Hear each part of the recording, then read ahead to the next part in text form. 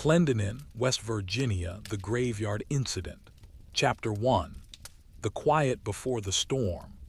Imagine a place where the ordinary suddenly feels heavy, where the familiar sound of a factory whistle carries a silent promise of something else, something vastly beyond human understanding. That's where we are going. You and I were traveling far east, not to the familiar highways of the American Midwest where the Mothman legend was truly born, but to a place that tasted a different, more terrifying kind of silence: Chernobyl. It was 1986. The springtime air over the Ukrainian Soviet Socialist Republic was still cool, still sharp, carrying the earthy scent of thaw, and on certain days, the metallic tang of the massive industrial complex that kept the whole area alive. The city of Pripyat nearby was a testament to the optimism of the nuclear age. It was a young city, well-planned, filled with young families. Scientists, engineers, and workers from the Chernobyl nuclear power plant, Unit Number 4, called it home. Think of bright, communal apartments, fresh paint, and the sounds of children playing in courtyards. It sounds like any other place, doesn't it? But there was a constant, almost imperceptible hum beneath the surface of Pripyat, a feeling that life was a little too perfect, a little too close to the great humming beast of the power plant. For the purposes of our story, we'll focus on a man named Anatoly Grushin. Anatoly wasn't an engineer or a physicist. He was a shift supervisor at one of the smaller, ancillary maintenance depots just a few kilometers from the main reactor complex. His work was simple, vital, and frankly, quite boring. He managed inventory. He made sure the correct tools and spare parts were delivered on time to the correct block. Anatoly was a creature of routine. Every day, the smell of strong black coffee and the distant, constant noise of the plant's ventilation systems defined his world. And every day, he saw the same familiar faces. But in the days leading up to that fateful Saturday in April the 26th, the routine began to fray just a little. Not violently, not with a crash, but like a whisper becoming an unnerving drone. You see, the people who worked closely with the reactor often joked about the Black Bird of Chernobyl. It wasn't a formal legend, not the way the Mothman was already a fixture in American folklore. It was more of a nervous, shared joke among the tired workers, a way to deal with the overwhelming scale of the machinery and the invisible dangers of radiation. The Black Bird, they'd say, was a bad omen. If you saw its shadow, something was going wrong with the reactor's core. It was foolishness, of course. A nervous superstition born of long shifts and the knowledge that they were taming a furious, invisible fire. Most believed it was just a misidentified crane, or maybe one of the massive migratory birds that pass through the Dnieper River region. But the rumor persisted, spreading like a subtle, slow stain. Anatoly didn't believe in the Black Bird. He was a practical man. Yet about 4 days before the catastrophic event, something happened that lodged itself firmly in his mind, something he couldn't quite file away under misidentified crane. It was late, nearing midnight. Anatoly was completing a final inventory check in a large metal warehouse where coolant pumps and valve assemblies were stored. The air in the depot was always still, heavy with the smell of ozone and machine oil. He was alone, his footsteps echoing too loudly on the concrete floor. The only light came from a single, bare bulb overhead, which hummed with its own slightly irritating frequency. He was checking a crate of replacement pressure gauges when the air pressure in the depot seemed to drop instantaneously. It wasn't a rush of wind, not a draft, but a sensation of emptiness. The buzzing of the overhead bulb actually changed pitch, dropping half an octave as if the power itself was being strained. Anatoly paused, his pen hovering over his clipboard. He listened, his mind already searching for a rational explanation. A large truck passing, a sudden shift in the plant's cooling system. Then he heard the sound. It was not a screech or a roar. It was a leathery sound, a sound of something vast moving high above the metal roof of the depot. Think of the sound a sail makes when it's poorly furled on a ship, flapping with heavy, damp insistence in a high wind, only multiplied by 10. It sounded immense. It sounded biological. The sound passed directly over the roof, close enough that he felt a faint, sympathetic vibration through the concrete floor. It was gone in less than 5 seconds, but in that moment Anatoly felt a cold, deep spike of fear, the kind that bypasses the brain and goes straight to the nervous system. He dropped his clipboard, the metallic clatter shattering the heavy silence. He stood there for a long moment, staring up at the roof, his breath shallow. When the sound was gone, the air pressure returned. The light bulb's hum reverted to its higher, normal tone. Everything was normal, except for the faint, lingering smell that had entered the warehouse. It was a strange smell, not foul, not precisely sulfurous. It was dry and metallic, like burnt leaves and old rust, but overlaid with something else, something faintly ammoniac and acrid, like the scent of an animal's den or a deeply enclosed, ancient space. Anatoly told no one. What would he say? That he heard a flapping sound that scared him. He simply recorded the incident in his mind as an anomaly, a fluke of atmospheric pressure and an overworked imagination. He finished his count, locked the depot, and drove home to Pripyat in the deep, silent chill of the Soviet night. But the seed of unease had been planted. The incident was small, isolated, and easily dismissed. But it was only one piece of a growing puzzle that the plant workers and the citizens of Pripyat were quietly assembling, whether they knew it or not. In the days that followed, the black bird wasn't just heard by Anatoly. It was reportedly seen by others, although their stories only circulated in hushed tones after the fact, of course. These were the unconfirmed local rumors that began to leak out later, tying the region's tragedy to the American folklore of the Mothman. There was the story of the 3 firefighters, working an overnight drill near Reactor Block 3, who claimed to see a dark, tall silhouette perched atop a ventilator stack. They described it as possessing an impossible wingspan, maybe 3 times the height of a man, and featuring 2 large, red, reflective eyes that didn't seem to glow, but simply returned the light of their headlamps with a frightening intensity. The creature was stationary, they said, simply watching the massive, humming complex. Then there was the family living in the nearby village of Poleskoi, about 20 kilometers away, who claimed their dog went into a terrified frenzy 2 nights in a row, barking frantically at a dark shape that soared silently over their home, leaving behind that same strange, dry scent Anatoly had noticed. They weren't near the plant, but they were near the great, empty forests that surrounded it. These sightings, these strange encounters, had a singular quality. They were almost unnervingly passive. The creature, whatever it was, didn't attack. It didn't menace.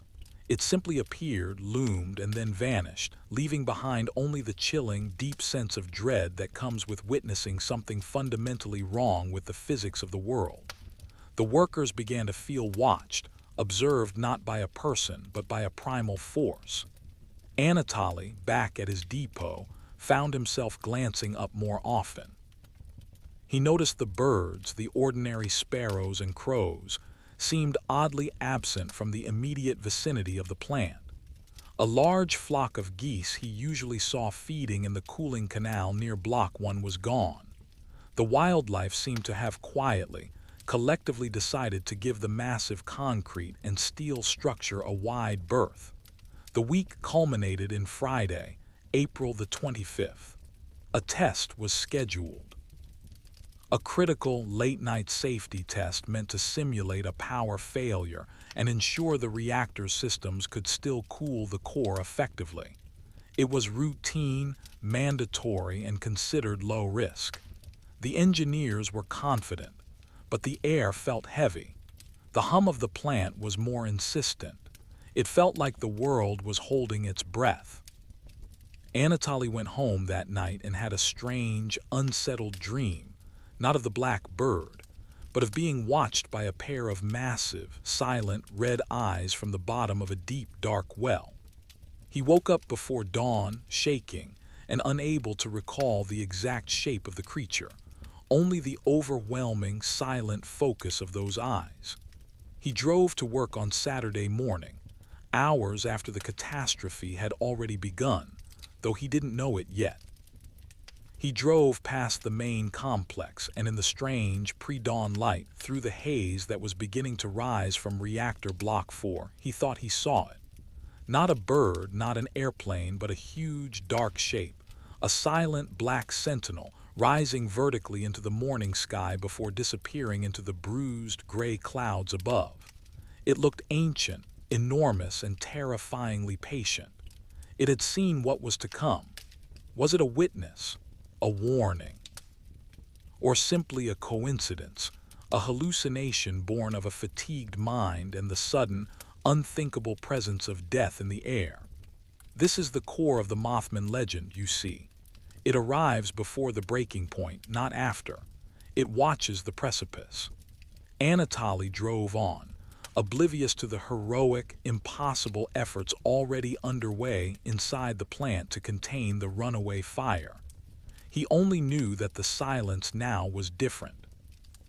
It was not the heavy silence of the night, but the deafening, final silence of a natural world that has been irrevocably shattered.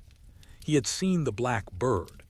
Now, the rest of the world was about to feel its consequences. Chapter 2. The Silence of the Sirens. The most terrifying thing about the immediate aftermath of the explosion at Chernobyl wasn't the sound, but the absence of the correct sound. You might imagine a great, howling alarm, sirens wailing across the city of Pripyat, military vehicles rushing in with lights flashing. But for Anatoly Grushin, and for many of the workers who arrived on that fateful Saturday morning, April the 26th, the prevailing atmosphere was one of profound, bureaucratic confusion disguised as calm. Anatoly arrived at his depot around 7 in the morning. The sky had a strange, bruised quality, a mix of gray clouds and the unnatural coppery smoke that was now rising in a massive column from reactor block 4. It looked like an enormous, angry bruise on the horizon. He noticed the change immediately. The plant's usual complicated symphony of whistles, hums, and ventilation noises was broken. The main vents were cycling irregularly, and the colossal, thrumming sound of the turbines was gone. Everything was too quiet. A plant of that size is never supposed to be silent. It should always be breathing, always moving. The internal network of communication was unreliable. This was the Soviet era, remember, where information was a strictly controlled commodity. Rumors were already sprinting through the worker ranks faster than any official communique. A fire, a burst pipe, a localized incident. No one mentioned the unthinkable. Anatoly saw his immediate superior, a tired, pale man named Victor, standing by the gate, looking up at the column of smoke with a look of utter blank defeat. "Victor," Anatoly said, his voice sounding hollow in the unnerving calm. "What is the situation? I was told to report for duty." Victor turned, his face smeared with soot and worry. He didn't speak in full sentences. He just pointed toward the power plant. "Keep the men away from the main road, Anatoly. Keep them at the depot. Do not approach Block 4. They are dealing with a fire." "Is it a core breach?" Anatoly asked, the phrase feeling enormous and dangerous, even whispered. Victor simply stared back, a flicker of something ancient and terrible passing through his eyes. There are no core breaches, Anatoly. There are only fires, just wait here. Wait until the air clears, but the air wasn't clearing. It was becoming heavier. This brings us back to the passive terror of the black bird. Amidst the very real, very physical chaos of a meltdown, the unsettling sightings continued, confirming the creature's status not as a threat, but as an observer of the catastrophe. Let us consider the reports of Vasily, Vahcli Trofim. Vasily was a technician on the night shift who had been near the reactor control room when the test went catastrophically wrong. In the moments immediately following the two immense explosions, the noise of which he described later as sounding like the sky being ripped open, Vasily and a small group of surviving technicians were attempting to access the core region. They were moving through a darkened, partially collapsed service tunnel when their headlamps caught something that froze them mid-step. It was standing at the end of the tunnel, partially silhouetted against a faint, pulsing red glow coming from a rupture in the structure. The light was not strong, but it was enough to define the shape. It was tall, impossibly tall, maybe closer to 2.5 meters. Its surface, they later described, was not feathered or scaled, but appeared unnervingly smooth, like stretched, taut black leather. And then there were the eyes. Vasily said the creature did not have eyes in the ordinary sense. It possessed two enormous, dinner plate-sized reflective discs on its head. They were deep crimson, and they simply drank in the faint light their lamps produced and returned it, magnified and chillingly focused. They were not glowing with internal light, but they were intensely, terrifyingly present. The thing didn't move toward them. It didn't flap. It didn't make a sound. It simply stood there, blocking the passage, completely motionless. Vasily said the experience lasted maybe 30 seconds, but felt like an hour. The terror was not the fear of being attacked, but the horrifying realization that this creature, whatever it was exactly where it needed to be. It was guarding the entrance to hell. One of the technicians with Vasily began to scream, a thin, reedy sound that was swallowed instantly by the surrounding noise of escaping steam and collapsing metal. The moment he screamed, the creature did something strange.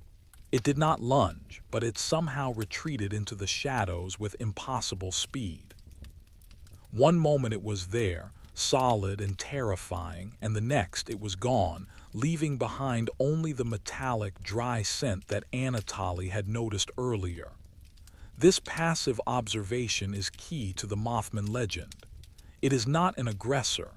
It is a sentinel, a psychic echo of impending doom. It appears not to cause the disaster, but to register it. Back at the depot, Anatoly was trying to impose order on his team, telling them to check tools, to stay busy, to ignore the pervasive scent of ozone and burning graphite that was beginning to carry on the light, shifting wind. The truth began to leak in dribs and drabs. The immense heroism of the first responders, the firefighters who ran toward the inferno without knowing they were signing their own death warrants, was already underway. And several of those firefighters, the ones who drove directly up to the initial breaches in the reactor building, also reported the entity. They reported that as they were pulling hoses and preparing to scale the walls, they saw a massive, silent, winged form perched on the highest point of the roof of Block 3, adjacent to the destroyed Block 4. The creature was immobile. The flames below it were magnificent, apocalyptic, but the winged thing showed no fear of the heat or the smoke. It remained still, its enormous shape dominating the skyline. One of the men, a young driver named Boris, said the most chilling thing about the sight was that the black bird didn't look like it was flying away from the disaster. It looked like it had delivered the disaster. Anatoly eventually got permission to drive a small delivery truck into Pripyat to check on essential spare parts at a distribution center near the hospital. The drive through the city was unsettling. The streets were quiet. The beautiful, sunny Saturday morning was being wasted indoors. There were no immediate announcements on the loudspeakers, no sense of panic. This slow-burn disaster was being treated like a severe thunderstorm warning. The local authorities were doing their best to impose a terrible, false calm. But you could see the truth in the faces of the people standing on their balconies, staring toward the direction of the plant. A few small buses were already moving through the city, quietly collecting families of the essential workers who had been exposed. The first signs of radiation sickness, the terrible rosy blush on the skin, the deep nausea, were already manifesting, but in the general confusion, they were being dismissed as chemical burns or simple heat exhaustion. Anatoly drove past the cultural palace, past the famous Ferris wheel that would never spin for children again, and he felt a crushing sense of unreality. This was the moment where the everyday structure of their lives was beginning to dissolve, and as he drove, he looked up instinctively. The vast coppery plume of smoke had spread higher into the atmosphere, and for a moment against the light of the morning sun, he saw a distant, tiny but unmistakable silhouette. It circled slowly, high above the plume, tracing a wide, silent circle. It was too large to be an eagle. It was too slow to be a jet. It was simply a watcher. Anatoly pulled the truck over, feeling a dizzying mix of fear and nausea, the latter of which he immediately attributed to the lingering smell of the plant. He watched the black, gliding shape until it turned against the sun and vanished. It had completed its circuit.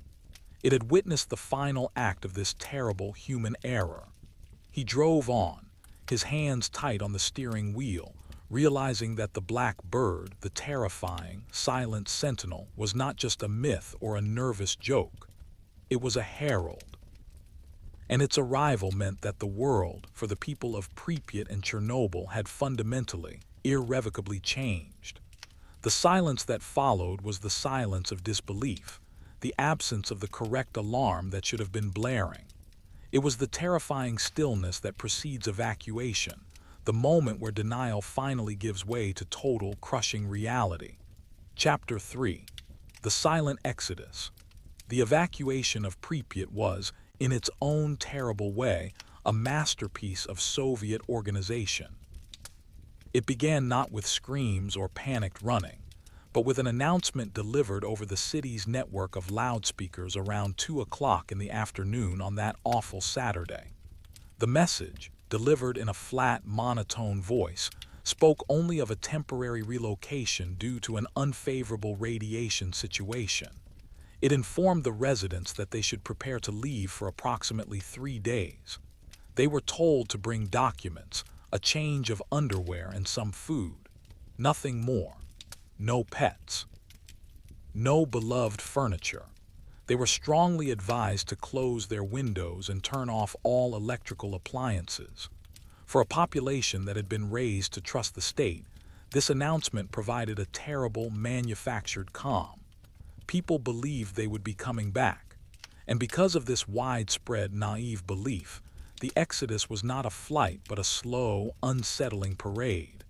Imagine yourself standing on one of those neat, empty streets.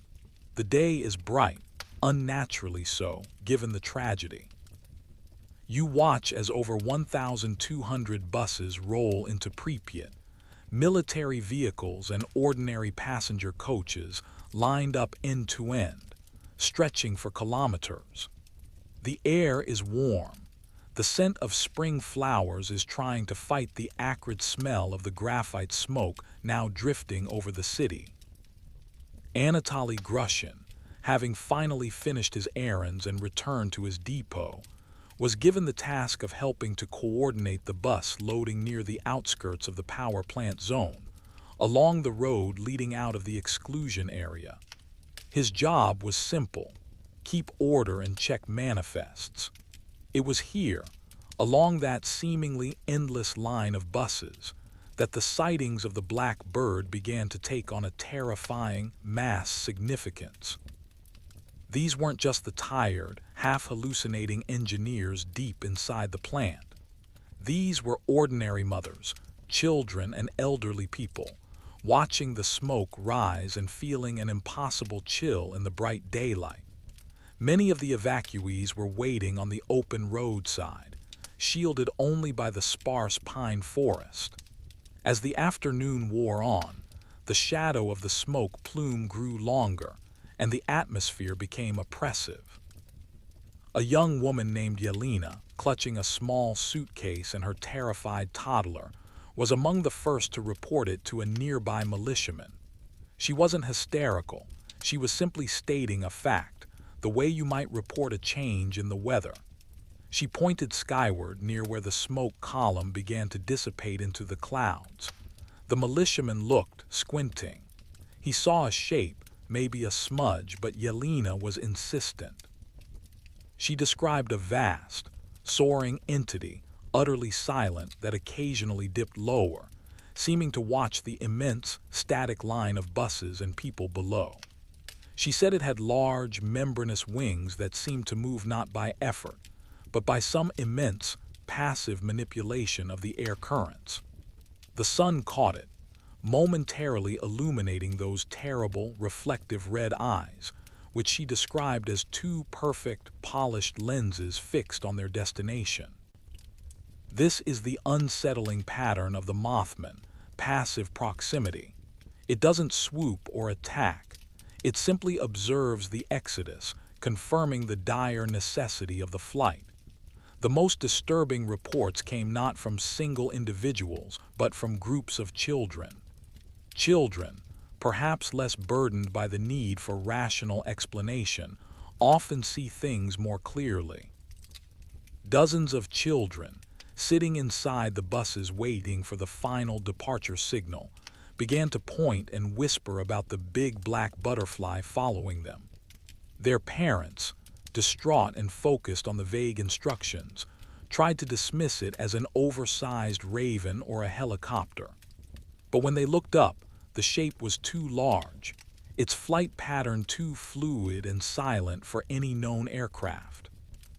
The children, sitting near the windows, seemed to be observing the creature as it used the massive, invisible drafts created by the heat of the burning reactor. It wasn't flying away from the danger. It was soaring within the field of the disaster, keeping pace with the endless line of vehicles as they slowly crawled away from Pripyat. Anatoly, watching the faces of the people board the buses, saw the fear in their eyes. It wasn't the fear of radiation.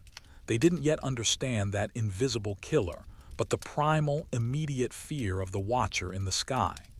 The creature was giving a face to their doom. He remembered his own experience, the leathery sound over the depot roof, the metallic scent. He walked along the line of buses, keeping his gaze mostly on the ground, but occasionally his eyes would flick up to the horizon. And there it was.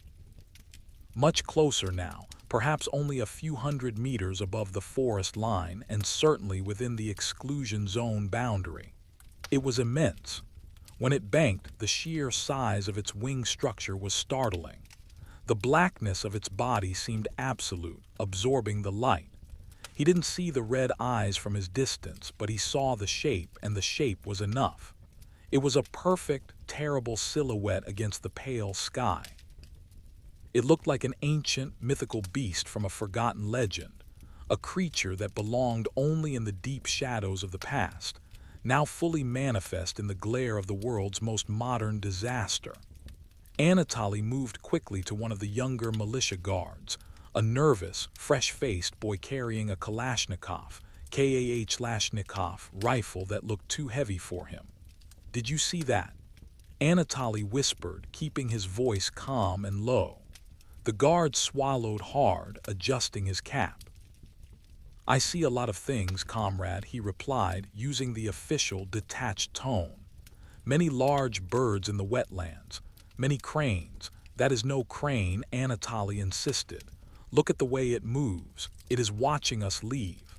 The guard looked up, his eyes widening. He saw it too. He didn't speak, but his hands tightened on his rifle. The official order, of course, was to maintain calm and deny any supernatural occurrences. Everything was rational, everything was under control. But in the quiet terror of that afternoon, the Mothman of Chernobyl, the black bird, was shattering the illusion of control. It was an anomaly that defied all attempts at rationalizing. It was a living, breathing exclamation point on the end of a sentence that read, "This should never have happened." The full scale of the evacuation took hours. Bus after bus filled up and rolled out, headlights cutting through the growing twilight. The final, unsettling sound of the city was the collective, slow rumble of 1,000 diesel engines pulling away, leaving a perfectly preserved, entirely doomed city behind them. As the very last bus passed Anatoly's checkpoint, he turned and looked back toward the reactor. The smoke plume was now a fierce, almost orange color against the dark, encroaching night. He thought about Vasily Trofim seeing the creature standing guard near the core. He thought about the children seeing it follow the buses. And then he looked up one last time. The sky was empty. The black bird was gone. Its observation period was over. It had witnessed the disaster and it had witnessed the exodus. The fear was no longer the fear of its presence, but the profound, echoing emptiness of its absence. Anatoly felt the metallic, dry chill of the air on his skin. He was one of the last to leave. He climbed into his depot truck, started the engine, and followed the endless line of buses into the night, leaving the terrifying, silent sentinel to preside over the newly abandoned, poisoned city of Pripyat. The silence of the city had begun. Chapter 4. The Bridge and the Black Bird. Anatoly Grushin found himself several days after the explosion in a temporary government outpost hundreds of kilometers from Pripyat. The chaos was settling into a grim, organized operation. Information, though still heavily managed, was beginning to filter out, revealing the horrifying scale of the disaster. The graphite fire, the total destruction of the reactor, the terrible cost to the first responders. For Anatoly, the reality of the atomic fire was almost easier to comprehend than the memory of the immense, silent figure watching the city burn. The fire was science, terrible science, but predictable. The black bird was something else entirely. It was an impossible anomaly, a biological impossibility that felt more like a psychic echo than a physical creature. This is where we must pause our journey into the Soviet disaster and take a brief, atmospheric detour across the ocean to the small, industrial town of Point Pleasant, West Virginia, nearly 2 decades prior. Because the strange dread felt by the workers of Chernobyl was not new. It had been felt before, just as intensely and just as tragically. Imagine the atmosphere in Point Pleasant in the mid-1960s. A river town, heavily wooded, built where the Kanawha River flows into the colossal Ohio River. It was a place of deep, quiet darkness at night, and during the day, the rhythmic sound of the Silver Bridge, which spanned the Ohio River, connecting the town to the rest of the world. Beginning in November of 1966, the residents of Point Pleasant began to report a creature strikingly similar to the black bird of Chernobyl. It was described almost universally as a tall, humanoid shape, between 2 and 3 meters in height, with massive wings folded against its back, and most famously, 2 huge, hypnotic red eyes. It was dubbed the Mothman by a local journalist. The sightings were rampant, persistent, and terrifying. But here is the key, the terrifying resonance with Chernobyl. The Mothman did not attack. Like the black bird, the Mothman was primarily a passive observer. People reported it chasing cars for a distance, or appearing suddenly on the roadside, or perched atop the defunct, looming structures of the T.N.T area, an abandoned World War II munitions plant located near Point Pleasant. It was a creature of high places and industrial ruins. Think of Roger and Linda Scarberry, who, on the night of November 15, 1966, saw the creature while driving past the old T.N.T. plant. They described it as a gray, human-like shape with enormous, 10-foot wings, and those unmistakable red eyes that seemed to glow with an internal light as it stood, observing them from the darkness. These sightings caused incredible psychological distress, leading to police investigations and media frenzies. The people of Point Pleasant felt the same pervasive, dreadful sense of being watched that Anatoly and his colleagues felt in Pripyat. The creature's terrifying presence seemed to confirm a growing, unseen instability in their world. The connection between the sightings and a major industrial structure is too strong to ignore.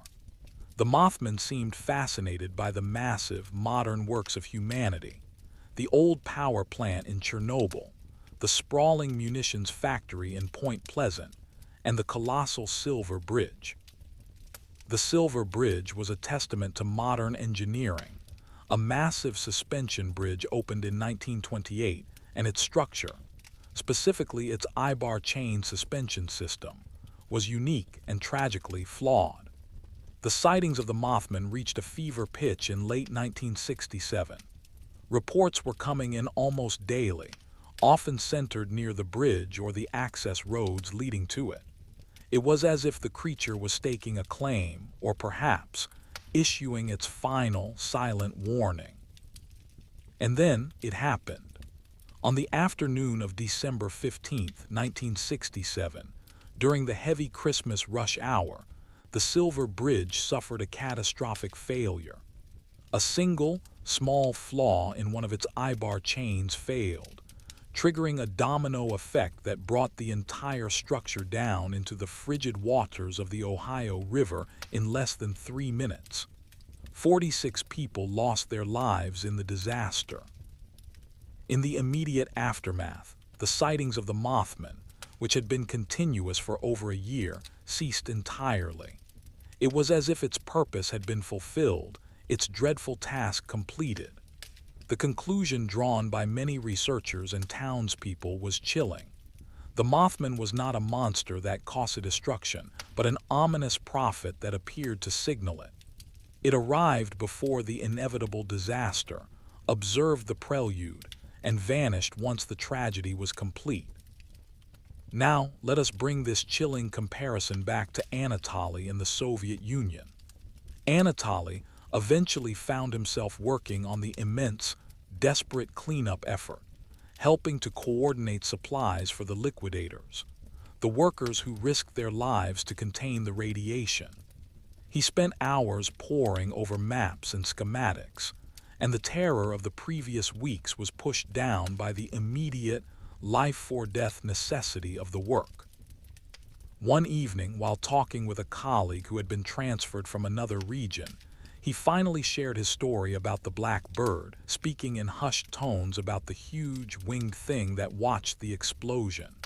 His colleague, an older, superstitious man named Pavel, listened patiently. When Anatoly finished, Pavel leaned in. "They have stories like that in other places," Anatoly, Pavel whispered. "Stories from the West. They call it the Mothman, a watcher, a silent judge of human hubris." Pavel then recounted, with striking detail, the story of the Silver Bridge collapse, describing the creature, the red eyes, and its sudden disappearance. Anatoly felt a profound, unnerving chill. The physical distance between Point Pleasant and Chernobyl was vast, separated by an ocean, a continent, and a political wall. Yet the same entity, or at least the same phenomenon, had appeared at two massive, entirely human-made structural disasters, one a bridge, the other a nuclear reactor. The creature's consistency was terrifying. It didn't belong to a place, it belonged to an event. It came to witness the breaking of a great, human-made thing.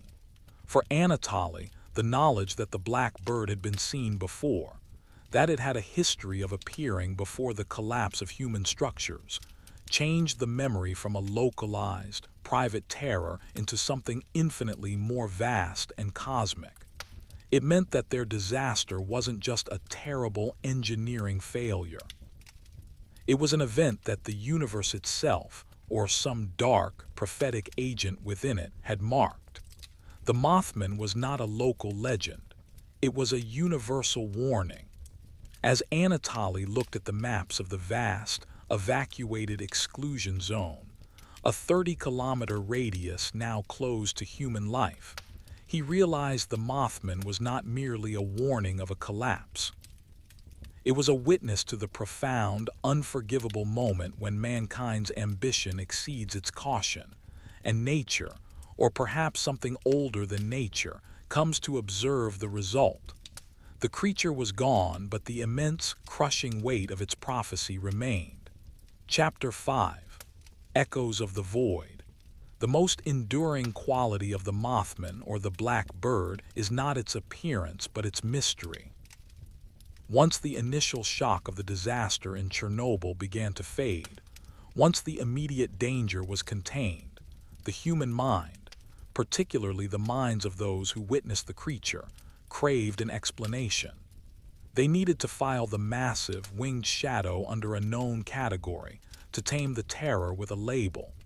But the creature refuses to be categorized. It occupies a liminal space, existing somewhere between folklore, biology, and theoretical physics. Anatoly, wrestling with the memory of the Black Sentinel, would have heard the various theories circulating among the cleanup crews and the displaced scientists. These theories, when whispered late at night in the temporary barracks, provided a strange, contemplative fear. Let us explore some of the most compelling explanations for the nature of this silent observer.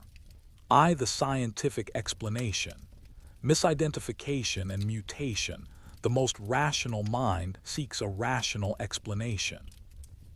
In the 1960s, in Point Pleasant, police officers and wildlife experts suggested the Mothman was simply a misidentified animal. The most popular theory was the sandhill crane, or a large species of owl. Imagine a very large bird, maybe an owl of the genus bubo, roused from its sleep and observed through a dense fog or in the dark.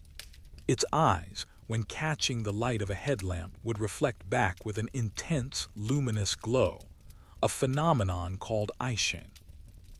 A scared witness might easily perceive a large, winged shadow perched on a structure as something monstrous. For Chernobyl, the local theory was similar. A large, rare species of stork or a pelican that had veered off course, its shape distorted by the rising heat haze and the pervasive, disorienting scent of the reactor fire. However, this rational explanation falls apart when faced with the sheer consistency of the reports. The Mothman and the black bird were repeatedly described as having smooth, leather-like skin, no visible neck, and a silent, impossible glide that defied the mechanics of a normal bird. Crucially, the red eyes were not merely reflective. Several witnesses, particularly in Point Pleasant, described them as seeming to possess an internal, steady light, a quality no known terrestrial animal possesses. Furthermore, the creature's height, often reported at over 2 meters, places it firmly outside the realm of any native fauna in either Ukraine or West Virginia. The rational explanation offers calm, but it fails to account for the profound strangeness.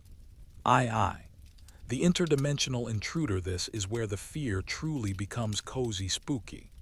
Some researchers, unable to reconcile the creature with known biology, suggested it was an interdimensional entity. This theory posits that our reality is not the only one. Perhaps the Mothman does not live on Earth, but merely passes through it. It might originate from an adjacent reality, a plane of existence vibrating at a different frequency, and it only becomes visible to us during moments of immense, focused energetic trauma or extreme psychic distress. Think of the massive amount of energy involved in the Chernobyl disaster. The fission reaction, the release of thermal energy, the sheer psychic weight of the human suffering and fear. This theory suggests that the sudden, violent rupture of a reality, a bridge collapsing, a reactor exploding, creates a brief, energetic tear in the fabric of space-time. The Mothman, therefore, might be a kind of cosmic scavenger, drawn to these energetic breaks. It's not necessarily a malicious creature. It might be a creature that simply exists where the boundaries of reality are thinnest. When Anatoly saw its immense shadow, he wasn't looking at an animal. He was looking at an echo of the void, a form from a place we cannot comprehend, momentarily solidifying in our world.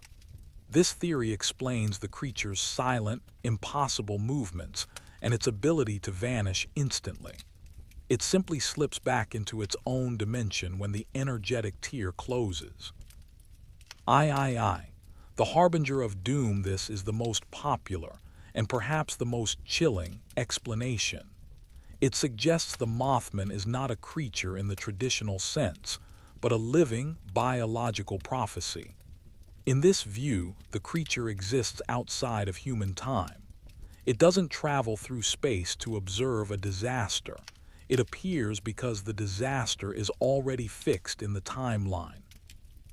It is an angel of collapse, a sentient warning sign programmed to manifest wherever a vast, preventable human tragedy is about to occur. Imagine the black bird standing atop Reactor 4 in the hours before the explosion. It wasn't waiting for the fire to start. It was simply standing at the point where the timeline had already been drawn, the point of maximum inevitability. Its terrifying red eyes weren't watching the humans. They were staring into the fixed, predetermined future. This explanation resonates deeply with the human experience of dread. It means the disaster was not just bad luck, it was marked. The Mothman's silent presence tells us that some events are so monumental, so cosmically significant, that they summon their own herald. The creature is the universe's method of acknowledging a great error.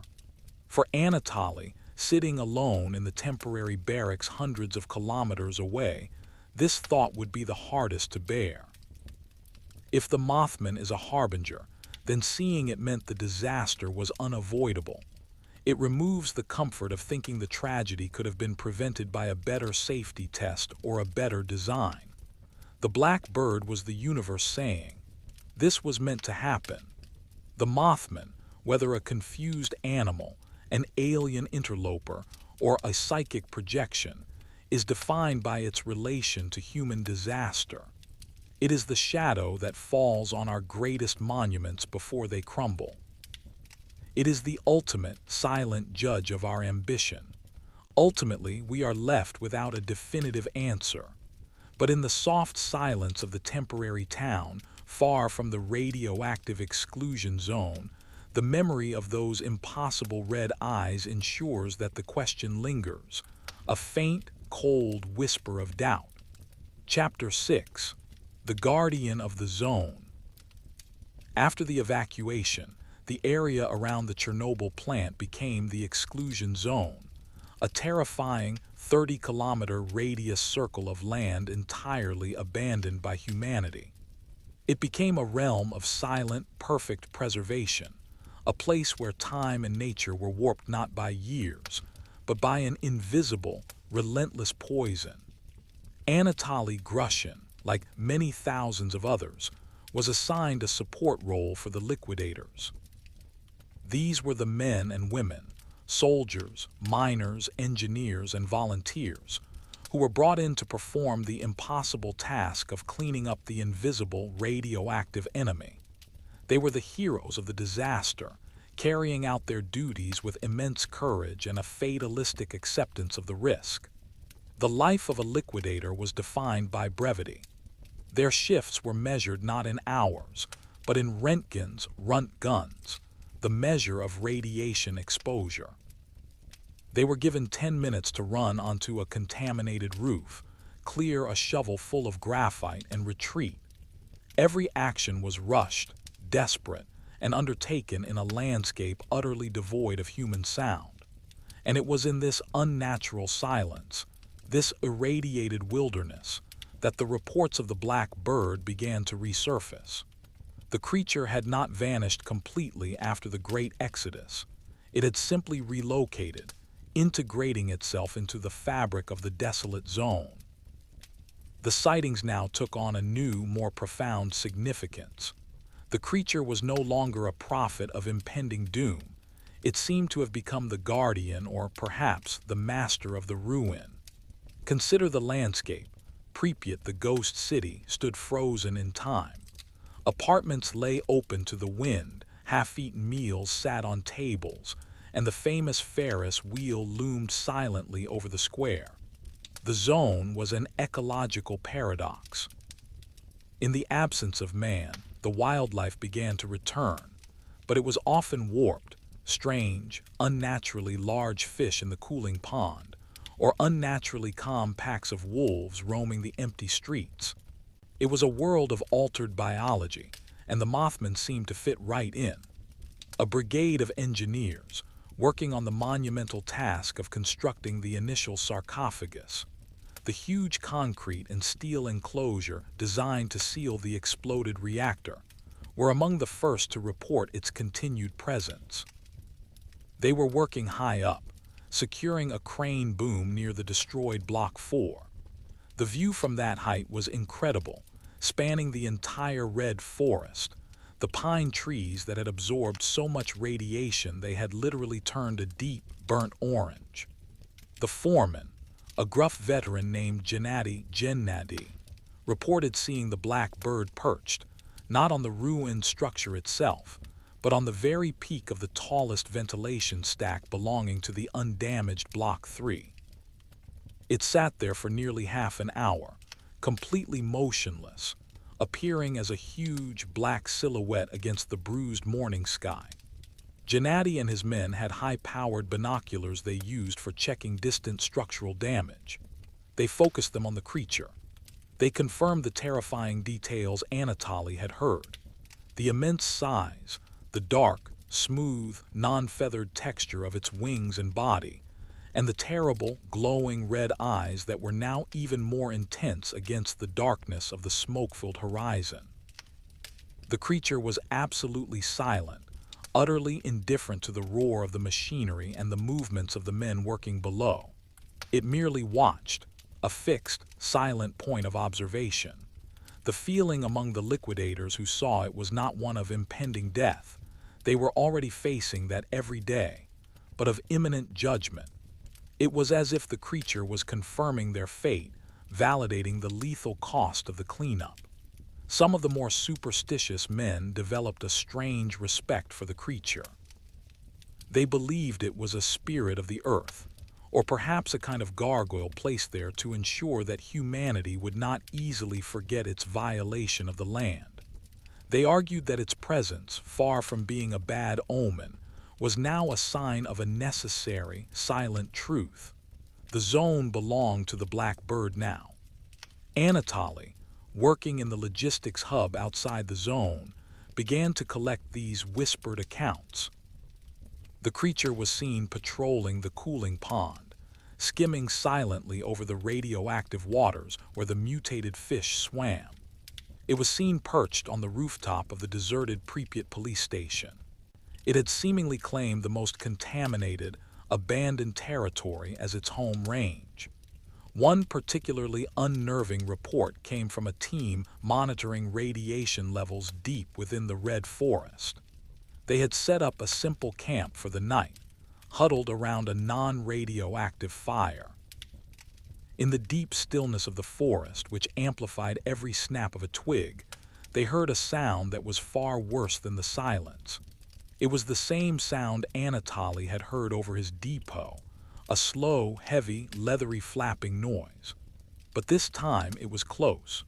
They said the sound circled their camp slowly, methodically, just above the canopy of the orange, irradiated pine trees. It was accompanied by that familiar, dry, metallic odor, the scent of ozone and rust. They never saw the creature in the firelight, but the sound was so low, so close, that they felt the air displacement. They claimed they could feel the pressure of its movement, the passing of its immense wings just above the treetops. The most terrifying moment came when their Geiger counters, which had been clicking steadily to measure background radiation, suddenly began to act erratically. For a full minute, the count rate jumped and spiked wildly, not in a pattern consistent with a new radiation source, but as if the device itself was being overwhelmed by some unknown energetic force. When the flapping sound moved away, the counter returned to its normal, rapid clicking. This led to a new hypothesis. The Mothman wasn't just attracted to energetic events, it generated them. Perhaps its interdimensional nature required it to manipulate the electromagnetic field around itself, causing the Geiger counters to malfunction. It was a creature that carried its own form of chaos with it. The liquidators continued their work, sealed in lead and plastic, moving through a ghost city that was now ruled by invisible radiation and guarded by a black, winged anomaly. They knew they were in a place where the rules of physics and biology had been suspended. The black bird became part of the environment, like the deadly radiation itself, a constant, silent presence that was never far, always watching. It was the living, winged representation of the consequences of human pride. It was the shadow that would forever fall over the sarcophagus, reminding everyone that while humanity might seal the fire, it could not erase the judgment. Anatoly realized that the creature had found its perfect, permanent habitat, a place ruined by human hands, abandoned by human life, and now governed by an overwhelming, silent, elemental power. The zone was the Mothman's monument. Chapter 7. The Quest for the Word. The human mind abhors a mystery, especially one that carries the weight of 46 dead bodies in a river or the catastrophic failure of a nuclear reactor. The Mothman, or the Black Bird, was not just a terrifying sight. It was an insult to human intellect. If it was a prophet, could it be questioned? If it was a messenger, could it be understood? This deep, unsettling curiosity led a few desperate individuals, both in Point Pleasant and later in the Chernobyl exclusion zone, to attempt the unthinkable, to seek out the creature and try to communicate with it. We begin back in Point Pleasant, in the tense, fear-soaked weeks following the Silver Bridge collapse. One of the most famous and chilling accounts involves a woman known only by the pseudonym Mary in local legends. Mary was a kind, older resident who lived in a small, isolated farmhouse near the edge of the T.N.T. area, the desolate, abandoned munitions plant where the creature was frequently sighted. Mary believed the Mothman was not a demon, but a misunderstood spirit or perhaps an alien being trying to issue a warning. She felt a profound, almost spiritual connection to the fear permeating the community. One frigid January night, after the bridge had fallen, she left her house and walked deliberately to the edge of the overgrown T.N.T. grounds, carrying a simple flashlight. The cold air was heavy, still smelling faintly of river mud and disaster. She wasn't seeking a confrontation, she was seeking a dialogue. Imagine the scene. The moon, a cold, indifferent disk in the sky, casts long, distorted shadows across the skeletal ruins of the old factory buildings. The only sound is the crunch of frozen earth beneath her boots. She stopped at the edge of the chain-link fence, the abandoned ground stretching before her like a dark, forgotten kingdom. She spoke softly, addressing the immense silence. She didn't shout. She asked it a question, a simple, deeply human plea. Why did you only watch? She waited for a minute, the silence pressing in on her, almost painful. Then, from the peak of a rusted water tower about 300 yards away, she saw a movement, slow, deliberate. A massive black shape unfolded itself from a crouching position. It was the Mothman. Mary later described the experience as being terrifying yet strangely peaceful. The creature descended, not flying but gliding in a wide, silent arc, landing on a small, overgrown hillock about 50 yards from her position. It stood there upright, its wings now folded like a vast black cloak around its body. And then those eyes, those enormous, pulsating red lenses fixed entirely on her. She claimed that the creature made no noise, no guttural growl or hiss. Instead, she described hearing a sound not with her ears but inside her mind. It was not a language. It was a single, intense frequency. A high-pitched, vibrating tone that seemed to bypass her auditory canals and settle directly in the center of her consciousness. It was a sound that carried a feeling of vast, terrifying, and utterly profound indifference. Mary stood there, paralyzed, bathing in that silent, internal frequency for what felt like 10 minutes. She tried to think another question, tried to project a sense of peace or understanding. But the sheer aloofness of the creature's presence, the cold, silent judgment emanating from it, overwhelmed her. She finally turned and walked slowly back to her farmhouse, never looking back. She never claimed to have received an answer, only a crushing understanding that the Mothman was not interested in communicating with human beings. It was an observer of tragedy, not a participant in its dialogue. This profound silence, this utter lack of response, is the true terror. The silent test in the zone now let us transport this sense of desperate inquiry to the Chernobyl zone, years later, when the danger had become a constant, accepted reality for the liquidators. Anatoly Grushin had become obsessed with the creature's passive presence. He found another man with a similar obsession, Professor Dmitry Kurchatov, Korchatov, a disgraced, elderly physicist who had volunteered for the cleanup efforts out of penance. Dmitry was convinced the black bird was an elemental life form, a creature of pure energy, and he wanted to prove it. Dmitry believed the Mothman could be lured by a complex, low-frequency magnetic field, similar to the fields generated by large industrial cooling pumps. He spent weeks assembling a makeshift magnetic coil and a low-frequency broadcast antenna on a high, remote plateau overlooking the vast, silent exclusion zone. One night, under a sky glittering with cold, indifferent stars, Anatoly and Dmitry conducted their experiment. Dmitry activated the equipment.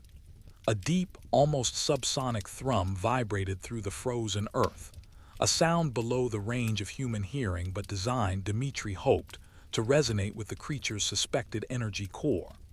They waited. The air was cold, dry, and clean, devoid of the earlier graphite smell, but still heavy with the scent of the zone's strange, irradiated moss and pine. After almost an hour, Anatoly saw it. A black, impossible shadow detaching itself from the darker mass of the distant forest. It soared toward them, not quickly, but with a smooth, terrifyingly efficient glide that used no visible effort. It was coming directly for the source of the magnetic thrum. It landed silently about 70 yards from their position, on a bare, frost-covered rock outcropping. It was huge, majestic, and utterly alien. Dmitry, trembling with excitement and fear, raised a powerful battery-operated megaphone. He didn't ask why. He asked a scientific question, a desperate attempt to bridge the gap between myth and data. What is your relationship to the energy flux? Do you consume the negative charge? He called out, his voice thin and small in the vast silence. The black bird did not move. It did not flap its wings. It did not turn its body. It did only one thing: it opened its mouth. It was not a mouth in the typical sense, no lips or teeth, just a black vertical slit that opened on its face where a nose might be. And from that slit, no sound came out. Instead, the air around the creature became violently distorted. Anatoly felt his skin prickle with static electricity. The nearby antenna pole began to hiss. He looked at Dmitri's equipment. The dials on the low-frequency generator were spinning wildly, then suddenly dropped to zero, entirely draining the massive battery pack in an instant. It was an energetic counter-response. Not a scream, but a silent scream of electromagnetic interference. The creature wasn't answering the question. It was simply overwhelming the technology of the questioner. Dmitri fell back, dropping the dead megaphone, his face pale with a mix of scientific awe and paralyzing terror. He finally understood. The creature wasn't communicating with words or sounds. It was communicating with physics. It was a life form so fundamentally different from ours that its very existence caused technology to fail. The black bird stood for another moment, silent and still, confirming its dominance over the human attempts at measurement and communication. Then it simply leaped, not into the air but into the darkness, vanishing instantly into the shadows of the radioactive pines. Anatoly and Dmitri packed up their dead equipment and fled the plateau, leaving the zone's guardian to its eternal silent vigil. They had learned the horrifying lesson that Mary had learned years before. You cannot talk to the Mothman. You can only be observed by it. Chapter 8. The Mind's Shadow. After the failures of scientific investigation and the profound silence encountered by those who tried to communicate, the theorists began to turn inward. If the Mothman was not an alien, not a strange bird, and not a physical prophet, then perhaps it was not truly external at all. The most disturbing, yet strangely comforting, theory to emerge from the lingering mystery of both Point Pleasant and Chernobyl was this. The creature is a tulpa, T-O-O-L-A-P-A, or a psychic manifestation. It is the physical shadow cast by the collective, crushing fear and expectation of disaster in a large human population. This idea originates in certain Tibetan and Himalayan philosophies, where a tulpa is defined as a being or object created through the power of mind and spiritual discipline alone. The concentrated thought, belief, and emotion of an individual, or more powerfully, an entire community, can somehow give birth to a solid, temporary entity. The theory suggests that the Mothman is not a cause of the disaster, but a byproduct of the stress leading up to the disaster. Imagine the atmosphere in Point Pleasant in late 1967. The community was already tense. The Silver Bridge, their lifeline, was aging.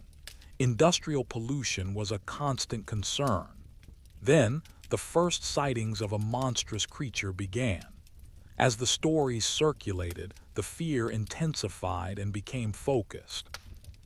Every person thinking about the Mothman, every person sharing a whispered, terrified account, was adding psychic energy to a single, shared thought form. The creature's consistency, the 2-meter height, the black hide, the pulsing red eyes, is merely the shape that the collective imagination agreed upon. The people of Point Pleasant expected a monster to come before the destruction, and their expectation, their shared dread, birthed the messenger. Now apply this concept to Chernobyl.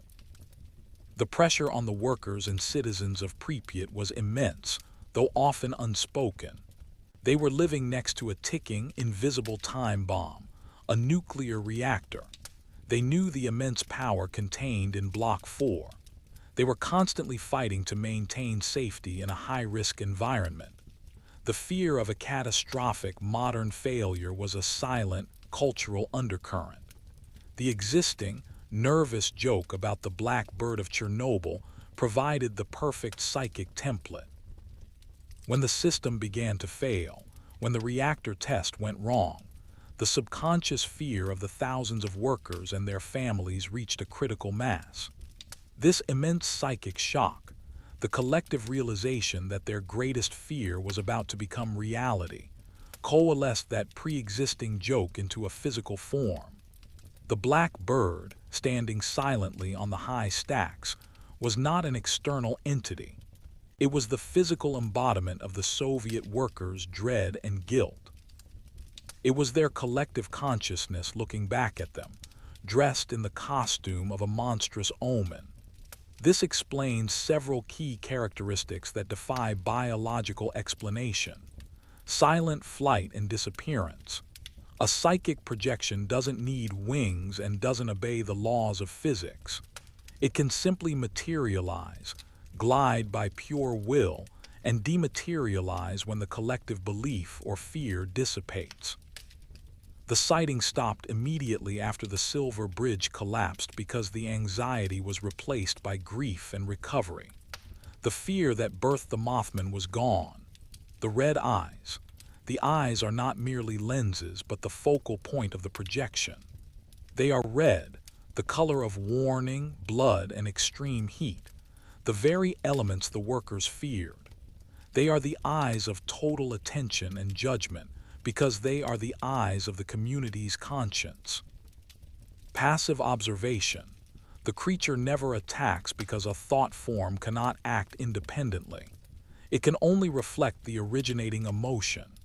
It stands, it watches, and it judges because the human mind, in its moment of impending disaster, is looking for a witness to its own failure. For Anatoly, sitting years later in the comparative safety of the logistics hub, this theory would have been deeply unsettling. It meant that the creature he saw rising into the coppery sky wasn't a warning from somewhere else, but a warning from within. He realized that the true terrifying continuity between Point Pleasant and Chernobyl was not an alien migration route. It was the terrifying, universal fragility of human-made structures and the resulting, inescapable fear of collapse. Every time we build something massive, a huge bridge, a towering reactor, we invest it with risk, and the Mothman is the shadow of that risk, finally made real. The Mothman, if this theory holds true, is the embodiment of hubris and the inevitable nemesis that follows it. It is the proof that sometimes, when a civilization is about to commit a fatal error, the environment of fear becomes so charged that the human mind itself tears a hole in reality, and the terrifying consequence walks out. It remains the most enduring and chilling answer. The Mothman is not out there in the dark. It is inside us, waiting for our fear to set it free. Chapter 9. The Perpetual Shadow. The true measure of a legend, you see, is not found in the facts of its origin, but in its profound, simple ability to enduring to quietly travel across continents and cultures.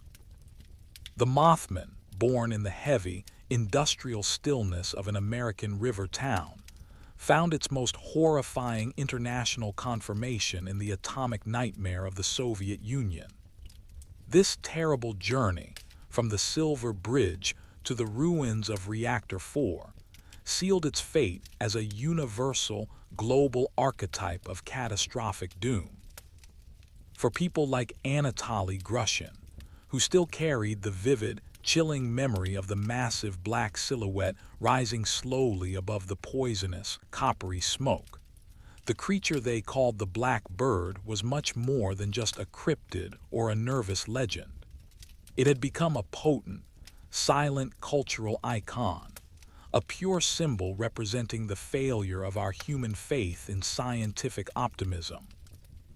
In the long, difficult years and the subsequent decades that followed the Chernobyl disaster, as the grim, true scope of the meltdown slowly, agonizingly, filtered out through the world's various media channels, those unsettling, whispered accounts of the Black Bird became deeply and inextricably linked to the American legend of the Mothman.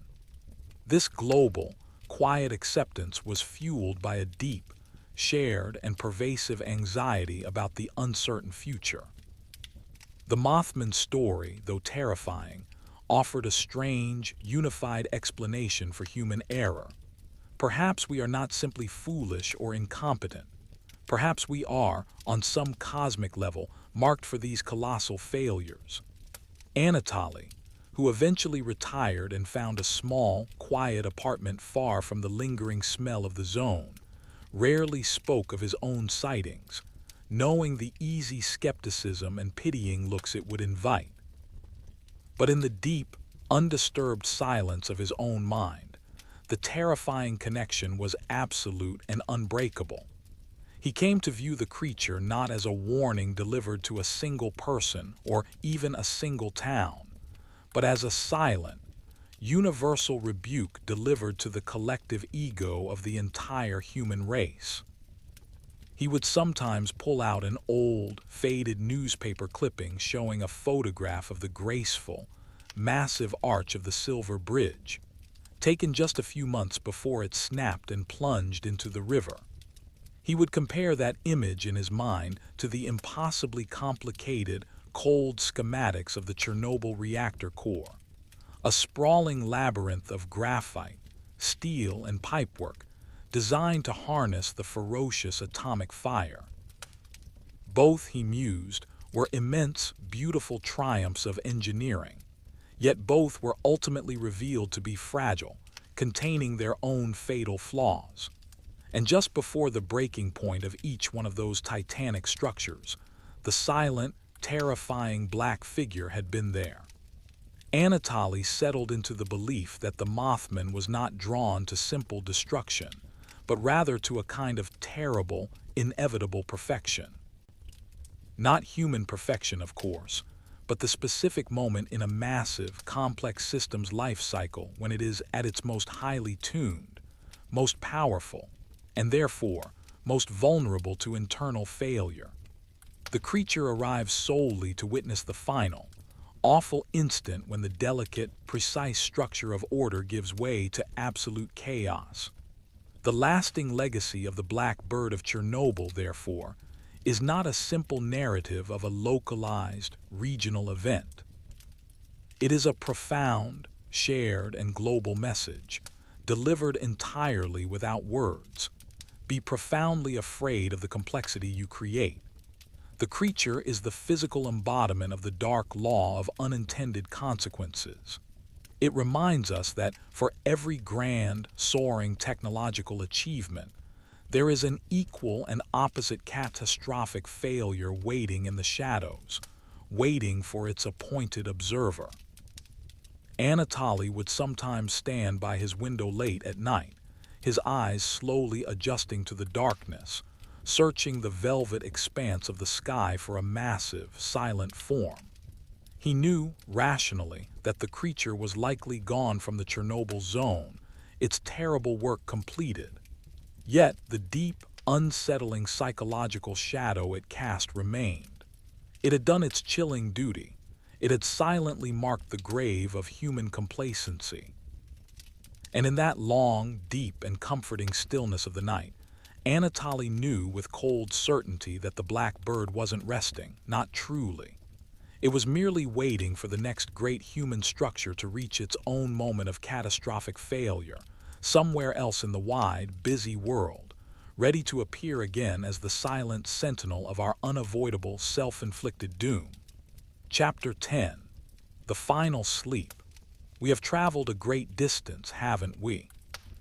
From the quiet river banks of Point Pleasant to the radioactive silence of the Chernobyl exclusion zone, we have followed the immense, black shadow of the Mothman, or the Black Bird, as it silently presided over two of the most devastating structural failures of the modern age. Now, as our journey nears its end, we must leave behind the frantic fear, the sharp metallic sense of the zone, and the desperate questions of the liquidators. We must transition back to that place of calm reflection, where the terrifying mysteries of the night gently dissolve into the endless quiet. Think of the creature one last time, not as a monster, but as a perfect, silent anomaly. It remains an enigma, defying every attempt to label it. Was it a misidentified owl, a hallucination born of fatigue?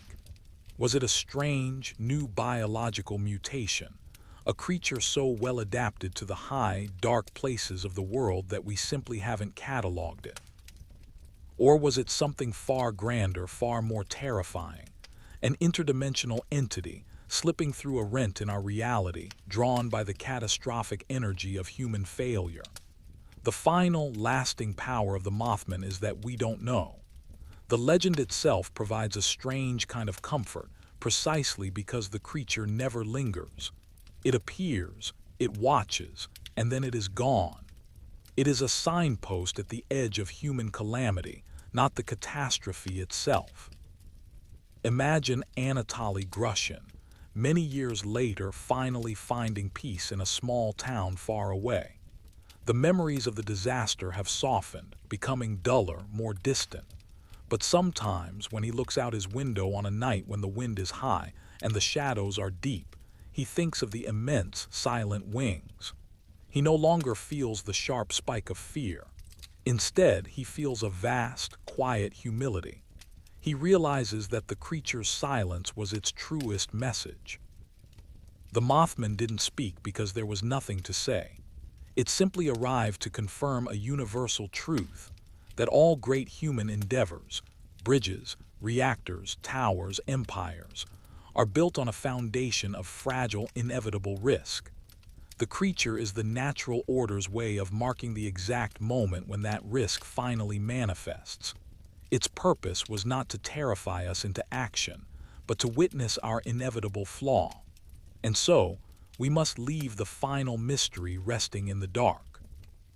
We must accept that some truths are not meant to be known, only observed. The black bird of Chernobyl has flown, disappearing back into the realms of myth and shadow, where it will wait for the next great failure, the next massive structure to reach its ultimate breaking point.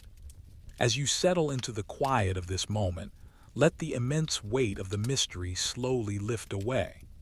Let the noise of the Chernobyl alarms and the crash of the Silver Bridge fall silent. There is a deep, profound peace in knowing that the things we cannot explain, the things that watch from the darkness, are ultimately indifferent to our fear. They are merely part of a world that is much larger, much stranger, and far more silent than we can ever truly know. Rest now, knowing that the Watcher has flown away. The only shadow remaining is the one cast by your own closed eyelids. Point Pleasant, WV. T.N.T. area. Chapter 1. The Road to the Arsenal. Let us travel back now, you and I, to a time before cell phones and instant news cycles, to a place where the darkness felt immense and absolute. We are going to the American South, to the hills and hollows of Point Pleasant, West Virginia, in the middle of November 1966. Imagine this town sitting at the confluence, confluence of two great rivers, the vast, sluggish Ohio River and the smaller, faster Kanawha River. It's a place built on industry, on coal smoke, and on the rhythm of water traffic. But outside the town's small cluster of lights, the darkness held an almost physical quality, especially near the old T.N.T. area. This T.N.T. area, where our story truly begins, was a sprawling, eerie stretch of abandoned land. It wasn't a natural wilderness. It was a ruin of industry, a massive, forgotten complex built in a panic during World War II to manufacture explosives. Think of thousands of acres of concrete bunkers, skeletal factory buildings, and abandoned storage igloos, all connected by narrow, overgrown service roads. The entire area was dense, spooky, and utterly off-limits. It was a perfect place for teenagers to go driving when they felt the restless energy of youth, or when they simply wanted to escape the watchful eyes of their parents. It was a place of low-stakes mischief and high-stakes rumor. On the night of November 15, 1966, the air was cold. The sky was an immense, starless black, and the surrounding forests, mostly dense river bottomland, were silent, soaking up all the available light. It was the kind of night that made the world feel small, confined to the yellow pools cast by your car's headlights. Our story focuses on two young couples, Roger and Linda Scarberry and Steve and Mary Mallette. They were friends, perhaps looking for a little excitement, or maybe just a quiet place to park and talk. They had been driving around for a while, covering the usual local routes, until someone suggested the T.N.T. area. To understand the atmosphere, you must understand the road they were on. It was often called State Route 62, a ribbon of cracked, uneven asphalt that ran directly past the deserted property. The road was lined with scrub brush and overgrown fencing. The sheer scale of the abandoned works, though mostly hidden by the dark, pressed in on you. It smelled of damp earth, old metal, and something faintly chemical, a lingering ghost of the explosives once manufactured there. Roger Scarberry was driving his car. He was focused on the road, occasionally glancing over at Linda, his wife. They were young, perhaps a little nervous, and feeling the quiet tension that the remote road always brought. The Mallettes were following closely behind in their own car. As they slowly drove deeper into the shadow of the arsenal, the headlights began to pick out the ruins. Not large structures yet, but small, gray shapes. The squat, concrete bunkers where explosives were once stored, half sunk into the earth, their steel doors long since rusted shut.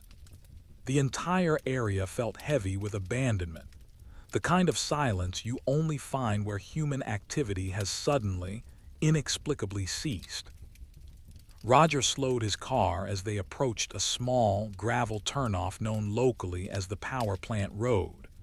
This was the deep end of the territory, the section closest to the river, where the old, defunct power station stood like a jagged monument to forgotten energy. This is the point where the mood shifted, not with a sudden shock, but with a slow, creeping unease. Linda was the first to notice something unusual. She wasn't looking at the road, but off to the side, toward the dense, overgrown brush lining the road's shoulder. She saw a flicker of movement, not the rapid scamper of an animal, but a slow, deliberate shift in the darkness. "Did you see that?" she asked Roger, her voice quiet. Roger, focused on keeping the car on the narrow road, just shook his head. "See what? Probably a deer." The area was thick with wildlife, driven out of the river bottoms by the chill of November, but Linda insisted. No. Not a deer. It was too tall.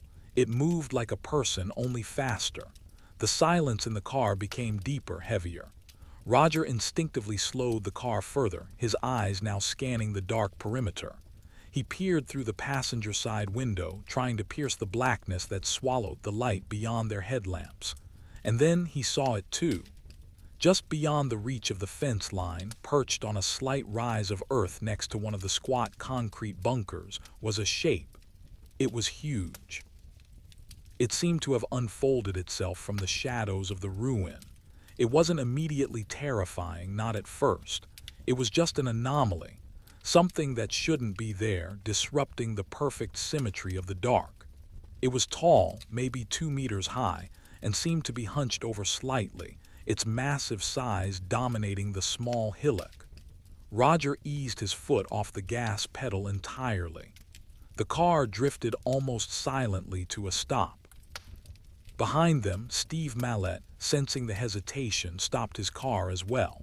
The air outside the car suddenly felt colder, heavier, even though the windows were closed.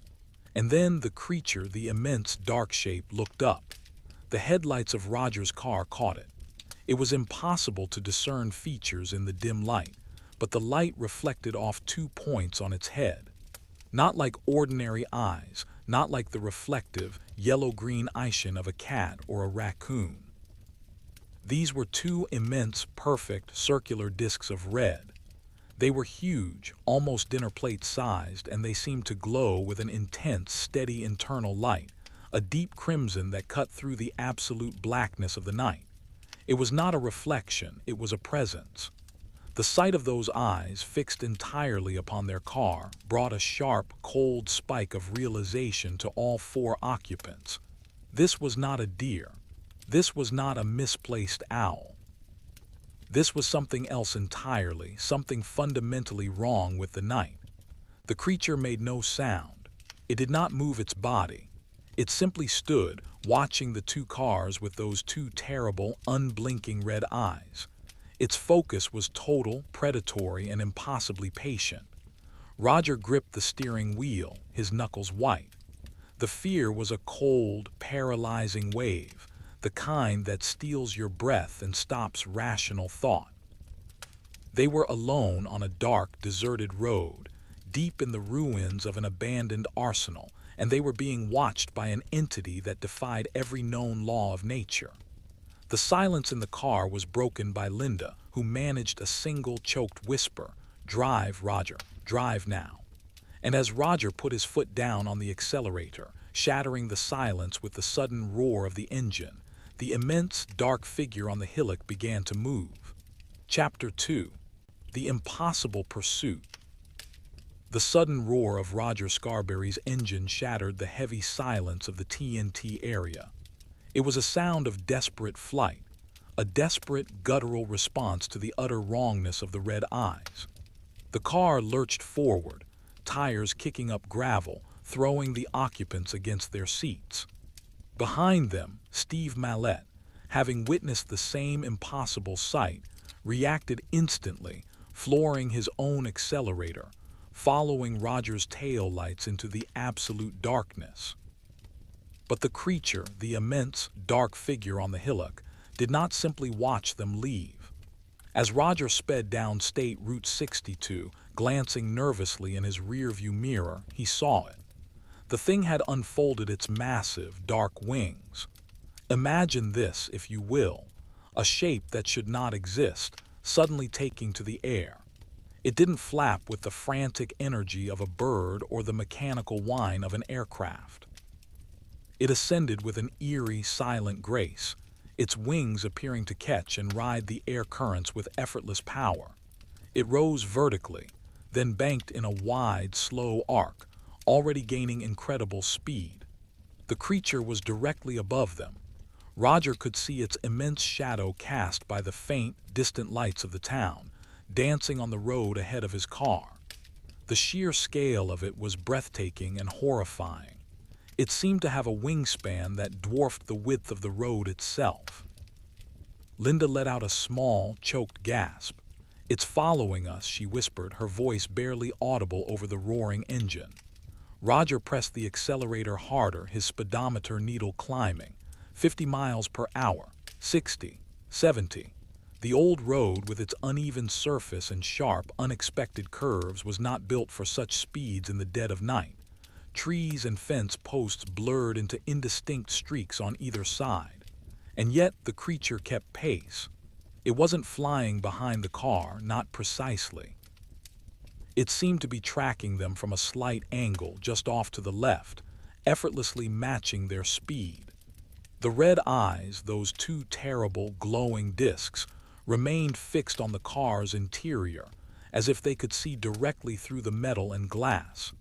They were like a terrible, silent, crimson targeting system. Steve and Mary Mallette in the car behind were experiencing the exact same terror. Steve gripped the steering wheel so tightly his knuckles were white, his eyes darting between Roger's taillights and the immense, impossible shadow that moved with them just outside the perimeter of their headlights. "What is that thing?" Mary whispered, her voice trembling. "It's not an animal, Steve. It's not natural." The fear wasn't just the fear of being pursued. It was the terrifying realization of the creature's impossibility. It moved without sound. It kept pace with a car traveling at immense speed, effortlessly gliding through the air. The physics of its flight simply defied explanation. Roger pushed the car to its limit. 80 miles per hour, 90. The old vehicle shuddered and strained, the tires singing a high, desperate song against the asphalt. He took a sharp curve, throwing the car sideways for a moment, and for a terrifying second he thought he might lose control. But the creature didn't falter. It simply shifted its angle, maintaining its silent, unwavering pursuit. It was as if the laws of aerodynamics simply did not apply to it. They passed the abandoned guard shack, its broken windows reflecting the distant, pale moonlight like dead eyes. They passed the last of the bunkers, and the terrain began to open up, moving away from the dense, spooky interior of the T.N.T. area.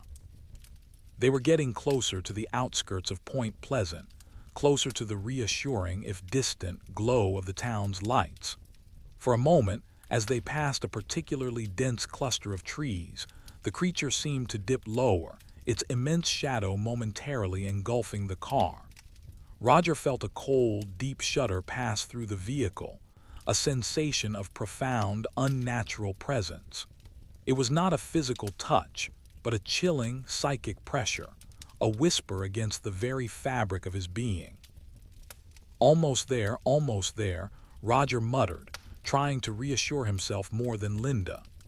The car finally broke free of the immediate shadow of the T.N.T. area, speeding onto a slightly wider, more populated stretch of State Route 62. Ahead, they could see the fainter, more scattered lights of the first few houses on the edge of town. The psychological relief was immense, almost overwhelming. And just as they thought they might find safety, just as the tension began to loosen its grip, the creature did something that defied all logic. Roger watched in his rearview mirror as the immense, dark shape, still tracking them at nearly 100 miles per hour, suddenly performed an impossible maneuver. Without any visible effort, without a single flap of its colossal wings, it executed a perfect, vertical ascent. One moment it was low, keeping pace with the car.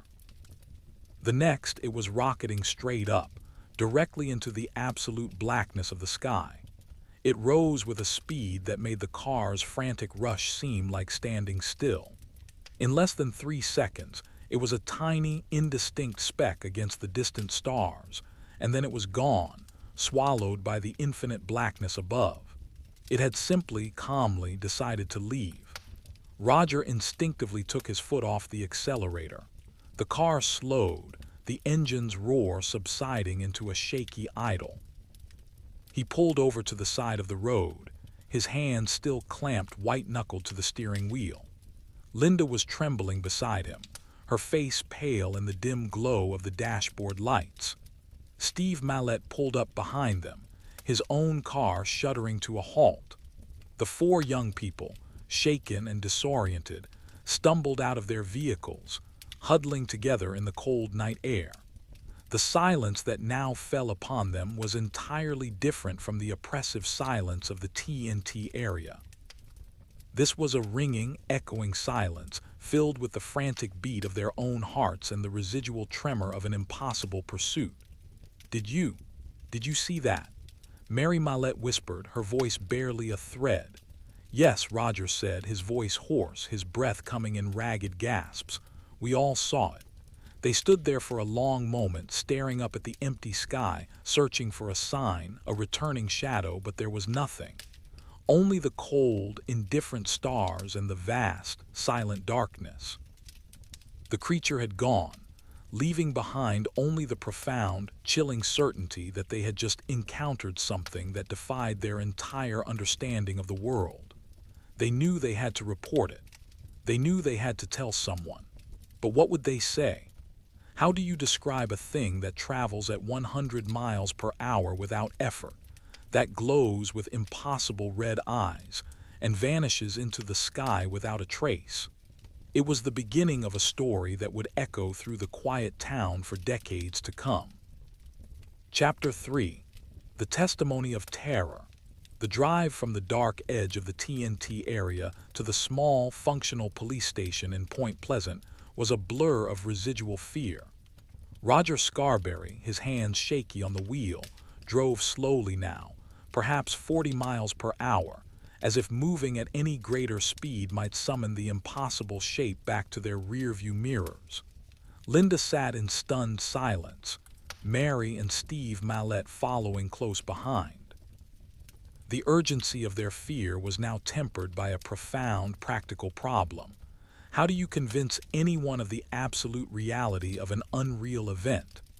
Imagine the small police station on that cold November night. It wasn't a grand, brightly lit building. It was a modest structure, probably smelling faintly of stale coffee and old paper, lit by the harsh, unflattering glow of fluorescent tubes. The atmosphere was one of quiet, small-town routine, entirely unprepared for the cosmic intrusion they were about to report. It was roughly 11:30 at night when the two cars pulled up, parking haphazardly near the entrance. The four young people, still shivering from a cold that felt deeper than the ambient air temperature, stumbled inside. The officer on duty that night was a deputy named Millard Halstead. Halstead was a steady, middle-aged man, used to dealing with domestic disputes, minor traffic violations, and the occasional late-night disturbance, the predictable low-stakes conflicts of a quiet town. He looked up from his paperwork, a pen hovering above a form, and saw four pale, visibly shaken individuals standing before the desk. Halstead noted the wide, frantic look in their eyes. They weren't drunk. They weren't rowdy. They were experiencing genuine, raw terror. Roger, taking the lead, leaned against the counter, trying desperately to organize the chaotic rush of fear into coherent sentences. "We need to report something, officer," Roger began, his voice still hoarse. "Something that followed us." Halstead paused, slowly setting his pen down. He looked at the four faces, focusing first on Roger and then on Linda, whose eyes seemed unusually wide and fixed. He could see the deep, non-negotiable certainty of their fear. "All right, son," Halstead said, his tone deliberately calm and low, designed to soothe. "Take a deep breath now. Start from the beginning. Where did this happen?" Roger launched into the story, the words tumbling out too fast, too desperate. He spoke about driving near the old arsenal, the deep silence of the T.N.T. area, the unexpected stop by the concrete bunker. He spoke about the size of the thing, the impossible 2-meter height that seemed to grow out of the shadows. But the pivotal moment of the story, the moment that required the greatest leap of faith, was the description of the eyes. "And it had these eyes, officer," Roger insisted, his hands forming large circles in the air to approximate the size. "They were big, perfect circles. They didn't just reflect the light. They glowed. A bright, steady, horrifying red." Halstead listened patiently. He had heard strange things before, of course, tales of strange lights, unexplained noises. But a flying, glowing-eyed man chasing a car at 100 miles per hour was an entirely new category of report. He shifted slightly in his chair, his demeanor remaining outwardly professional, but a flicker of skepticism, or maybe just confusion, crossed his face. He asked the logical, procedural questions, the questions designed to bring the surreal down to the mundane. "Did you hear an engine, son? Was it a small plane? A helicopter, perhaps?" "No sound," Linda interjected, speaking for the first time, her voice still thin and shaky. "That's the thing. It was completely silent. It just flew, right next to the car, matching us. It moved without flapping, officer. It was too fast for any bird." Halstead noted the consistency of the report across all four witnesses. He noted their sobriety and the genuine nature of their distress. He knew these young people. They weren't known for inventing elaborate hoaxes. This, in its own strange way, made the report far more disturbing. He began the arduous task of filling out the official report, detailing the time, the location, and the alleged event. As he wrote down the phrase "winged, man-like creature with glowing red eyes," the words seemed ridiculous, even to him, the man writing them. They felt like something torn from a cheap science fiction paperback, not a sober police document. Halstead decided he needed to see the location himself. He couldn't dismiss the terror in their faces, even if he dismissed the creature itself. He asked Roger and Steve to get back into their cars and follow him. Imagine the eerie process of the return journey. Halstead, driving his patrol car, led the small convoy back down the dark, empty expanse of Route 62, towards the black heart of the abandoned T.N.T. area. The air was now bitterly cold, amplifying the sense of isolation. Halstead drove slowly, his spotlight sweeping the overgrown fields and the grim concrete structures. He was searching for any rational evidence: a tire track from an unknown vehicle, a broken branch, a large bird nest, perhaps a discarded piece of fabric, anything that could anchor the extraordinary tale to an ordinary explanation. Roger, following in his car, felt a fresh wave of dread wash over him. The closer they got to the abandoned bunkers, the heavier the air felt, the more profound the silence became. Every shadow looked immense. Every sound of the wind through the pines sounded like a muffled, predatory whisper. They reached the precise location of the initial sighting, the small, overgrown hillock next to the squat concrete bunker.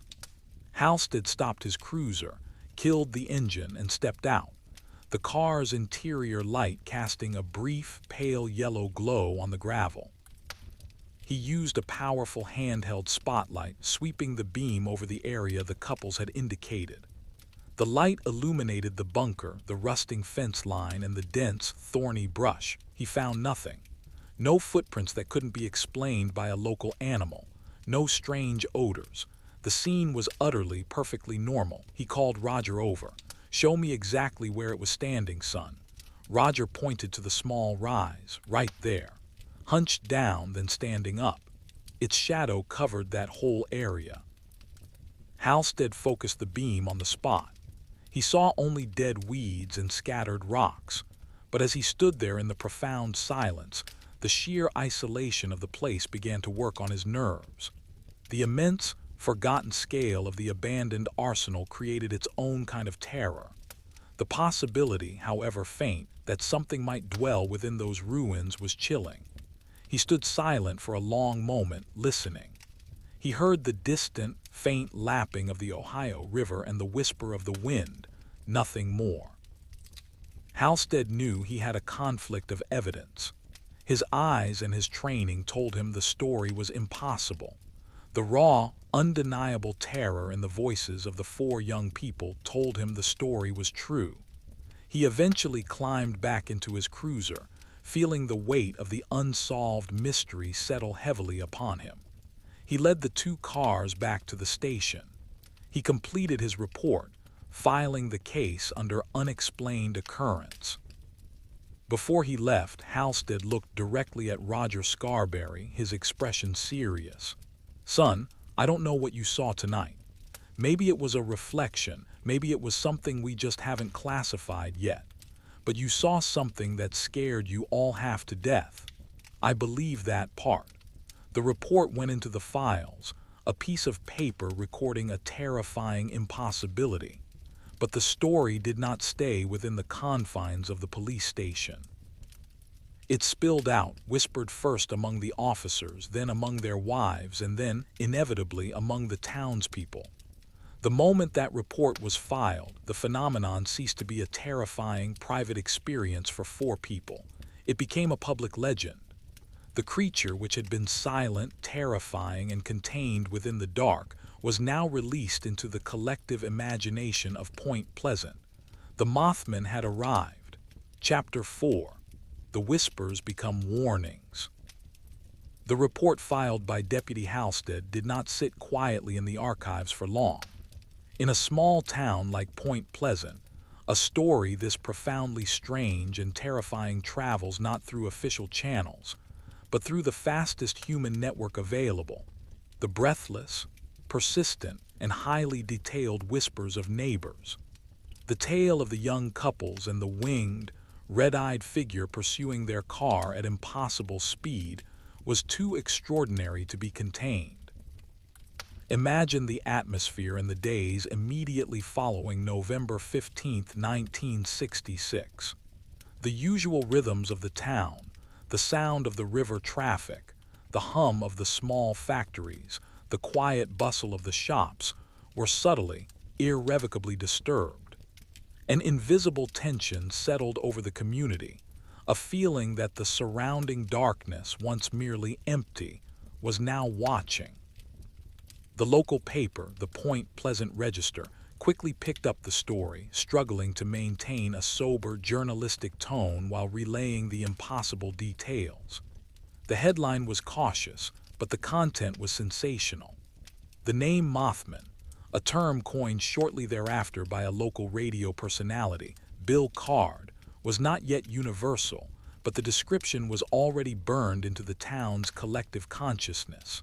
The towering height, the massive wingspan, and those two horrific, glowing red eyes. Roger and Linda Scarberry, along with Steve and Mary Mallette, were instantly thrust into an uncomfortable spotlight. They found themselves bombarded by questions from reporters, skeptical neighbors, and earnest researchers who began to descend upon the area. They repeated their story dozens of times, and the consistency of their accounts only deepened the mystery. They weren't seeking fame. They were simply trying to explain the undeniable terror that had been forced upon them. The key to the spreading fear lay in the fact that the creature was not a ghost or a distant legend. It was a physical anomaly operating in the immediate, familiar landscape of the town. People began to see the familiar haunts, the high water tower near the arsenal, the deserted factory rooftops, not as mere structures, but as potential perches for the silent, winged observer.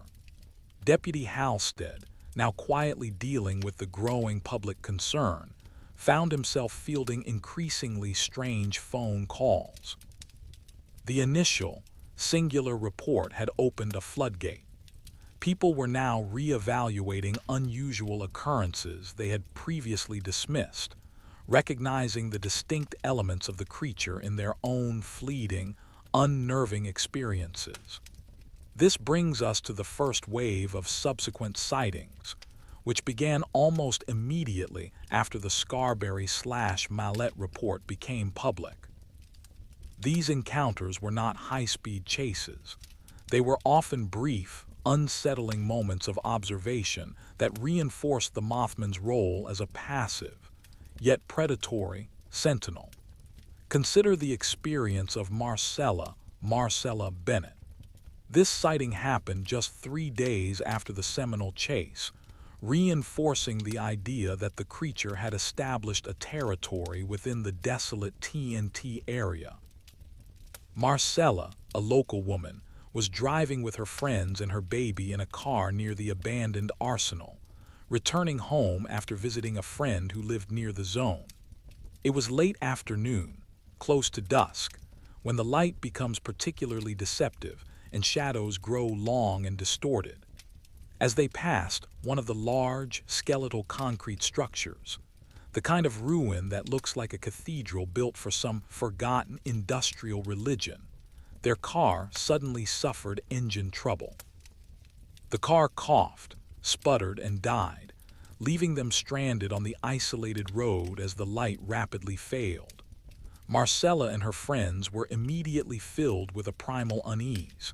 They were deep within the area that was now synonymous with the terrifying, flying man. The silence that descended upon them was thick, broken only by the nervous whimpering of the baby. They decided to push the car to the side of the road, hoping a passing vehicle would stop to help. As they worked, their attention was drawn to the abandoned concrete foundation nearby. The area was riddled with tunnels and ditches, remnants of the wartime construction. And there, standing directly in their path, hunched low to the ground near the entrance to a ditch, was a shape. It was huge, dark, and motionless. Marcella later recounted that she didn't initially think Mothman, she thought huge man. But as the light faded, the shape became impossibly large. It was easily taller than any ordinary man, and its shoulders seemed unnaturally broad. Then, the thing slowly, deliberately began to rise. It didn't use its arms to push up. It seemed to inflate, gaining height effortlessly. As it rose, the women saw the signature detail, the eyes. They were fixed upon the group with a chilling, internal red luminescence. Marcella described them not as glowing with fierce heat, but with a cold, steady, focused light, like polished glass illuminated from behind by a low-wattage crimson bulb. They were not malicious but observational. The creature did not move toward them. It remained entirely still, simply presiding over their misfortune. Marcella was carrying her baby. This immense, silent presence, standing between them and the safety of the road, induced immediate, paralyzing panic. One of the friends screamed, a thin, reedy sound that was swallowed instantly by the vast, silent darkness. The scream was the trigger. The creature did not rush or attack. Instead, it unfolded its massive wings with a terrifying, slow dignity. Marcella described a sound, not a flap, but a low, guttural whoosh of air, a profound sound of displacement. It was the sound of something immense and solid suddenly asserting its dominance over the atmosphere. The thing then launched itself, not toward them but straight up, ascending vertically and silently with astonishing speed. It vanished into the fast-falling twilight. The car, which had been stubbornly dead, suddenly started when Marcella instinctively threw herself into the driver's seat and turned the key, despite the terror still gripping her. It was a bizarre, almost unbelievable coincidence, leading some to speculate that the creature's presence caused the car failure, and its departure allowed the engine to function again. Marcella and the others drove away frantically, reporting their sighting to the sheriff's department immediately. This second, confirmed sighting, featuring the same unique and terrifying attributes, brought the story fully into the realm of the official investigation. This was no longer just the excitement of young couples on a joyride. It was a persistent, terrifying reality for otherwise normal, steady citizens. The sightings kept coming, each one adding a small, chilling detail to the growing profile of the anomaly. There was the account from a local man named W.W. Thomas, who reported hearing a high-pitched, mechanical screech while driving near the area, and moments later saw a massive, winged shape soaring rapidly above the treetops. And the story of the 4 unidentified men, playing cards in an abandoned shack in the T.N.T. area, who claimed they were scared off by a huge, dark shadow that landed outside their window, accompanied by the distinct, pervasive, and unsettling smell of burnt rubber or ozone, a scent that seemed intrinsically linked to the creature's presence. What is key here, and what must be understood in the context of our slow, atmospheric narrative, is the psychological impact of these events. The Mothman was not just a creature, it was a profound disruption of reality. It shattered the certainty that the people of Point Pleasant had in the natural order. They began to feel that their town was being studied, quietly, patiently, by an entity that originated from a plane entirely outside of their comprehension. The low-stakes conflict in this chapter is internal, the struggle between the rational, ordered mind of the town and the undeniable, repeated testimony of the impossible. The whispers were turning into warnings, and the collective dread was slowly beginning to build toward a terrible, unseen precipice.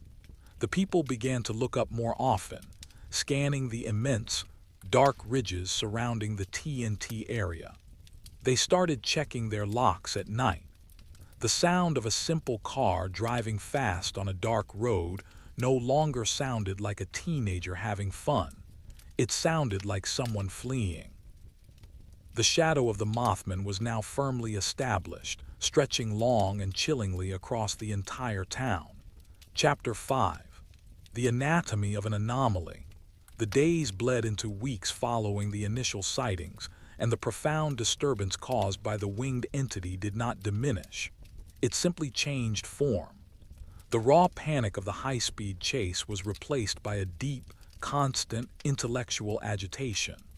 The question was no longer what was chasing them, but what was it, and where did it truly come from? In the coffee shops, at the factory gates, and across the dinner tables of Point Pleasant, the creature became the singular, consuming topic of conversation.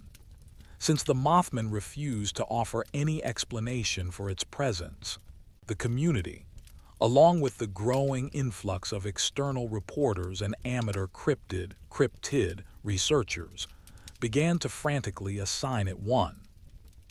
The resulting theories were varied, often outlandish, but each one served a critical purpose. They attempted to fit the terrifying, unpredictable anomaly into a known box, seeking comfort in categorization. The biological hypothesis, a simple error the simplest explanation, and the one favored by wildlife officials and skeptical police officers, was the notion of misidentification. This theory suggested the sightings were merely exaggerated, trauma-fueled accounts of a known animal. The most popular candidate was the sandhill crane. This bird is indeed tall, standing nearly 1.5 meters high, with a wingspan that can approach 2 meters. In the low light and dense fog common to the river valley in November, a crane suddenly taking flight could appear monstrous, especially to terrified, speeding motorists. Its dark silhouette against the moonlight, or its distinctive, rattling call, might easily be distorted by panic. However, this theory found itself immediately battered by the facts. Sandhill cranes do not possess the 2-meter height repeatedly reported. They do not have massive, human-like torsos, and most crucially, their eyes do not glow with an internal, steady, intense crimson light. Roger Scarberry and Marcella Bennett both insisted that the creature's eyes were not reflective like an animal's, they were illuminated. The physical impossibility of the creature's speed and silent vertical ascent further undermined the biological explanation. A crane, no matter how startled, cannot outpace a car doing 90 miles per hour. The Mothman was, by all accounts, an anatomical impossibility. The military hypothesis. The T.N.T. echo another prevalent theory, one rooted in the history of the location, focused on the creature as a secret military experiment gone terribly wrong. This idea resonated deeply within a community built around industrial and wartime structures. The Mothman was first seen in the T.N.T. area, a massive, deserted complex that was once a hub of explosive production. Could the government, perhaps, have been experimenting with a new form of surveillance or perhaps a biological weapon, using the remote, abandoned arsenal as a testing ground? This theory suggested that the creature was not an organic entity, but rather a grotesque combination of man and machine, a bioengineered drone, or perhaps a human subject mutated by chemical or early radiation experimentation in the secluded, restricted tunnels of the T.N.T. plant. The distinct scent of burnt rubber or ozone reported by some witnesses seemed to lend credence to this idea, suggesting a mechanical or electrical source for the phenomenon. This explanation was terrifying because it suggested that the creature was not a natural warning, but a human-made threat, a product of the same industrial hubris that had created the explosives in the first place.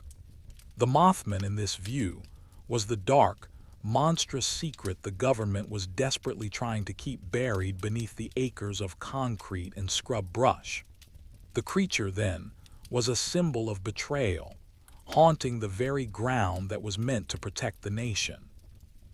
The cosmic hypothesis, the harbinger from beyond as the Mothman continued to defy all earthly explanations, the conversation inevitably drifted toward the truly strange, the extraterrestrial or interdimensional hypothesis. This theory posited that the creature was not from Earth at all. It was an alien entity, perhaps a scout or an observer, drawn to the Point Pleasant area by the unique convergence of electrical and structural energies. The immense, complicated power grid, the high tension of the Silver Bridge, and the residual energy from the abandoned T.N.T. plant. The glowing red eyes might be sophisticated optical sensors, and the silent, impossible speed could be attributed to advanced anti-gravity technology or the creature's ability to manipulate local space-time. The interdimensional aspect of this theory was particularly compelling. This idea suggested that the Mothman did not travel through vast stretches of space, but rather slipped into our reality from an adjacent dimension, a different frequency of existence. This explained its sudden, silent appearances and its ability to vanish instantly, as observed by Roger Scarberry during the chase. It wasn't flying away, it was simply stepping out of our dimension. This cosmic explanation was the most terrifying because it robbed the townspeople of any sense of familiarity. If the creature was an alien or a visitor from another plane, then its motives were entirely unknowable. It was simply observing humanity as one might observe an ant colony, with profound, total indifference. This indifference, the lack of malice combined with immense power, was perhaps the greatest source of enduring dread. Peripheral incidents and mounting dread as these theories circulated, they were constantly fed by small, strange, and peripheral events that occurred throughout the community, reinforcing the feeling that reality itself was becoming porous. Consider the events near the W. Thomas farm, which occurred shortly after the Marcella Bennett sighting. Thomas and his wife lived in a secluded area near the T.N.T. grounds. They had been unnerved by the media circus and the persistent whispers about the winged man. One night, the Thomas family was settled in, trying to ignore the chilling stories, when their television suddenly began to act erratically. The picture violently distorted, dissolving into lines of colorful static, and the sound became a high-pitched, insistent whine, a sound that seemed to bypass the speakers and resonate directly in their ears. As this was happening, Mrs. Thomas looked out the window. She saw about 200 meters away a dark, immense shape, larger than any barn door, soaring silently above the ridge line. She didn't see the eyes, but the sheer scale of the shadow was unmistakable. The moment the shadow passed, the television returned to normal, the sound and picture snapping back into clarity as if a switch had been thrown. The implication was chilling. The Mothman wasn't just a biological entity, it was an energetic disruption. Its presence created fields of interference that affected electrical and magnetic systems, aligning perfectly with Dmitry Kurchatov's later, desperate theories in Chernobyl. The creature was generating a form of chaos that extended beyond the visual. Another widely reported anomaly involved unusual animal activity. Dogs in the remote areas near the arsenal became violently agitated in the days leading up to the sightings. They barked relentlessly at the empty skies, whimpered nervously, and in several accounts, entire families reported their pets vanishing without a trace, leaving behind no tracks or signs of struggle. The animal panic suggested that the creature's effect was perceived by non-human life long before it became visible to human eyes.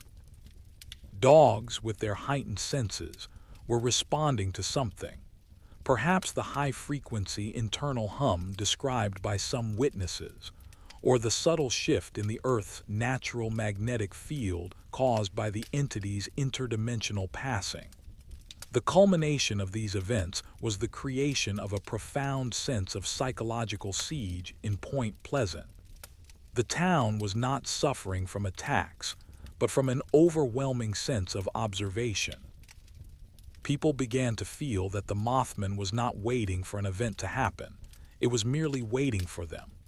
The creature had moved beyond the confines of the T.N.T. area and into the realm of local consciousness, transforming every dark street corner and every empty patch of sky into a potential point of surveillance.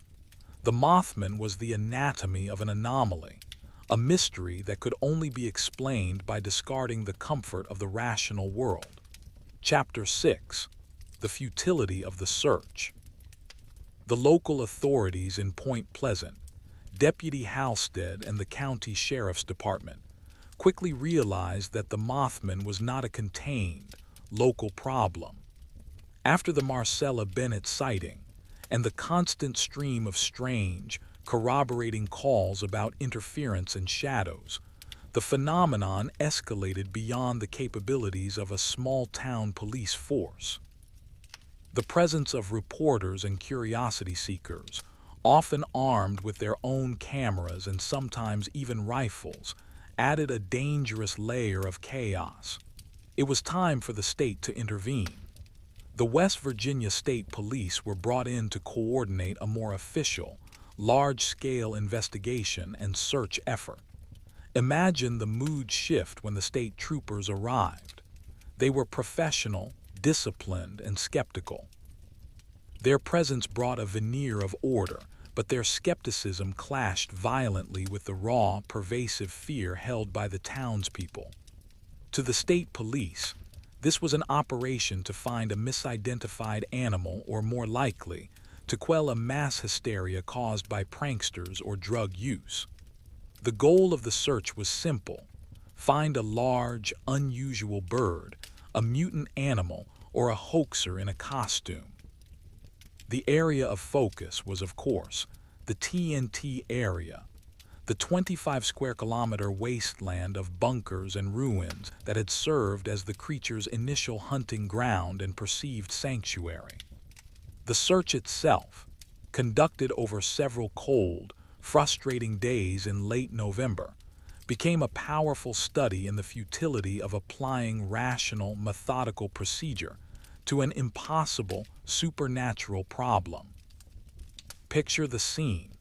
The landscape of the T.N.T. area is immense, desolate, and heavily wooded, riddled with hidden ditches, concrete foundations, and over 800 small earthen storage mounds called igloos. State troopers and local volunteers, dressed in heavy coats and armed with binoculars and floodlights, moved through this maze in coordinated, slow-moving lines. The effort was exhaustive, covering every foot of the ground surrounding the initial sighting locations. They searched the deserted office buildings, the collapsing factory walls, and the high ventilation shafts, the very places where the creature had been seen to perch. But the Mothman, as the search parties quickly discovered, did not leave evidence. They found no massive 3-meter footprints. They found no feathers of unusual size or color. They found no physical nesting sites, no droppings, and no disturbed undergrowth that suggested a heavy, winged animal landing or taking off. The creature seemed to exist without physical anchors, without the necessity of leaving behind the messy, undeniable proof of biology. The only thing the search parties consistently found was the atmosphere itself. The police reported a profound, unnerving silence deep within the abandoned arsenal grounds. Even the local wildlife seemed to respect the perimeter. The usual chatter of birds, the rustling of squirrels, and the sounds of deer moving through the brush were strangely absent. The silence was not peaceful. It was oppressive, a vast, echoing quiet that seemed to swallow sound and light alike. Several officers recounted the intense, disorienting feeling of being watched, even in broad daylight. They described an uncomfortable static charge in the air and a faint, lingering smell that some identified as sulfur and others as old, burning electrical components. This was the creature's invisible signature, the energetic disturbance that accompanied its presence. The official search eventually proved entirely fruitless. The police were forced to conclude that whatever the people were seeing was not leaving behind the kind of evidence a conventional animal or hoaxer would leave. The Mothman operated outside the jurisdiction of physical law. This failure of the official search effort had two immediate, profound consequences for the town. The deepening of public belief. The failure of the state police to find anything, despite exhaustive searching, did not reassure the townspeople. It did the opposite. It confirmed to them that the creature was not a simple animal that could be tracked or captured. It was an anomaly that was aware of the search and deliberately evading detection through means that transcended physical reality. The creature became more mythic, more powerful, and therefore more terrifying. The rise of the amateurs and the hoaxers. The vacuum left by the police's failure was quickly filled by two competing groups.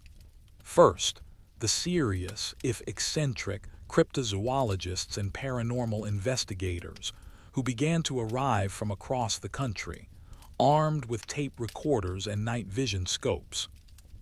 They spoke in terms of interdimensional rifts and psychic projections, lending a high-stakes, scientific-sounding veneer to the local terror. Second, the hoaxers and pranksters appeared. Knowing that the police had failed, opportunistic young people began to capitalize on the fear. There were reports of people wearing dark sheets and running across roads, and of large paper kites being flown over remote houses at night. These hoaxes, while frustrating for the authorities, served a sinister purpose. They muddied the waters, making it impossible to separate the truly impossible sightings from the manufactured fear. This ambiguity, this constant questioning of one's own sanity, became a new, corrosive form of dread for the townspeople. Roger Scarberry and Linda, along with the Mallets, retreated further from the public eye during this period, exhausted by the relentless questioning and the doubt cast upon their sanity. Their simple, terrifying experience had been mutated into a complex public spectacle. They knew what they saw was real, but the rest of the world now offered too many alternatives, too many easy dismissals. The weeks of state police involvement only confirmed one thing: the Mothman was immune to conventional investigation. It was a phantom that chose its own moments of manifestation, and it would not be found just because a human authority declared a search. As the police vehicles eventually pulled out of Point Pleasant, heading back to the capital, the town was left once again to its own devices. The only thing that remained was the relentless, silent patrol of the massive, winged shadow, now an accepted, terrifying fixture of the darkening landscape. The futility of the search confirmed that the creature was playing a different game, operating by rules that humanity did not, and perhaps could not, understand. Chapter 7. The Year of the Witness. The end of the official police search did not bring calm to Point Pleasant. It brought a chilling sense of isolation. The town was left alone to contend with the immense, silent anomaly that the state could neither explain nor capture. The period immediately following the police withdrawal, from late November 1966 through the early weeks of December, marked the most intense, concentrated wave of direct, horrifying contact. The Mothman ceased being an anomaly cited only by speeding motorists. It became a pervasive, localized threat encountered by individuals in their homes, their barns, and their fields. It was as if the creature, sensing the diminished official presence, decided to assert its dominance over the human community. This period became known among the locals as the Year of the Witness. Imagine the pervasive atmosphere. People began locking their doors earlier, drawing their curtains tight against the vast, empty darkness outside. Every unusual shadow, every faint sound of displaced air, brought a spike of adrenaline. The fear was a slow, corrosive poison, eating away at the edges of their daily routines. We must return to the experiences of those living closest to the T.N.T area, where the creature seemed to maintain its primary, terrifying territory. The closer you lived to the ruins of the abandoned arsenal, the more frequently and intimately you encountered the silent watcher. Consider the harrowing ordeal of Faye and Paul Miller, a quiet, elderly couple who lived in a secluded farmhouse near the perimeter of the arsenal. Their sighting, which occurred shortly before Thanksgiving, brought the creature's presence terrifyingly close to home. One evening, Paul stepped out to their old, wooden barn to check on their livestock. The night was cold, clear, and perfectly still, amplifying every small sound. As he crossed the yard, he heard a noise that caused him to freeze instantly. It was not a wing flap, but a peculiar guttural chirp, a high-pitched, insistent vibration that seemed too loud, too mechanical for a natural bird. He shone his old, heavy flashlight toward the roof of the barn, and there it was. It was crouched on the steep, wooden peak of the barn roof, hunched over, its immense wings folded back like an enormous black cape. Even crouched, it was massive, easily taller than Paul when measured from the top of the roof. Paul later described the terrible silence of the encounter. The creature did not move as the beam of the flashlight fixed upon it. It merely turned its head, a movement that seemed unnaturally stiff, almost mechanical, and stared down at him. And then the eyes. Paul described them with a quiet terror that transcended hysteria. They weren't merely red. They were glowing with an intense, burning coal's red light, perfectly circular and utterly emotionless. They seemed to burn a hole through the darkness and through Paul himself, focusing an unbearable, total attention upon the single, frail human standing below. The terror in this instance was not movement, but the complete absence of movement. The creature was exhibiting an almost unnerving level of patience and control. It seemed to be waiting. Waiting for what? For Paul to make a sudden move, for the fear to peak. Paul stood there for what he estimated was 4 entire minutes, bathed in the silent, crimson gaze of the entity. He felt an intense, disorienting pressure in his ears and a rising sense of nausea, as if the air around the creature was vibrating at a frequency his body could not tolerate. Finally, Paul simply dropped his flashlight. The metal clatter on the frozen ground seemed incredibly loud, shattering the perfect stillness. The Mothman reacted to the sound, not by aggression, but by launching itself into the sky. But it didn't fly away immediately. Instead, it circled the farmhouse 3 times in a slow, massive, silent arc, its shadow briefly encompassing the house with each pass. The movement was a deliberate act of territorial assertion, a final, silent confirmation that the creature knew where they lived and that it could return whenever it chose. Paul ran inside, locking the door and waking Faye, who immediately understood the nature of his terror. The close proximity of these new sightings forced the people to contend with the creature's intelligence.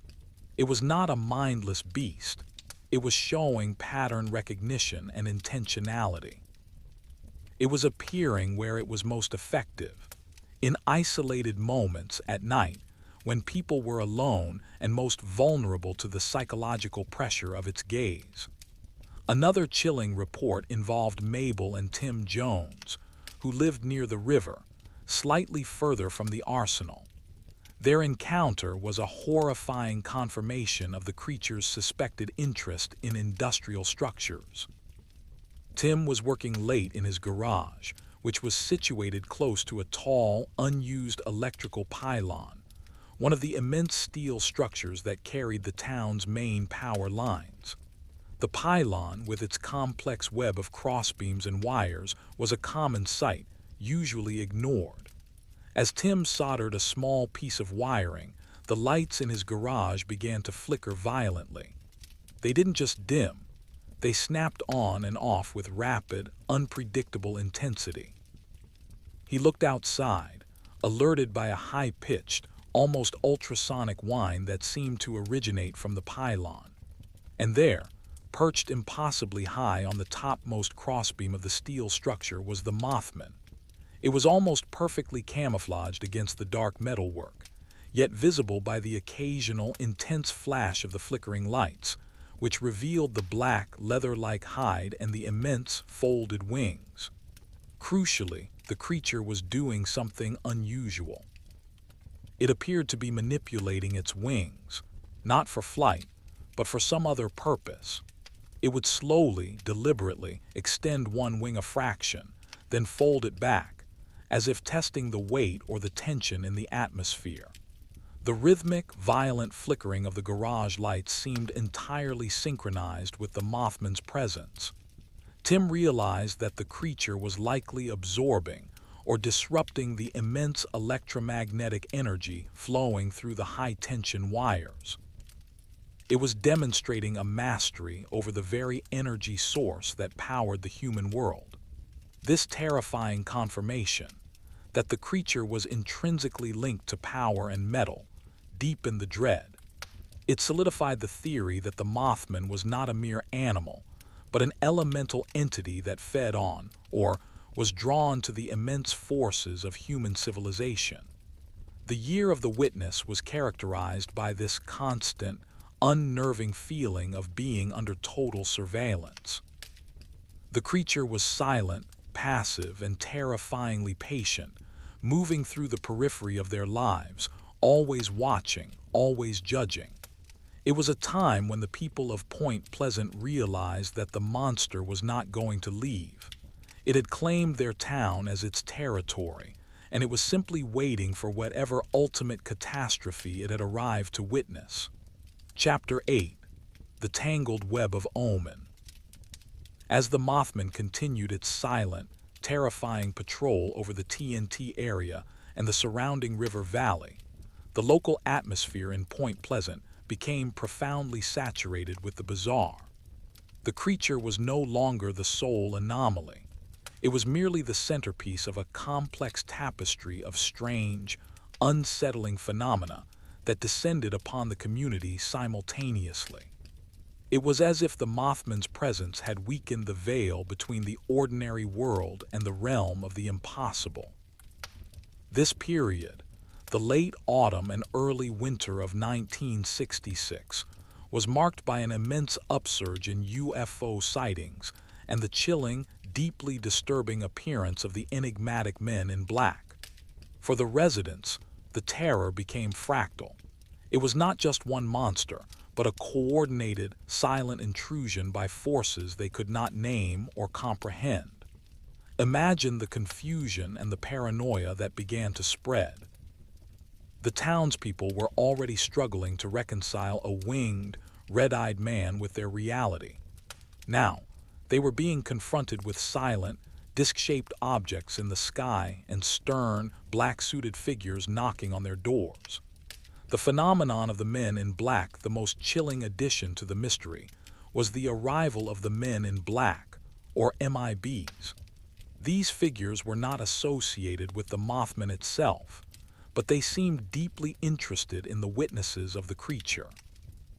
Their appearance amplified the sense that the terror was not just a biological mystery, but a highly sensitive, perhaps government-suppressed, secret. These men typically arrived in large, black, outdated automobiles, often large Buicks or Cadillacs, that seemed oddly out of place and out of time. They operated with a cold, almost inhuman efficiency. Consider the harrowing experience of a witness we will call Mr. and Mrs. Robert Shaw. They had reported seeing the Mothman soaring near their secluded property, and the event had left them deeply shaken. Within days of their report, a strange car pulled into their drive late one afternoon. Two men stepped out. They were dressed in cheap, ill-fitting black suits, black ties, and wore identical dark sunglasses despite the rapidly failing light. They looked strikingly similar, pale, slightly built, and utterly devoid of human warmth. They walked directly up to the Robertshaw's door and presented themselves as government agents investigating unusual aerial activity. Their manner was polite, yet rigid, their voices flat and almost synthesized, lacking the natural inflections of human speech. The questions they posed were specific, deeply probing, and subtly threatening. They didn't ask about the creature's wings or its eyes. They asked about communication and intent. Did the creature make a sound? Did it try to tell you something? Did it leave anything behind? Mrs. Robertshaw found their presence deeply unsettling, far more frightening than the sight of the Mothman itself. She later described the MIBs as having an unnatural intensity, their gaze penetrating, as if they were attempting to read her thoughts directly rather than listening to her words. The men displayed a chilling lack of knowledge about common, everyday things. One of them reportedly struggled to understand how a coffee pot worked, and the other showed a profound, unsettling confusion about the concept of a birthday. They acted like flawless replicas of human beings who had never actually experienced human life. Their visit always ended the same way, with a clear, icy warning. They strongly advised the witnesses to keep silent, suggesting that sharing their experiences would lead to unfortunate consequences, vague threats that hinted at job loss, financial ruin, or even unexplained personal accidents. The Mothman terrified the residents with its physical presence. The men in black terrified them with their control and their silence. They enforced the conspiracy, confirming that the winged creature was somehow tied to a secret that was not meant for public consumption. The terror had escalated from biological to political and cosmic all at once. The wave of UFO activity, adding further layers to the escalating dread, was a sudden, intense spike in unidentified flying object UFO sightings in the skies over Point Pleasant and the Ohio River Valley. For many researchers, this was the definitive proof that the Mothman was not a local anomaly, but part of a global, extraterrestrial visitation. People reported seeing silent, circular lights moving with impossible velocity and performing abrupt, non-aerodynamic maneuvers. The sightings often occurred near the Silver Bridge or the vast, dark expanse of the Ohio River. On several occasions, witnesses reported seeing the Mothman and a strange aerial object in the same vicinity, confirming a horrifying association. The sightings suggested the creature was acting as a kind of scout or a biological beacon, perhaps guiding or observing the more conventional alien craft. One such account came from a local farmer who reported seeing a silent, glowing red sphere hovering low over his cornfield late one night. As he watched the pulsating light, he saw a massive, black, winged shape soar up from the adjacent woods and begin circling the sphere in a tight, protective manner.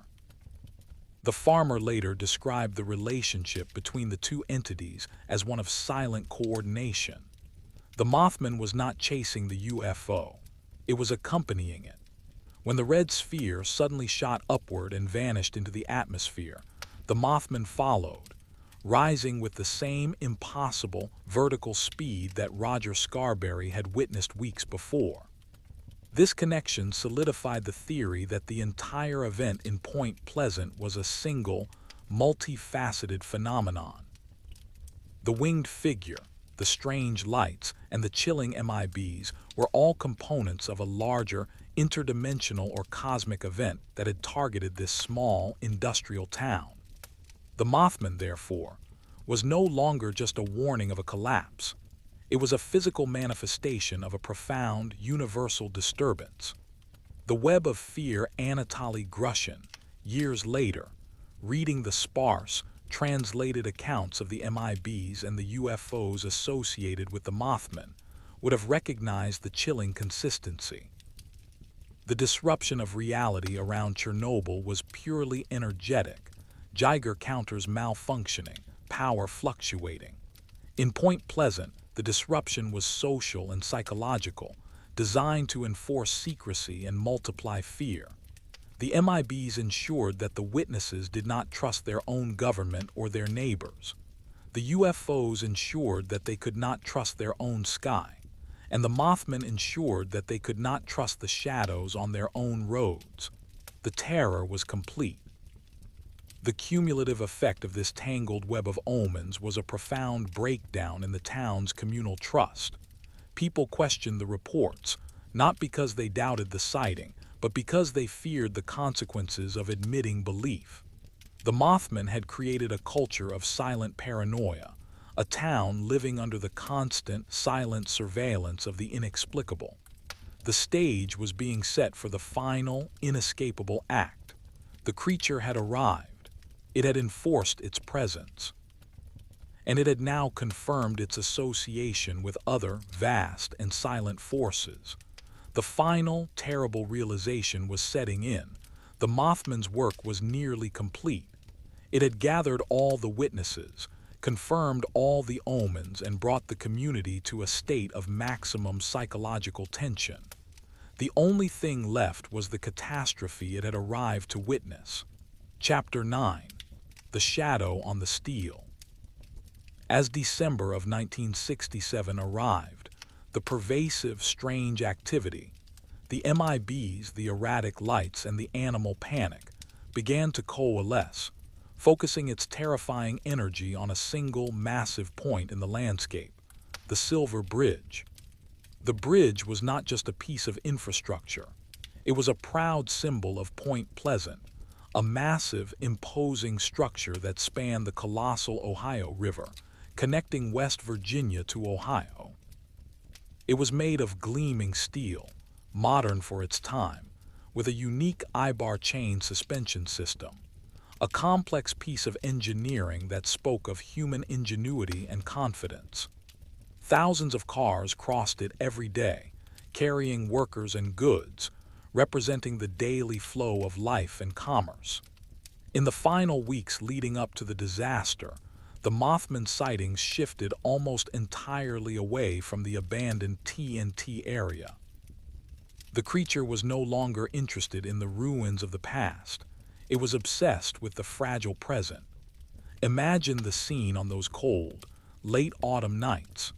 The river, already immense and dark, looked like an endless sheet of polished black glass reflecting the scattered, distant lights of the town. The Silver Bridge loomed over the water, its intricate steel framework a dark, skeletal shadow against the sky.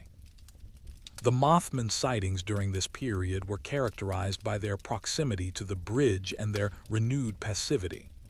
The creature was no longer chasing cars. It was standing guard. There were accounts from late-shift toll workers who reported seeing a massive, black shape perched impossibly high on the bridge's main suspension towers. These towers, hundreds of feet above the water, offered a terrifying vantage point. The creature would sit motionless for hours, a perfect black silhouette against the distant, hazy light of the Ohio side of the river.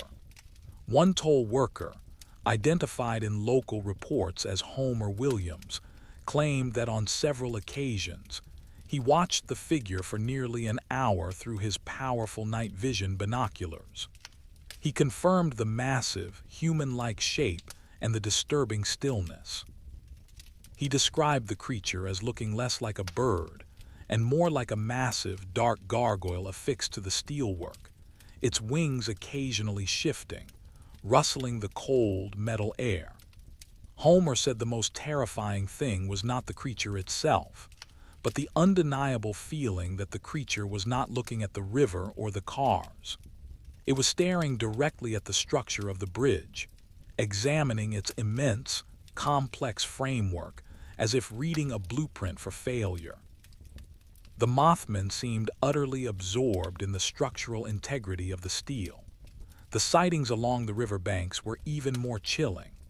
Fishermen and late-night strollers reported seeing the creature soaring silently beneath the bridge deck, sometimes gliding so low that its massive shadow briefly brushed the cold, swirling surface of the Ohio River. The flight beneath the bridge was slow, meticulous, almost like a final inspection. One witness described seeing the creature emerge from the darkness beneath the bridge, performing a silent, vertical corkscrew rise that brought it up to the level of the main roadway, where it briefly hovered. The witness was only 50 yards away. They reported seeing those terrible, intense red eyes fixed on the flow of traffic, not engaging the drivers, but counting them, observing the density of the collapse yet to come. This period of intense surveillance created a profound sense of inevitability in the town. Even the most dedicated skeptics began to feel the oppressive weight of the omen. The fear was no longer about a creature jumping out at you. It was about the bridge itself. The Mothman had become the living manifestation of the bridge's own potential for catastrophe. The Mothman was acting as a psychic timer. Its focused presence on the structure was a silent, relentless countdown. The townspeople, though unaware of the specific, critical flaw hidden deep within the eyebar chain suspension, a tiny crack that was slowly propagating, were responding to the creature's profound, non-verbal warning. The weather itself seemed to intensify the atmosphere. The days became colder, the fog heavier.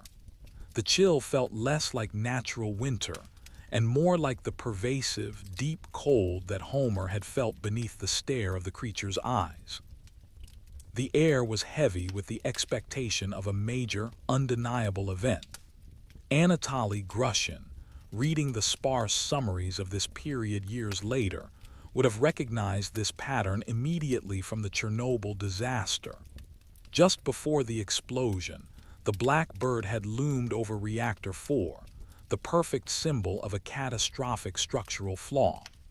The creature did not cause the reactor to fail, just as it did not cause the bridge to collapse. It merely arrived to register the failure that was already written into the steel and the graphite. The final, constant vigilance of the Mothman over the Silver Bridge confirmed the creature's singular purpose: to witness the breaking of an immense, human-made thing. Its silence became deafening. It was a refusal to communicate a direct warning, allowing humanity to walk right into the known flaw of its own creation. The last few reported sightings were the most direct. Workers driving home late across the bridge claimed they saw the figure perched directly on the railing, briefly illuminated by their headlights. It would leap off before they reached it, descending silently into the black river below, only to rise minutes later and reclaim its perch. It was performing a final, terrible ballet with the doomed structure. The creature's final, relentless shadow on the steel was the period of maximum tension, the final, terrifying moment before the silence of the mystery would be shattered by the sound of utter human tragedy. The vigil was almost over. The collapse was not coming. It was already here, acknowledged and attended by its silent, crimson-eyed prophet. Chapter 10. The Final Sleep. The relentless vigil of the Mothman on the Silver Bridge reached its terrible, inevitable conclusion on the afternoon of December 15, 1967. The day was busy, the traffic heavy with holiday shoppers and workers commuting home. It was the absolute height of the rush hour, the point of maximum human presence on the massive, aging structure. The collapse was not a slow event. It was instantaneous and catastrophic.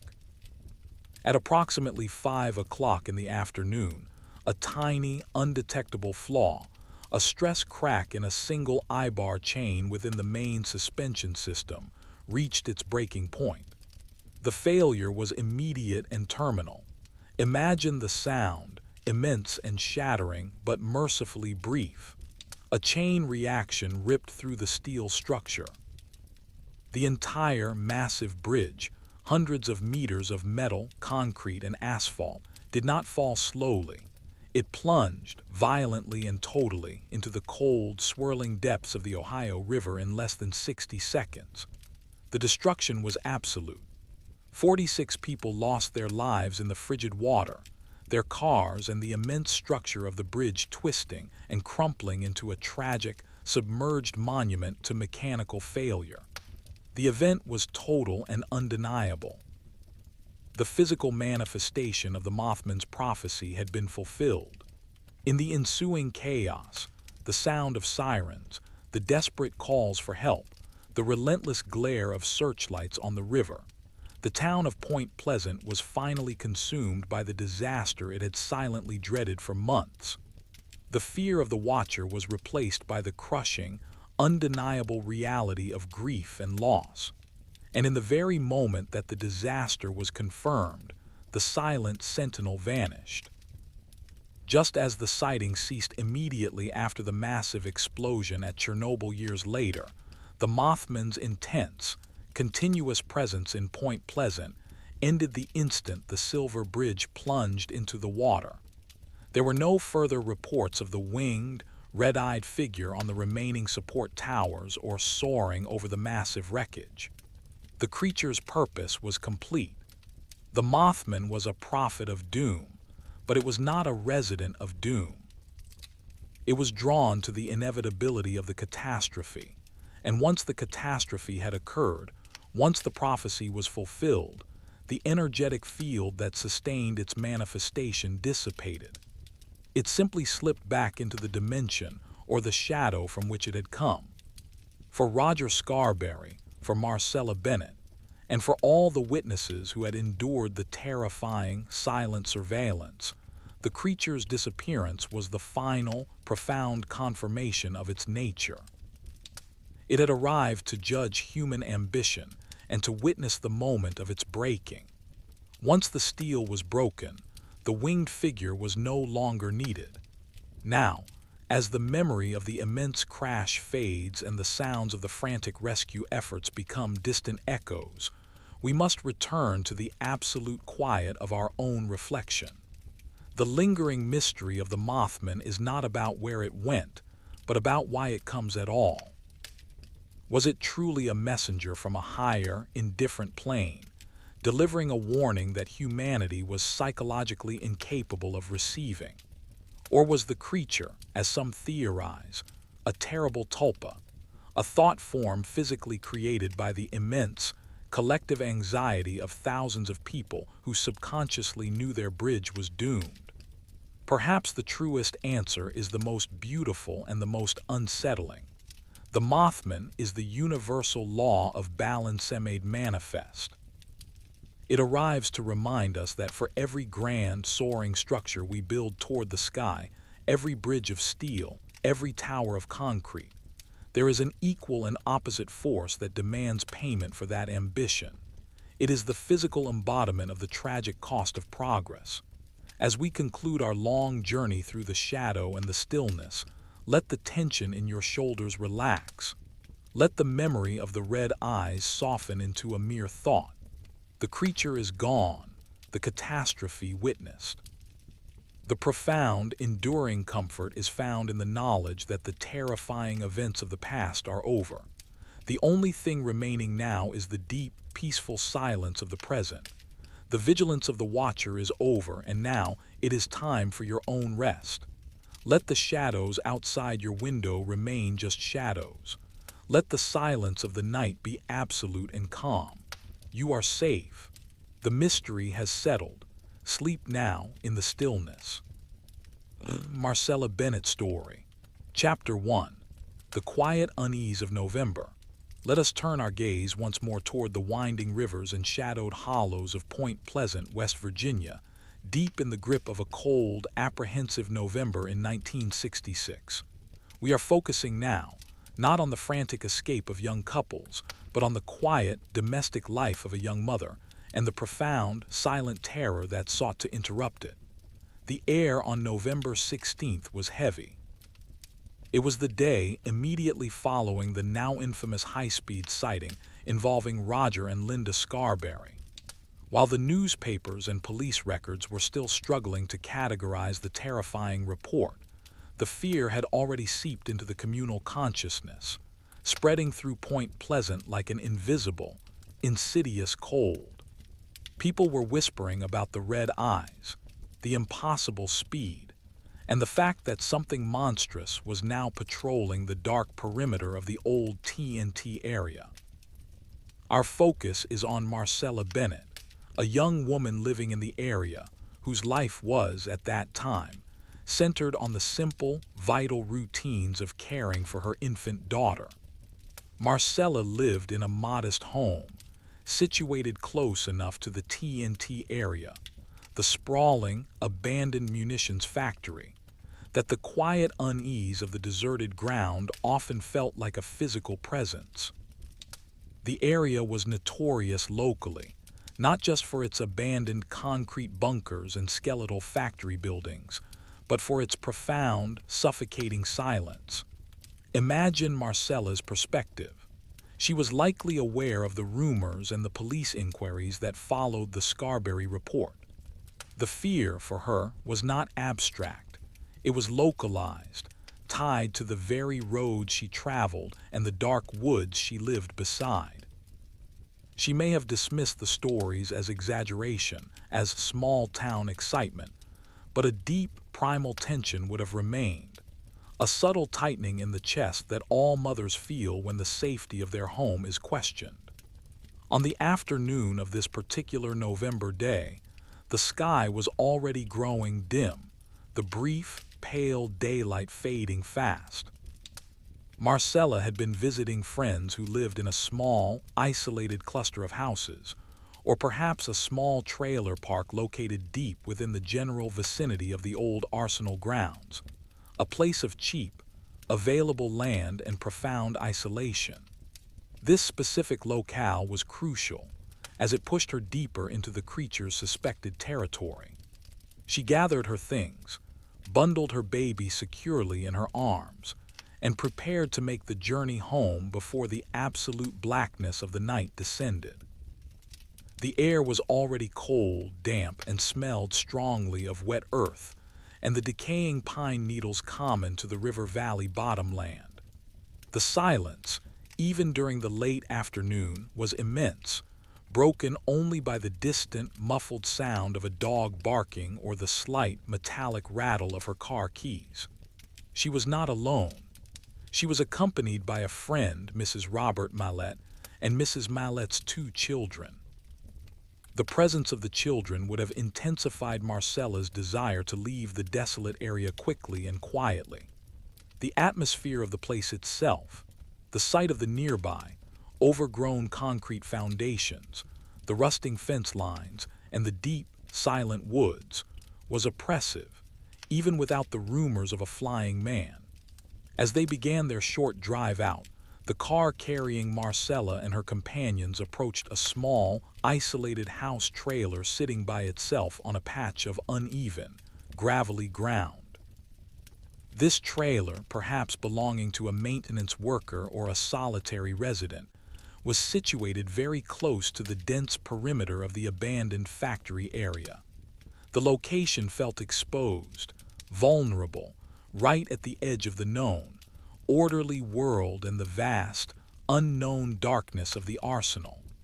The driver slowed the car, perhaps to navigate the rough road, or perhaps to simply glance at the isolated trailer. And at that exact moment, the terror, which had been merely a rumor, slammed into Marcella with the force of an absolute, undeniable physical reality. It was blocking the doorway of the house trailer. Imagine the sight. A single, dark, enormous figure standing perfectly still in the entrance of the small, residential trailer. The size of the thing was the first, paralyzing shock. It was easily taller than the doorway itself, forcing it to hunch over slightly beneath the frame. It looked immense, a massive, muscular shape that seemed to absorb the twilight and cast no true shadow of its own. Marcella's gaze, naturally drawn to the place of human habitation, was instantly locked onto the impossible anomaly. The figure was not moving. It was completely silent, standing rigid and utterly still, acting as a grotesque living barrier to the home. The description that followed was terrifyingly consistent with the Scarberry report, reinforcing the chilling reality of the creature. It was dark, a profound coal-black color that seemed to lack texture, almost like rough, stretched leather.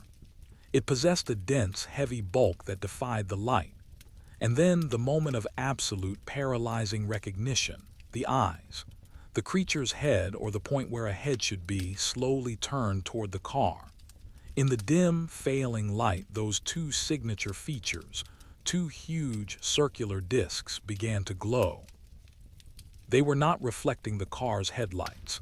They were illuminating themselves, casting an intense, steady, terrifying red luminescence. The size of the eyes, described as being as large as saucers or dinner plates, gave the figure an entirely alien, non-human appearance. The sight of those massive, crimson eyes, fixed entirely and immediately upon them, struck Marcella with a primal, visceral fear that went beyond panic. It was the fear of a definitive, non-negotiable threat to her most precious possession, the tiny, sleeping life she held in her arms. The car, perhaps only having slowed, was still moving slowly forward, bringing them inexorably closer to the figure.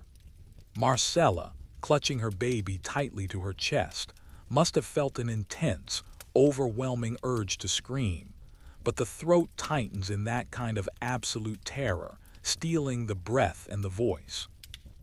The figure, maintaining its silent, chilling posture, simply watched them approach. It was a test of nerve, a terrifying game of chicken played between a small metal car full of fragile human life and a colossal, silent anomaly.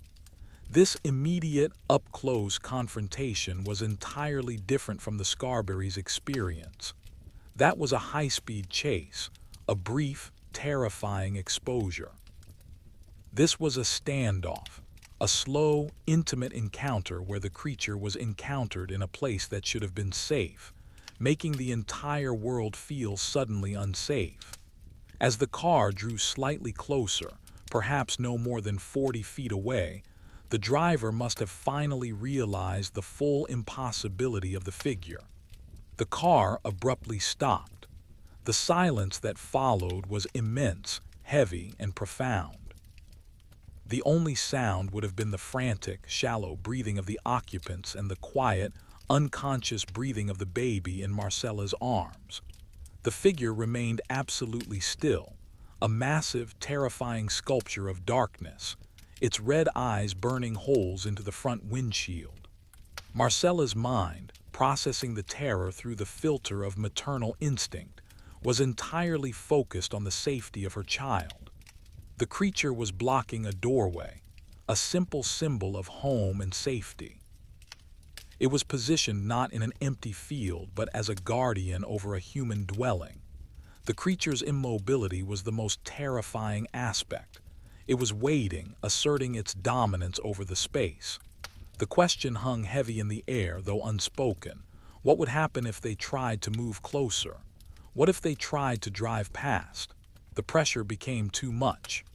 The driver, unable to move forward, instinctively slammed the car into reverse. The tires squealed slightly on the gravel as the car shot backward, pulling away from the terrifying, still figure. The Mothman, as the car retreated, did not pursue. It simply stood its ground, its head slowly rotating to track the car's departure with those relentless, crimson eyes. It had asserted its right to the space. It had delivered its silent message of profound, chilling presence.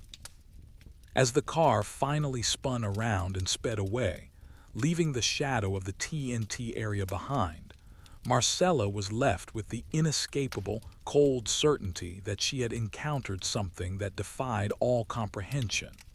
She held her baby tighter, the fragile warmth of the small life contrasting sharply with the cold, alien dread she had just faced. The Mothman was no longer a rumor. It was a solid, undeniable reality, and it was now intimately linked to the most vulnerable, protected parts of human life. The quiet of November had been broken, and the terror had found a home. Chapter 2. The Weight of Unbelief. The terrifying speed of the car ride away from the silent sentinel near the trailer park was a blur of frantic motion, but the memory of the creature's massive, immobile bulk and those burning red eyes remained razor-sharp and absolutely fixed in Marcella Bennett's mind. The physical distance between the abandoned arsenal grounds and the relative safety of the town did nothing to alleviate the profound, spiritual violation she felt. She clutched her baby, the tiny, warm weight in her arms serving as a fragile anchor to the known world, desperately hoping the creature's immense, crimson gaze had not somehow marked her child. Imagine the atmosphere inside the car as they sped away. The air, once filled with nervous chatter, was now thick with an echoing silence, punctuated only by the shallow, ragged breaths of the adults.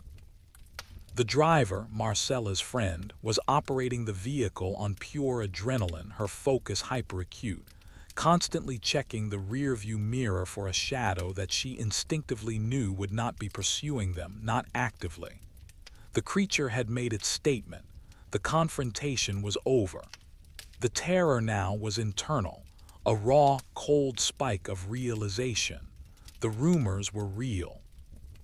They drove directly to the nearest authority they could find, which, like the day before, meant the small, unassuming local police station in Point Pleasant. This time, however, the report was delivered into an atmosphere already subtly charged with apprehension. The police force was already reeling from the shock and media attention surrounding the Scarberry/Mallette high-speed chase. When Marcella and her companions stumbled into the station, their distress was immediately, unequivocally evident. They were not simply excited. They were physically, profoundly shaken, their faces pale, their eyes wide and unfocused. This immediate visual evidence of terror was harder to dismiss than any frantic verbal account. The officer who took the report was likely the same deputy, Millard Halstead, who had handled the initial sighting. Halstead, though professional and trained to handle crises, must have felt a cold knot of dread tighten in his stomach. The first report, he could rationalize, teenagers' speed, reflections, maybe a prank. But the second report, the very next day, delivered by a mother holding her baby, detailing the exact same unique, impossible features, shattered any simple, convenient explanation. The consistency of the anomaly was terrifying. Marcella recounted her story with a precision born of intense fear. She described the isolated location, the suddenness of the sighting, and the immense, terrifying stature of the figure blocking the small trailer door. She dwelled on the creature's absolute stillness, its hunched posture beneath the door frame, and its terrifying resemblance to a human form, yet one scaled to monstrous proportions. But it was the detail of the red eyes that was, once again, the centerpiece of the impossible testimony. She described them not as eyes, but as immense, shining crimson orbs that burned with an intense, steady internal light, focusing their total, terrifying attention upon her and the baby in her arms. She insisted that the eyes were not merely reflective. They pulsed with an unnerving, self-generated glow, cutting through the rapidly falling twilight. Halstead found himself trapped between two incompatible realities. His police training, his sense of order and physical law, insisted that a 7-foot-tall, winged figure with glowing red eyes was impossible. But the undeniable, raw sincerity of Marcella and her friends, the palpable weight of the terror they carried into the station, insisted that the impossible was real. The difficulty in reporting such an event lies in the translation of the visceral to the procedural. How does a police report accurately capture the feeling of immense cold pressure that accompanies the creature's stare? How do you log the unsettling silence that surrounds the anomaly, or the terrifying indifference in its crimson gaze? The narrative, reduced to official terminology, large-winged creature, unknown origin, sighted at door, was a profound, pale reduction of the truth. This second report, coming so quickly on the heels of the first, acted as a powerful confirmation for the growing number of people in Point Pleasant who already felt the surrounding darkness had become hostile. The whispers transformed into a generalized, non-negotiable paranoia. The creature was no longer merely a fast-moving blur on a distant road. It was now a presence that dared to intrude upon the most intimate domestic sphere. It had stationed itself at a doorway, the ultimate symbol of security and sanctuary. By blocking the entrance to a human dwelling, the Mothman sent a clear, silent message. No place is safe. The psychological impact on the community was immediate and profound. People who lived in the remote areas near the T.N.T. area began to experience heightened anxiety. They started double-checking their locks, drawing their curtains earlier, and scanning the rooftops and high trees with renewed, frantic suspicion. The entire landscape, once familiar and mundane, was suddenly viewed through a filter of potential horror. Every shadow became suspect. Every unusual noise in the wind became a possible wing flap. Marcella's account, with the detail of her baby, introduced a chilling, primal layer to the Mothman's reputation. It suggested a creature drawn not just to the structural failures of man, but to the fragility of human life itself. The fact that the creature did not attack, but simply watched and observed, only heightened the terror. It implied a sophisticated, predatory patience, a being that knew it had all the time in the world to observe the consequences of the catastrophe it had arrived to herald. The sheer volume of calls and questions flooding the police station and the local newspaper began to overwhelm the town's small infrastructure. Reporters from larger, regional papers began to arrive, drawn by the irresistible gravity of the impossible story. These external observers often treated the townspeople's terror with a thin veil of polite skepticism, amplifying the feeling of isolation and defenselessness among the locals. Marcella and her companions found themselves instantly subjected to the same intense scrutiny and polite disbelief that had greeted the Scarberrys. They were asked to retell their story repeatedly, each retelling forcing them to confront the terrifying image of the crimson eyes and the impossible bulk. This constant retelling was a form of secondary trauma, forcing them to relive the moment of profound, paralyzing fear over and over again. The Mothman, within 48 hours of its first recorded sighting, had ceased to be an isolated incident. It was now a terrifying, established pattern. It was a consistent, terrifying, and utterly physical anomaly that was operating with an unnerving degree of focus and intentionality within the heart of the community. The realization that they were dealing with a phenomenon that simply refused to adhere to the laws of biology or physics began to settle over the town like a heavy, cold fog.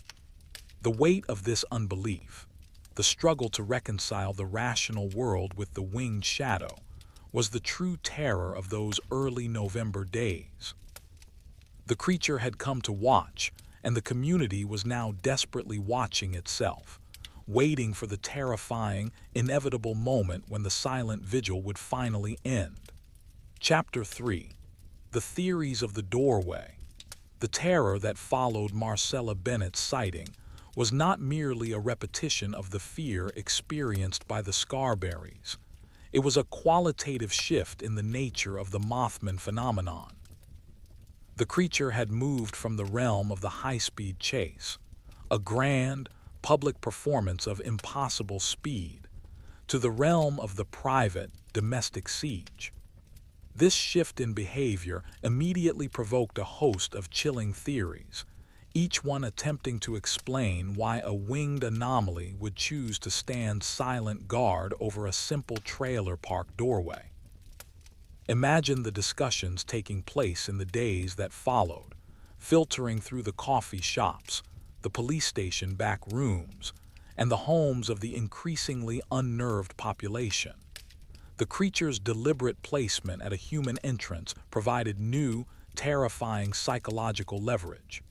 The theory of territory and claim. One of the most immediate and primal theories suggested the Mothman was simply marking its territory and asserting dominance. The T.N.T. area, with its hundreds of acres of derelict structures and profound silence, was its hunting ground, but the trailer park represented the frontier of the human world. By standing in the doorway, a place of transition, a threshold between safety and the outside world, the creature was effectively pushing back the human claim to the land. It wasn't just a physical creature, it was a profound boundary marker. This theory resonated deeply with the local fear. The creature wasn't merely hiding in the woods, it was actively demonstrating its authority over the area. Its action was a silent, arrogant statement. I am here and you may not pass. Marcella, holding her child, represented the ultimate intrusion, the vulnerable essence of human domesticity, and the Mothman blocked her path, enforcing its newly claimed domain. The cold stillness of the creature, its refusal to attack or flee immediately, was the key to this dominance. It was an act of psychological pressure, forcing the humans to retreat purely out of terror, confirming the creature's superior control over the situation. The psychic beacon hypothesis, more esoteric theories, brought in by the first trickle of amateur paranormal researchers and cryptozoologists, cryptozoologists, focused on the intense, steady glow of the red eyes. Marcella, like the Scarberries, insisted the eyes were not mere reflections but possessed an internal luminosity. This led to the idea that the creature was not seeing with its eyes but projecting or receiving something with them. They were not biological organs, they were psychic emitters or energy conduits. If the creature was an interdimensional entity, as some speculated, the red eyes might serve as a focal point, helping to anchor the massive form in our dimension. Standing still in a doorway, a naturally thin space between realities, would be a perfect location for stabilizing its presence. The terrifying implication of this theory was that the creature was not looking at Marcella, but looking through her. It was reading her fear, drawing energy from the terror of the moment. The presence of the infant, the sheer, protective energy of a mother's panic, might have acted as a powerful, concentrated psychic beacon for the creature, attracting it specifically to that small, isolated trailer. The creature's eventual, silent departure, a slow vertical rise or an abrupt vanish, suggested that once the intense psychological energy of the confrontation peaked and then subsided, its need for that particular anchor point was fulfilled. The emergence of associated phenomena.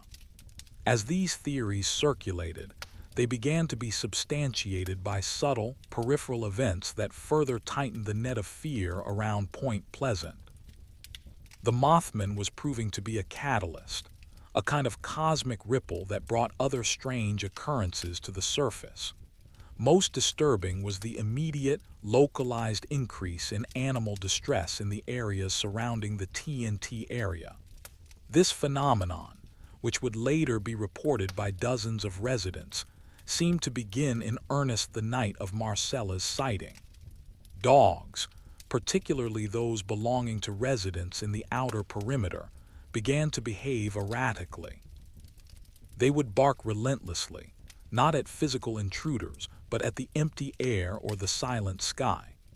Many refused to leave the relative safety of their porches or houses, whimpering and shivering uncontrollably. Imagine the eerie stillness of the night, suddenly broken by the sustained, terrified howling of an entire neighborhood of dogs, a chorus of primal fear directed at an unseen anomaly. Several families reported a terrifying pattern of their pets vanishing without a trace. These weren't stray animals. They were beloved family dogs that simply disappeared from fenced yards, leaving behind no disturbed earth, no broken locks, and no sign of struggle. The prevailing theory among the fear-struck residents was that the Mothman's presence either caused a profound, debilitating terror in the animals, driving them into the woods to vanish, or that the creature itself was responsible for their disappearance. The most unnerving instance came from a family who lived very near the trailer park. Their large, usually aggressive German Shepherd had been placed outside for the night. The next morning, the dog was found huddled in a corner of the porch, seemingly catatonic. It was alive, but unresponsive, refusing food or water, its eyes fixed in a blank, glassy stare. The dog remained in this state for nearly a full day before slowly, reluctantly, returning to a shaky state of normalcy. The creature's effect on animals suggested that its threat was perceived on a deeper, non-rational level. Perhaps the Mothman emitted an inaudible, low-frequency sonic wave, or a powerful electromagnetic field that triggered an absolute primal panic response in the animal brain. The dogs, unable to rationalize the source of the dread, simply registered the presence of an immense, non-negotiable predator. This animal distress compounded the human terror. If animals with their heightened instincts were reacting so violently, then the threat was real, physical, and infinitely more profound than any simple hoax or misidentification. It lent a visceral, scientific authority to the impossible sightings. Marcella, reflecting on her experience, would have found this information deeply chilling. She had seen the creature's immense, silent power focused entirely upon her and her baby. The subsequent terror of the town's animals served as a constant, dreadful reminder that the threat had been real, physical, and actively present in their immediate, shared environment. The creature had not moved far from the dark heart of the T.N.T. area. It was moving on the periphery, constantly testing the boundaries of the human world. The quiet, domestic sighting at the trailer door had, in just one day, transformed the Mothman from a fast-moving legend into a territorial, silent, and psychically disturbing force. The community was no longer dealing with a fleeting vision, but a calculated, persistent intrusion. Chapter 4. The intensification of the Crimson Gaze. Following Marcella Bennett's sighting at the trailer park doorway, the Mothman phenomenon entered a phase of chilling intensification. The creature's appearances became more numerous, more precise, and far more focused on small, vulnerable groups and isolated individuals. It was no longer an impersonal flash of speed on a deserted highway. It had become a relentless, deliberate observer, creating a pervasive sense that the entire community was under individual scrutiny. Imagine the profound change in daily life. People who lived along the fringes of the T.N.T. area, the same people whose dogs were now whimpering nervously or vanishing entirely, began to feel that the darkness itself had become intelligent. The fear was no longer generalized. It was personalized. The atmosphere of the town during these late November weeks was characterized by a specific, unique form of paranoia, the fear of being singled out. Targeted surveillance and the sound of silence, the nature of the sightings shifted from the dramatic to the slow-burn psychological siege.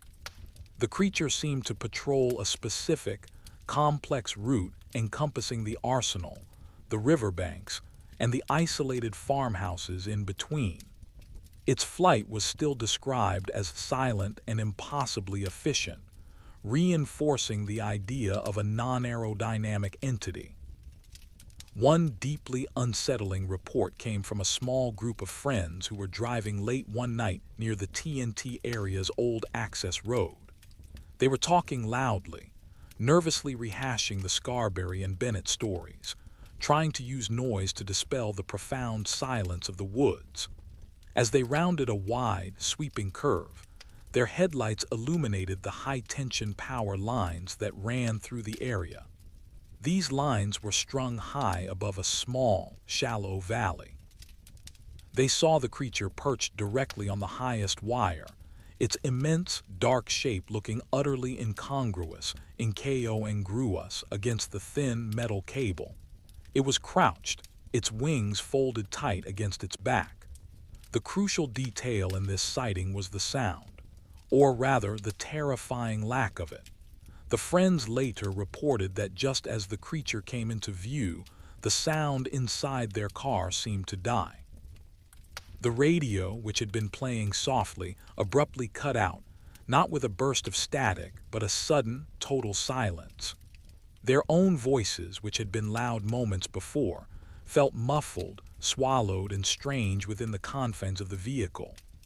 The Mothman, perched high above them, appeared to be creating a localized zone of acoustic dampening, suggesting its presence somehow absorbed or nullified sound waves.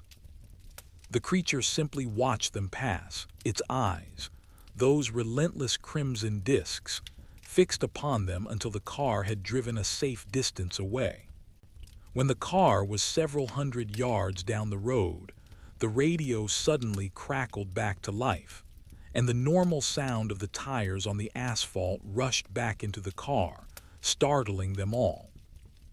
This suggested an active, energetic disruption, reinforcing the earlier theories that the Mothman was not just a biological entity, but a creature capable of manipulating local fields, perhaps to ensure its own silent surveillance. It was a terrifying confirmation that the creature was not merely hiding, it was controlling the environment around it. The phenomenon of the tunnel sightings. Another key location that began to dominate the sightings was a long, dark, and notoriously spooky tunnel near the arsenal, a remnant of the old industrial complex that passed beneath a rarely used stretch of road. Tunnels, being long, confined spaces, naturally amplify fear. For the Mothman, they seem to serve as a favorite psychological ambush point. A local man named Ray Miller claimed to have been driving through this tunnel late one evening. His headlights, usually providing a comforting beam of light, seemed entirely swallowed by the deep, oppressive blackness of the passage. As he neared the tunnel's exit, his headlights suddenly picked up an immense shape standing directly in the road ahead. It was the Mothman. It was standing upright, filling the narrow space between the walls, its height challenging the low ceiling of the tunnel. Unlike the Millers' earlier barn sighting, this time the creature was aggressive, not physically but psychologically. Ray reported that the creature took a single, slow, deliberate step toward his car. The size of the step, combined with the creature's immense bulk, was a movement of terrifying, non-negotiable intent in the confined space.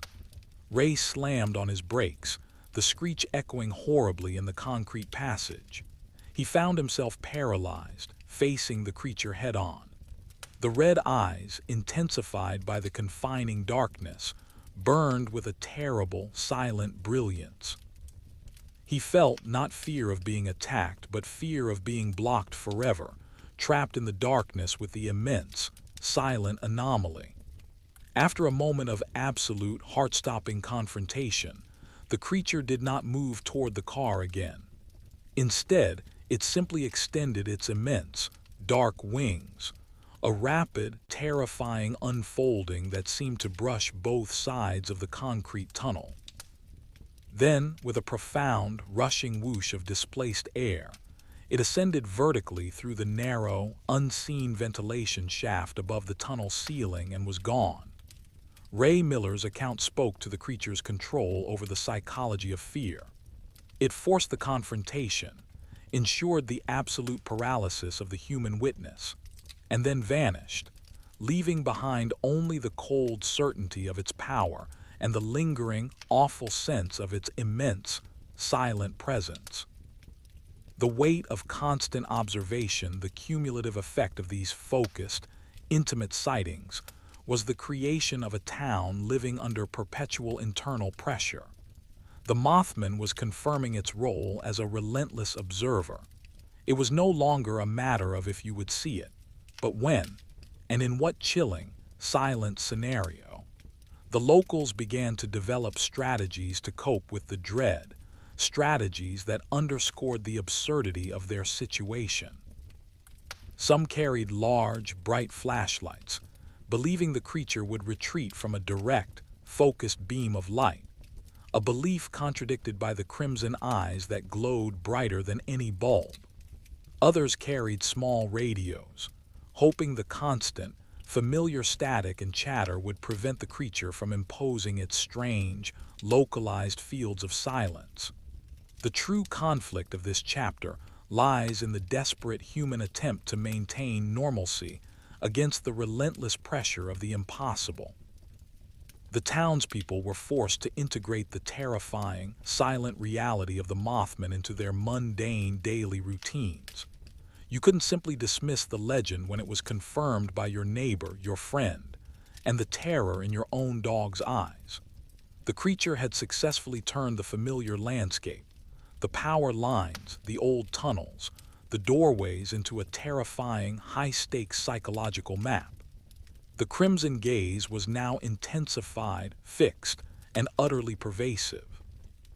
The Mothman was waiting, silently, patiently, for the final, inevitable collapse, and in the meantime, it was ensuring that the witnesses were fully aware of its eternal, silent vigil. Chapter 5. Contending with the impossible body. Following the dense concentration of targeted sightings, from Marcella Bennett's terrifying standoff at the trailer doorway to the tunnel encounters and the quiet surveillance near the power lines, the mystery of the Mothman moved beyond mere local panic. It became a profound, agonizing intellectual problem. The creature's behavior was a perfect contradiction. It was undeniably physical, massive, dark, and casting a shadow, yet utterly impossible. It moved silently, matched the speed of cars, and caused electrical interference. In the small, beleaguered town of Point Pleasant, and among the growing influx of external investigators, two primary competing theories emerged to try and account for this paradoxical body. These two camps, the proponents of biological mutation and the champions of extraterrestrial/interdimensional intervention, clashed constantly, unable to accept the premise that the creature could simply exist without a rational origin point. The biological theory, the monster of the arsenal, the most comforting, and therefore most readily embraced, theory among some local officials and reluctant skeptics, was the idea that the Mothman was simply a horrifying, but still earth-bound biological mutation. This theory was deeply rooted in the history of the T.N.T. area itself.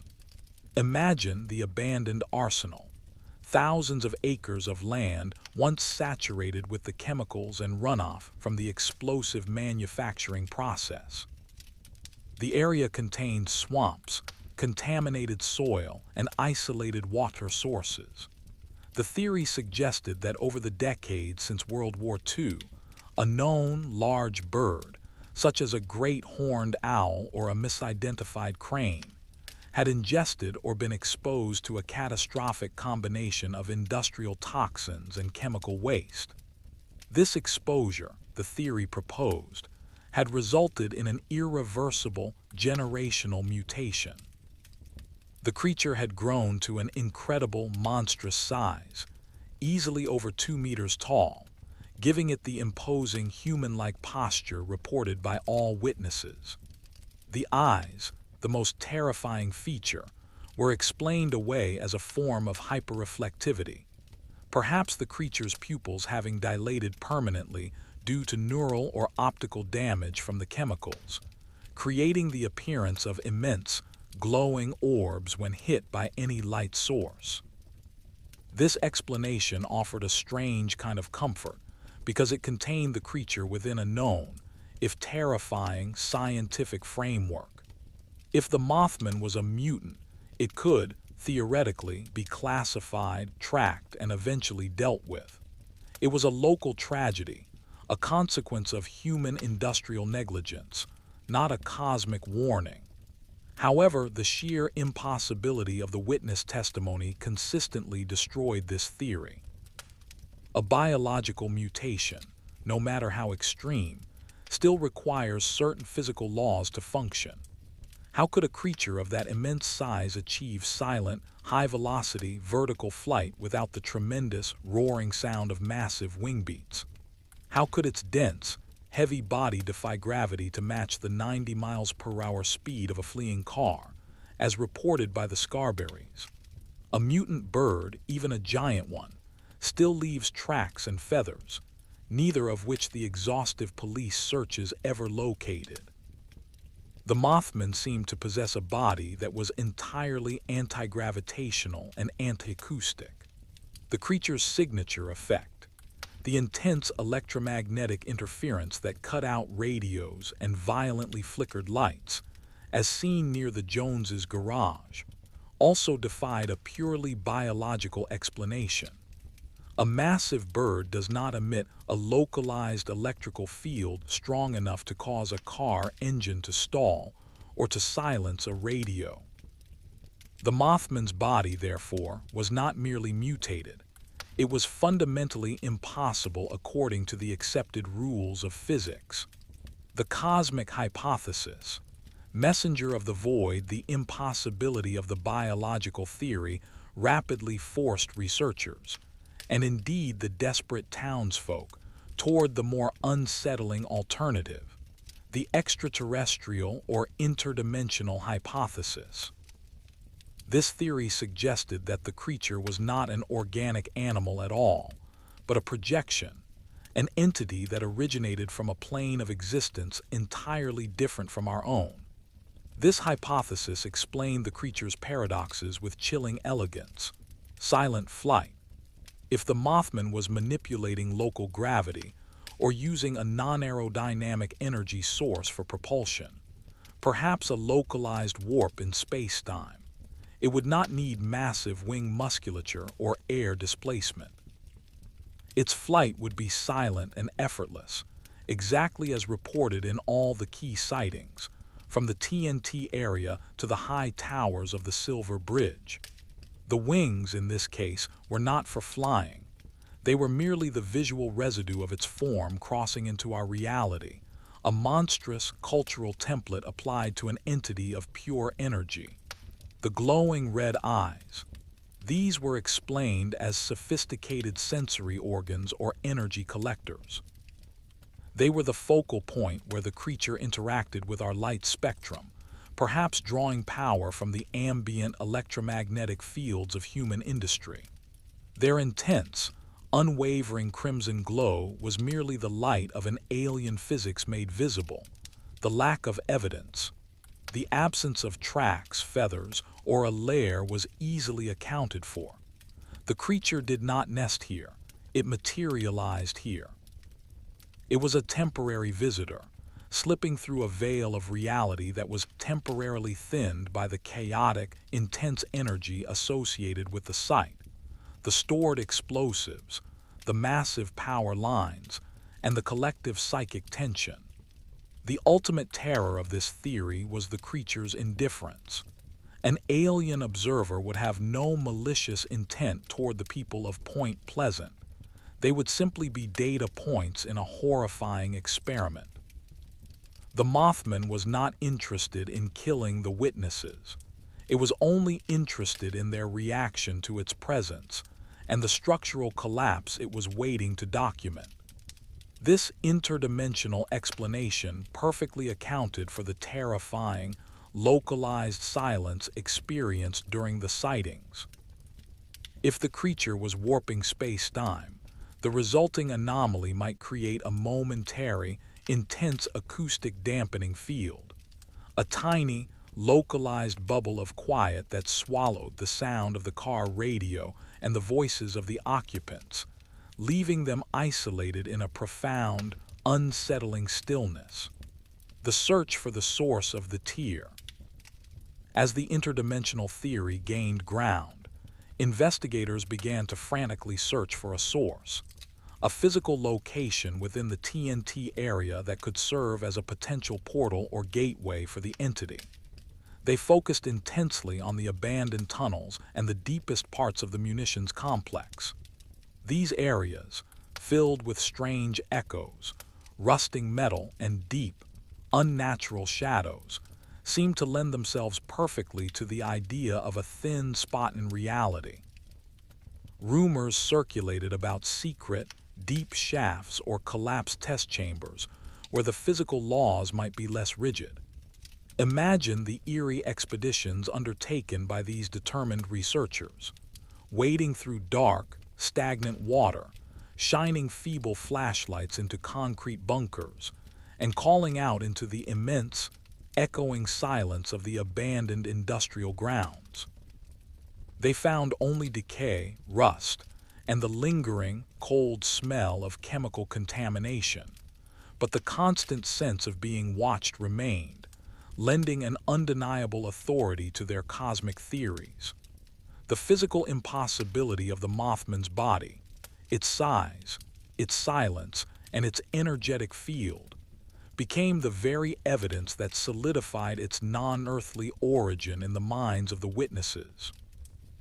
They knew, with a certainty deeper than scientific proof, that what they saw was a messenger, a terrifying herald from a place beyond human comprehension, drawn to the looming disaster of the Silver Bridge. The creature remained the ultimate paradox, a massive, terrifyingly solid body that simply refused to obey the foundational rules of the universe. And in that refusal, it created a level of dread that no ordinary monster could ever inspire. Chapter 6. The Convergence of Omen. The weeks following Marcella Bennett's confrontation at the doorway were marked by a profound cognitive dissonance in Point Pleasant. The town's collective consciousness was attempting to hold two mutually exclusive ideas at the same time: that the world was ordered, rational, and bound by physical law, and that a massive, crimson-eyed entity was currently soaring silently over their rooftops. The impossible, localized terror had been established. But as late November bled into the first, chilly days of December, the terror began to escalate, becoming exponentially more complex. The Mothman was not, as it turned out, an isolated incident. Its presence seemed to act as a kind of cosmic lure, drawing other, equally unsettling phenomena to the Ohio River Valley. The anomaly of the winged creature quickly became entangled with reports of silent, swift-moving unidentified flying objects, UFOs, and most chillingly, the discreet, chilling appearances of the enigmatic men in black, MIBs. Imagine the mounting, suffocating paranoia this created. It was no longer a question of a monster. It was a question of a coordinated cosmic event, a profound, multi-layered intrusion that targeted the town with terrifying, synchronized precision. The lights in the sky concurrent with the creature's close-range surveillance, the silent patrols near power lines, and the aggressive standoff in the tunnels, the night skies over Point Pleasant, and the immense, dark expanse of the Ohio River began to experience a dramatic surge in unexplained aerial activity. People who were already nervous, already looking up, now saw things that defied simple explanation. These were not the fleeting, distant lights that could be dismissed as commercial aircraft or weather balloons. These were silent, disc-shaped objects or highly intense, pulsating spheres of light moving with impossible velocity. A number of reports, particularly from rural residents whose homes overlooked the river, described silent, low-flying objects performing maneuvers that no human-made craft could achieve. They would hover for minutes in absolute stillness, defy gravity, and then accelerate laterally at speeds that rendered them invisible in a split second. The crucial link, the piece of evidence that bound the lights to the winged entity, was geographic proximity. The UFOs were frequently reported hovering near the T.N.T. area, the sprawling, chemically charged wasteland that served as the creature's lair, or performing slow, silent passes over the Silver Bridge, the immense steel structure that spanned the river and which was, unbeknownst to all, already structurally doomed. One particularly compelling and deeply unnerving account came from a group of night shift workers at a small plant near the river. They reported seeing a silent, intensely red light, a pulsing metallic sphere, descend slowly toward the abandoned arsenal grounds. As the light hovered low over the empty, concrete bunkers, they saw a massive, black, winged shape soar up from the darkness to meet it. The winged figure did not appear to be chasing the light. Instead, the two entities engaged in what the witnesses described as a brief, silent dance of coordination. The Mothman circled the red light 3 times in a tight, silent orbit, almost as if confirming its identity or its purpose. Then, with a sudden, coordinated surge of energy, the red sphere shot straight upward, vanishing into the night sky, and the Mothman descended silently back into the shadows.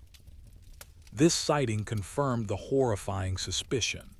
The Mothman was not an isolated, random biological freak.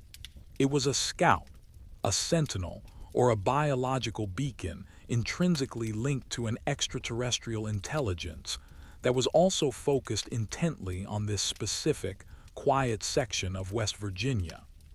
The cosmic scale of the event amplified the dread exponentially.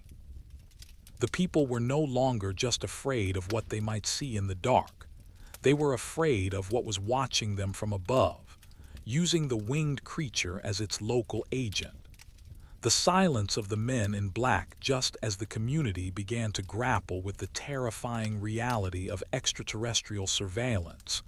Another, far more insidious layer of threat emerged: the arrival of the men in black, MIBs. These were not creatures of wing and shadow. They were unnervingly, chillingly human, or at least, they were replicas of human beings. The MIB's appearance confirmed the theory that the Mothman incident was now a highly classified, potentially global secret. They arrived in the wake of the most compelling, detailed sightings, targeting those individuals who had offered the most explicit, non-negotiable testimony, people like the Scarberrys and, crucially, Marcella Bennett herself. Imagine the profound contrast. The Mothman was raw, ancient terror, an impossible, majestic shadow. The MIBs were cold, modern terror, the embodiment of a conspiracy of silence that sought to erase the creature's existence. These men typically arrived in pairs, driving large, pristine black sedans, often older models like a 1950s Cadillac or Buick, that looked strangely out of place on the rough country roads. They were universally described as wearing identical, ill-fitting, cheap black suits, white shirts, and thin black ties. Even more unsettling was their uniform appearance. Pale skin, often slightly built, and wearing heavy, dark sunglasses even indoors or in low light, obscuring the human element of their gaze. Their speech was often flat, monotone, and lacking the natural rhythm and inflection of ordinary human conversation. They asked pointed, repetitive questions, demonstrating a profound interest not in the creature itself, but in the details of the report, the exact timing, the number of witnesses, and the precise moment the fear began. The account of their visit to a local man, who had reported a close-range sighting of the Mothman, became a terrifying template for the MIB encounters. The man later claimed the visitors seemed unnervingly unfamiliar with simple human customs. One of them reportedly picked up a common pencil and examined it with profound, cold confusion, as if trying to decipher the function of an utterly alien artifact. Another struggled visibly with the pronunciation of a simple word, substituting a strange, synthetic-sounding syllable in its place. The most disturbing aspect was their psychological pressure. They never physically threatened violence, but their warnings were icy and absolute. They advised the witnesses to cease speaking about the creature, suggesting that continued discussion would lead to vague, yet severe, negative consequences: loss of employment, unfortunate domestic problems, or even hints of personal accidents. Marcella Bennett, as a key witness whose testimony brought the creature into the domestic sphere, would have been a prime target for this chilling attention. A visit from the MIBs to her quiet home would have been an act of terrifying power, turning her private fear into a public liability. The fear of the winged figure was now compounded by the dread of the silent, suited men who seemed to emerge from the very machinery of secrecy.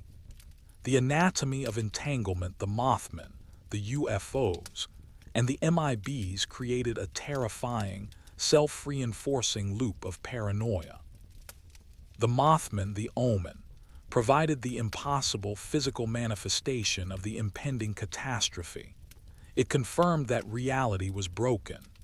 The UFOs, the scale, demonstrated that the local anomaly was part of a broader cosmic surveillance effort, amplifying the stakes beyond a local problem.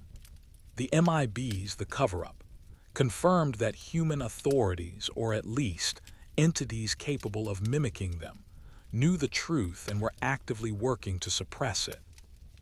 The psychological impact of this entanglement was devastating. The residents of Point Pleasant found themselves caught in a terrifying net where every direction held a threat. If they looked up, they saw the silent, hostile lights. If they looked at the T.N.T. area, they saw the winged shadow. And if they looked at the door, they feared the arrival of the cold, pale men in black suits. The profound, enduring quiet that surrounded the Mothman, its silence of flight, its silence of intention, was now being mirrored by the chilling silence of the MIBs, the silence of their threats, and the silence of the large black cars. The entire episode became defined by a terrifying, orchestrated absence of sound and explanation. The creature's initial, localized confrontation with Marcella at her door had expanded into a massive, multifaceted siege. The people of Point Pleasant knew they were being watched, studied, and silenced. The winged figure was now merely the most visible, tangible aspect of a far vaster, more terrifying machine of intrusion. The entire stage was set, the final elements of the omen confirmed. All that was left was the final, devastating event the creature had arrived to witness. Chapter 7: The Vigil on the Steel. As the calendar pages turned into the first, bleak days of December 1966, the atmosphere of pervasive fear in Point Pleasant underwent a significant and chilling transformation. The entity known as the Mothman, having successfully terrorized the secluded areas of the T.N.T. area, and having physically enforced its presence at domestic thresholds like Marcella Bennett's doorway, now executed its final, most ominous territorial move. The winged sentinel abandoned the shadows of the woods and fixed its entire, terrifying attention upon the town's most crucial and impressive piece of human engineering: the Silver Bridge. Imagine the profound symbolic weight of this shift. The creature was no longer merely stalking the periphery. It was observing the heart of the town's economic and social life. The Silver Bridge was more than just a roadway. It was a massive, elegant structure of steel and concrete, connecting the banks of the mighty Ohio River and serving as the lifeline for thousands of daily commuters and commerce. It stood as a towering symbol of human ingenuity and confidence, a symbol that the Mothman seemed determined to catalog for its inevitable failure. The vigil began with the creature establishing itself not as a passing threat, but as a permanent fixture of the structure's architecture. The sentinels perched the sightings during this chilling final phase were dominated by reports from people who worked the late shifts, local fishermen, and individuals who, driven by a morbid, irresistible curiosity, would drive near the bridge late at night. They all reported the same terrifying tableau, a massive, silent figure perched impossibly high on the bridge's main suspension towers. These towers were immense, cold, steel sentinels in their own right, rising hundreds of feet into the frigid air. The very thought of anything biological scaling that height, then remaining motionless in the biting December wind, was ludicrous. But the creature did precisely that. Picture the night scene. The Ohio River below is a sheet of black, slow-moving water, occasionally broken by the passage of a distant towboat. The bridge itself is lit by a string of yellow streetlights, which do little to dispel the profound darkness of the steel latticework. And there, against the immense, dark expanse of the winter sky, you would see the perfect, unmoving silhouette. A local towboat operator, making a run upriver one bitterly cold night, claimed to have used his powerful marine binoculars to examine the figure on the upstream tower. He described the creature as hunched, its massive wings folded tight to its back, looking exactly like a black, ancient gargoyle. He insisted that even through the magnification, the creature gave off an unnerving sense of density and unnatural stillness. He could make out the faint, terrible crimson glow of its eyes, those unblinking, massive discs, fixed not on the river or the stars, but pointed directly down, surveying the complex network of eyebar chains and steel joints that held the structure together. The psychological impact of this positioning was profound. The Mothman was not flying away from the bridge. It was actively making the bridge its throne. It was silently declaring ownership of the space, presiding over the flaw hidden deep within the metal. The obsession with the structure of the Mothman's focus during this vigil was deeply unsettling. Witnesses noted that the creature rarely engaged the traffic. Its crimson gaze seemed dedicated entirely to the steel. One account from a late-night toll booth attendant, who often saw the silhouette from his small, isolated booth, detailed the unnerving frequency of the creature's descents. Instead of flying far afield, the Mothman would launch itself from the tower, not soaring away, but performing a slow, silent circuit directly beneath the bridge's roadway. This flight path was a meticulous, detailed survey. It would glide silently under the structure, its huge shadow momentarily passing over the cold, rushing water, its movement utterly deliberate. This was not playful or territorial flight. It was an act of inspection. The creature seemed to be reviewing the bridge's components, checking the progress of the inevitable decay. The creature's complete lack of sound during these inspections was perhaps the most terrifying detail. It defied the logic of mass and gravity, gliding with an impossible, effortless grace that suggested it was merely riding a current of energy, perhaps the very energy flowing through the stressed steel. The terror became less about being chased and more about being a passenger on a doomed ship. Every time a driver crossed the silver bridge, they were crossing beneath the immense, silent gaze of the creature that was waiting for the structure to fail. The fear shifted from "what is it?" to "when will it happen?" The Mothman had become a living, breathing countdown clock. The interplay with the cosmic threat, the final vigil, was not conducted alone. The UFO sightings, the silent, high-velocity spheres of light, continued to be reported in the immediate vicinity of the bridge. Often, a patrol helicopter or a small, unexplained low-flying light would be seen near the towers just before or just after a Mothman sighting. This confirmed to the increasingly desperate witnesses that the creature was part of a larger, intelligence-driven network.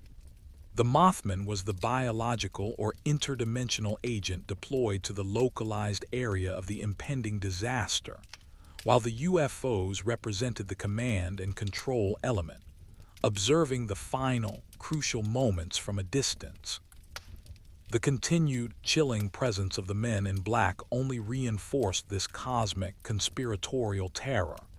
If an MIB visited a witness who had seen the Mothman perched on the bridge, the subtle freezing threat, the warning to keep silent, now felt deeply, nationally ominous. It suggested that a secret agency was aware not only of the creature's existence, but of the imminent structural failure it was prophesying, and was actively enforcing silence to prevent panic. The terror was rooted in the knowledge that they were being deliberately kept in the dark about their own mortality. The silence of the warning, the ultimate tragedy of the Mothman in this final vigil, was its terrifying refusal to communicate. The creature possessed the size and the focus to be an effective alarm, yet its purpose was clearly not to save human life, but merely to observe its loss. Standing high on the steel towers, with its crimson eyes burning holes into the blackness, the Mothman was the physical manifestation of the unknown flaw.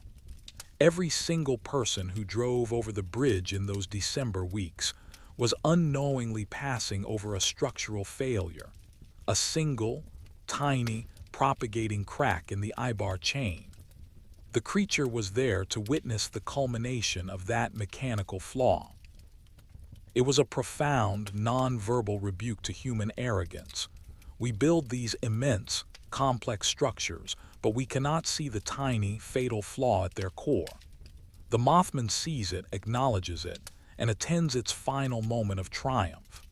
The atmosphere in Point Pleasant became profoundly tense, heavy with unacknowledged disaster.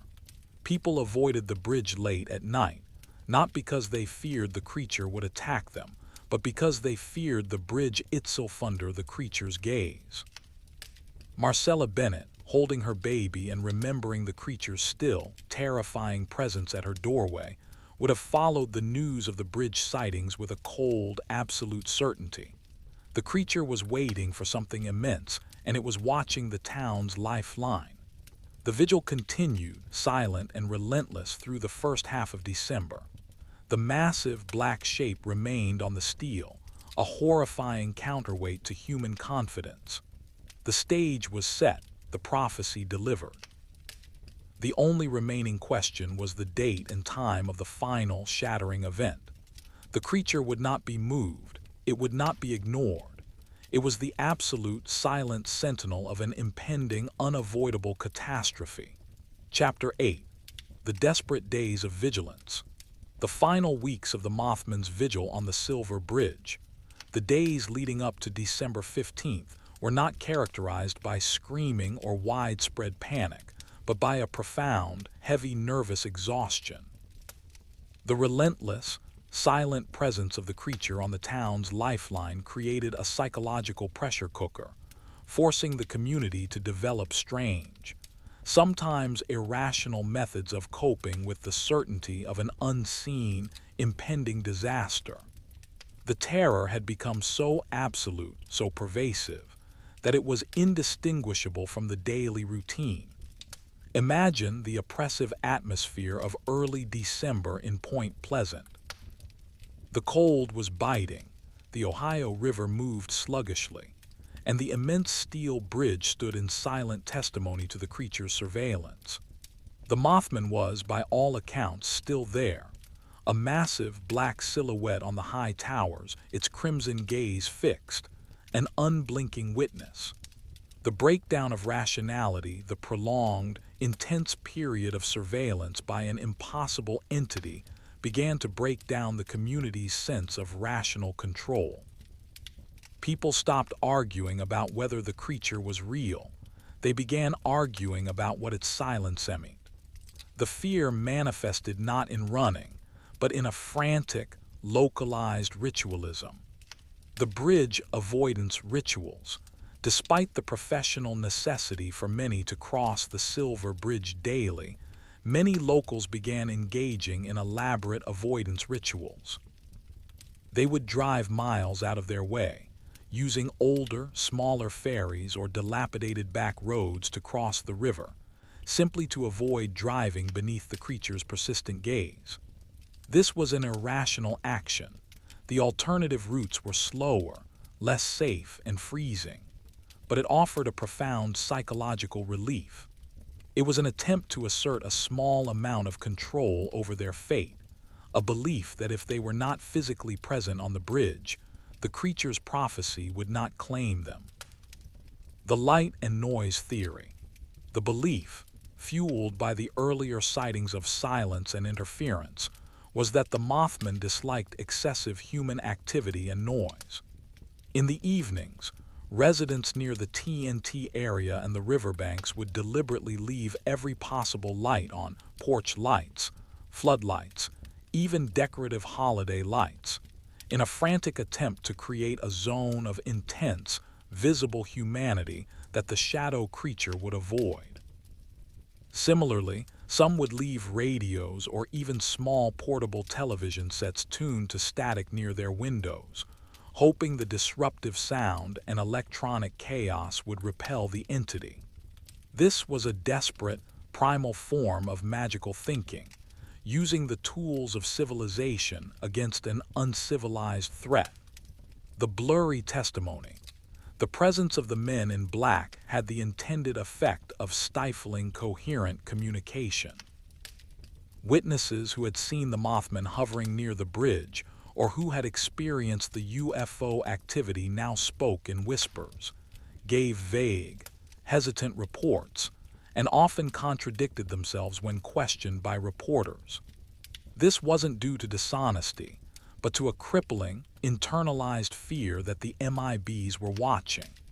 The fear of the winged shadow had become secondary to the fear of the silent, pale enforcers.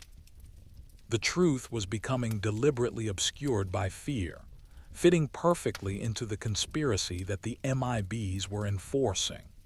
The final ominous reports in the days immediately preceding the December 15th disaster, the Mothman sightings became chillingly precise, almost as if the creature was checking a clock. These final reports linked the creature's presence not just to the structure, but to the very timing of the collapse. One prominent account came from a local man who was part of a small group of volunteers attempting to track large, unexplained sonic booms that had been rattling windows in the area.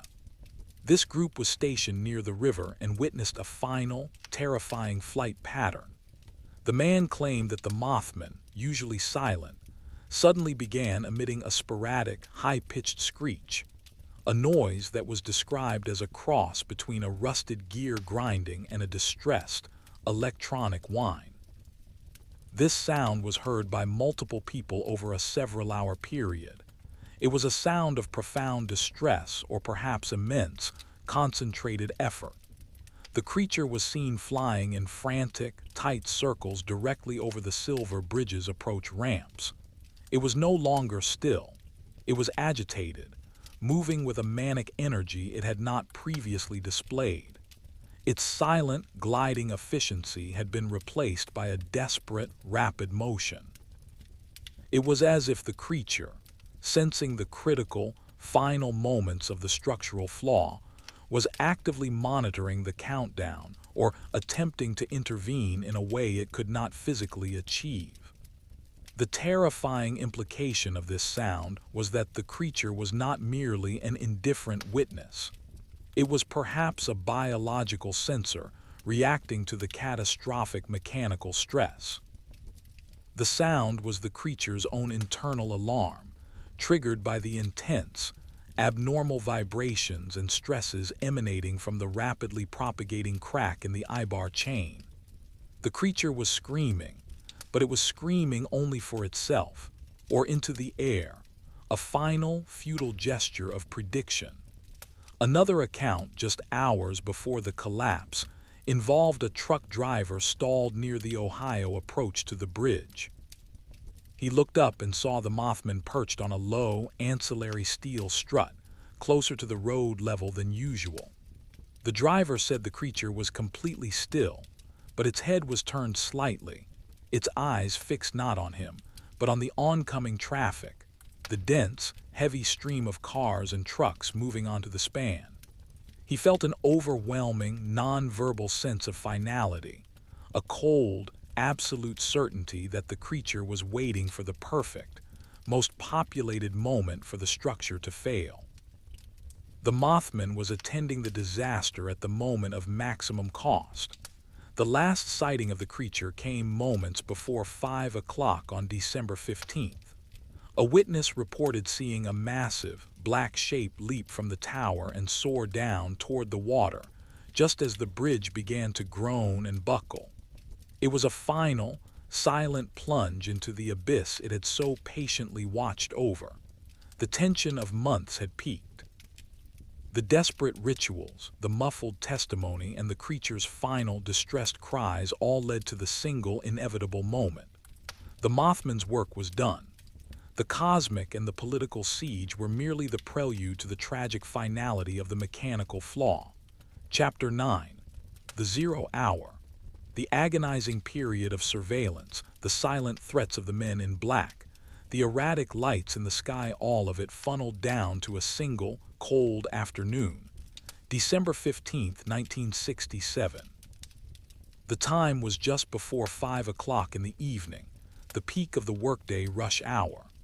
The sky was already heavy with the twilight of a deep winter day, the air thick with dampness and the deep, pervasive chill characteristic of the Ohio River Valley.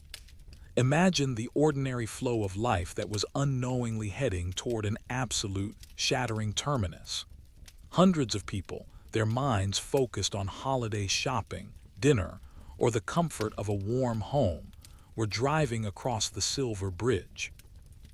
They were trusting in the thousands of tons of steel, the careful engineering, and the perceived safety of a routine journey. They were, in the most profound sense, ignoring the prophecy of the winged shadow that had been their constant, silent companion for over a year. The final vigil, the final, conclusive sightings of the Mothman were reported in the moments directly preceding the catastrophe. These reports cemented the creature's role not as a malevolent force, but as an absolute, unblinking witness to the structural flaw that human eyes simply could not perceive. A construction worker, driving home on the Ohio side, reported seeing the creature for the final time. It was not on the high towers now, but positioned low, on a steel support girder near the West Virginia approach ramp. The immense figure was hunched, its shape indistinguishable from the cold, dark metal, except for those two terrible, perfect crimson circles. The worker later recalled that the creature's posture was one of intense, absolute stillness. It was not aggressive, it was attentive. Its gaze was not focused on the worker's car, but fixed laterally, following the immense, heavy flow of traffic that was currently overloading the bridge's capacity. Cars, trucks, and school buses, all pushing the already stressed steel to its final limit. He felt a sudden, profound sense of psychic pressure, a wave of cold, absolute dread that was so intense it forced him to pull his vehicle over, his hands trembling violently on the wheel. He couldn't articulate the feeling, but it was the overwhelming, silent certainty that he was witnessing the final, ticking seconds of a massive countdown. He looked back at the bridge, the cold steel structure holding its burden, and saw the creature still perched, its head slightly lowered, as if in silent prayer or profound acknowledgement. This final sighting, just moments before the event, defined the Mothman's ultimate indifference. It was not here to warn, it was here to register. The collapse was not its creation. It was merely the event it was designed to attend. The sound of finality then, the clock ran out. The failure was not gradual. It was, as described by engineering reports, a near-instantaneous chain reaction caused by the fracture of a single eyebar in the northeast suspension chain.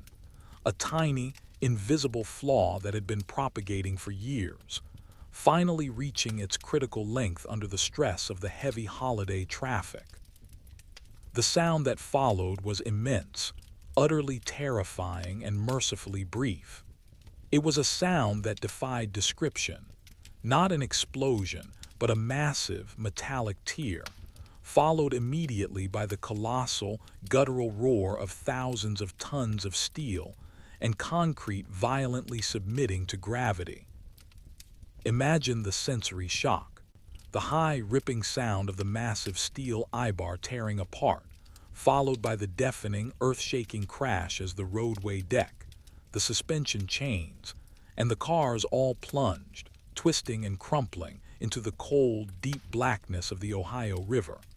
The sound was so violent, so utterly final, that it was heard miles away, a sound that instantly transformed the normal routines of an entire community into a historical tragedy. The entire collapse took less than 60 seconds. The magnificent steel structure, the symbol of human permanence and connectivity, was gone, replaced by a massive, chaotic tangle of wreckage in the water, illuminated only by the frantic, scattered beams of vehicle headlights that had been abruptly cut short. The cold, dark water of the Ohio River swallowed the structure and the vehicles within it, instantly muffling the screams and the metallic cacophony. The river, which had been the town's steady backdrop, became its sudden, immense grave. The immediate, crushing silence, the chaos that followed the initial roar was immense, but it was accompanied by a terrifying, immediate silence, a psychological vacuum left by the sudden absence of the massive structure. People rushed to the riverbanks, drawn by the sound, only to be confronted by the incomprehensible sight of the bridge simply not being there. The immediate terror was not the Mothman.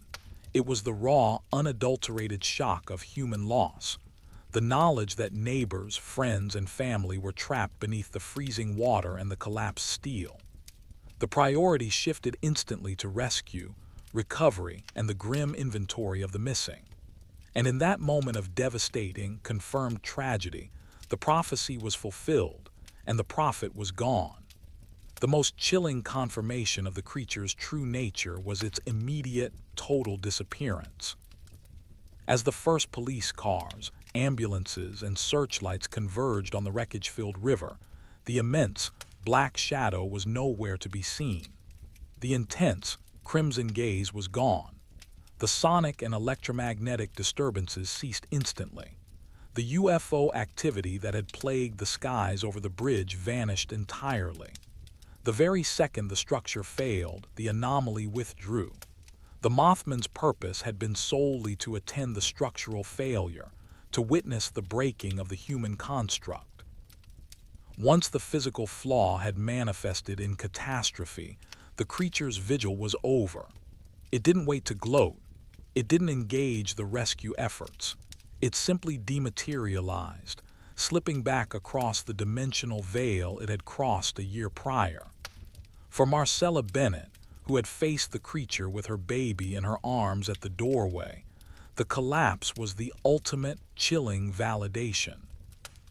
The terrifying, silent presence she had felt was confirmed to be a harbinger, a physical manifestation of a flaw that was already written into the steel and the fate of the town.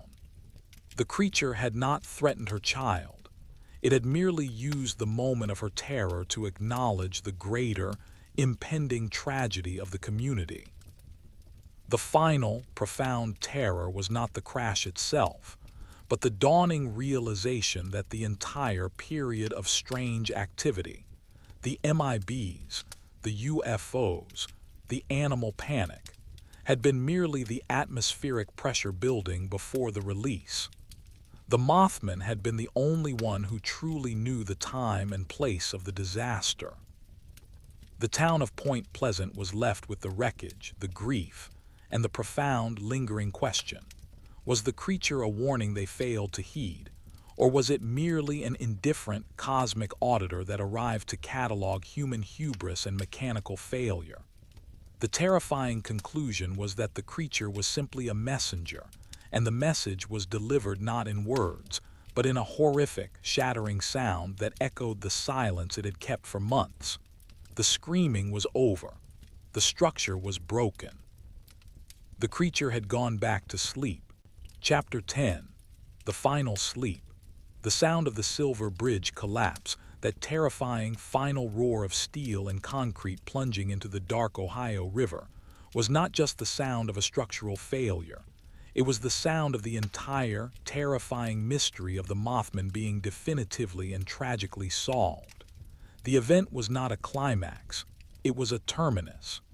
The creature's prophecy, which had unfolded over 12 long, tense months, was fulfilled. In the aftermath of the immense tragedy that claimed 46 lives on that freezing December evening, the profound shock of loss replaced the strange, chronic terror that had plagued Point Pleasant. Grief and the grim, desperate work of rescue and recovery became the only realities.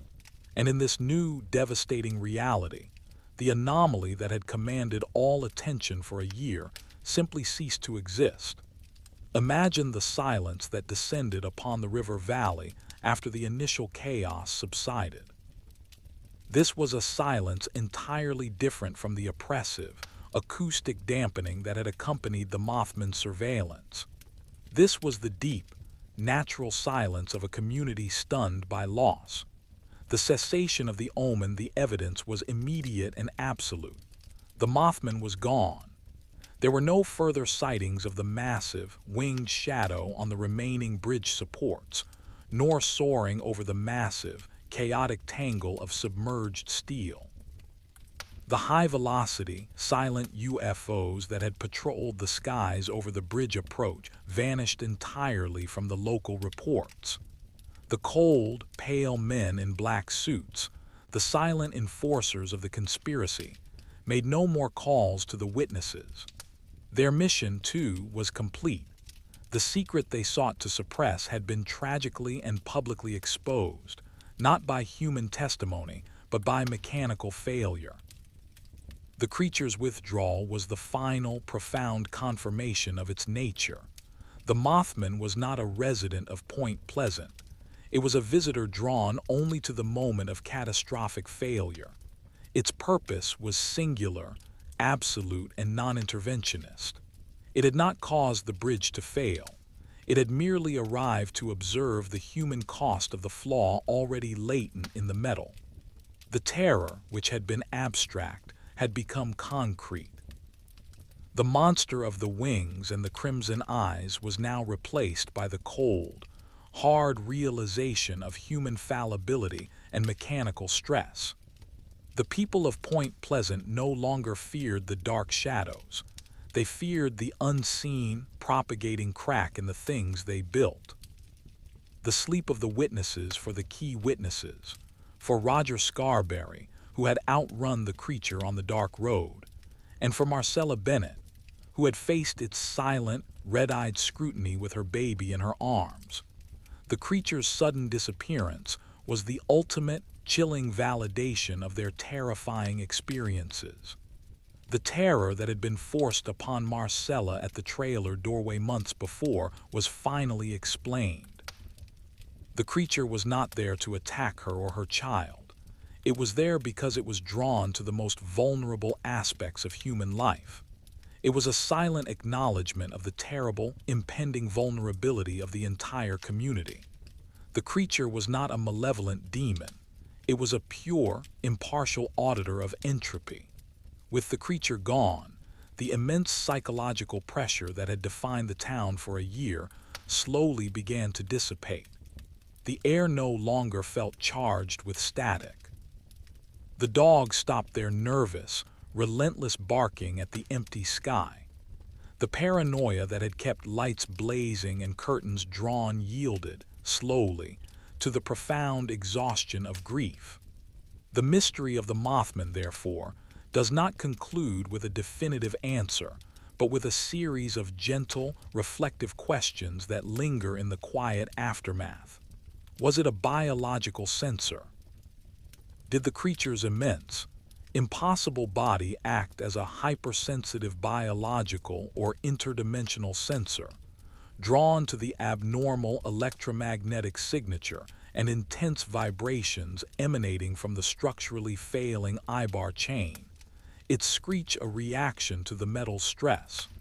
Was it a warning unheeded? Did the Mothman deliberately choose an appearance, the large, winged shadow, that would instill terror but not communicate a legible warning, ensuring that humanity would be forced to confront its own inability to recognize disaster when it was presented in a non-rational form? Was it a cosmic witness? Was the creature, along with the UFOs and the MIBs, simply a component of a larger, intelligent force that had arrived to catalog the inevitable collapse of human civilization's ambitious structures, confirming that our existence is merely observed by entities of profound alien indifference? The most comforting answer, perhaps, is found in the final, enduring silence. The creature is not an eternal threat. It is a temporary phenomenon. It is drawn to moments of immense localized disaster, and once that disaster has passed, it goes back to sleep, back across the veil from which it came, leaving the ordinary world behind. Now, as the long, tense narrative draws to its close, let us leave the cold river and the haunting steel wreckage behind. Let the image of the massive, crimson-eyed figure dissolve back into the comforting, ambiguous realm of myth. The fear it brought was profound, but it was also temporary. The tension is over. The vigil is finished. The shadow has receded. Take a deep breath now and feel the stillness of the night settle around you. The world outside your window is quiet, ordered, and entirely safe. The only thing remaining is the profound, comforting knowledge that the chaos of the story is done. 3 witnesses. A Mothman Story, Chapter 1, The Unfolding of the Map.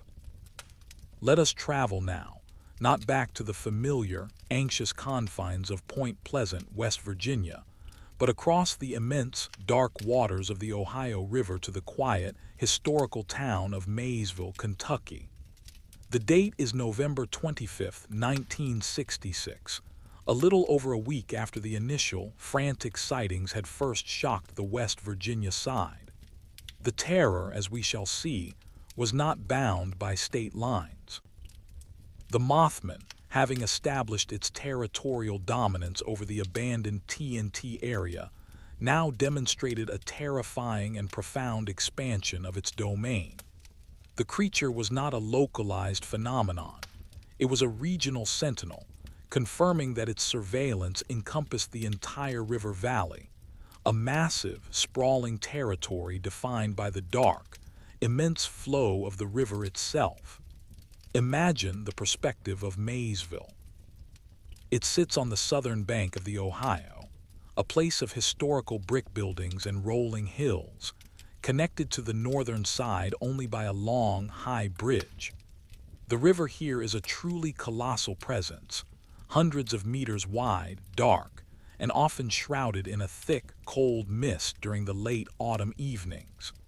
The movement of the creature across this massive body of water elevated the threat from a cryptid to an absolute, non-negotiable aerial force.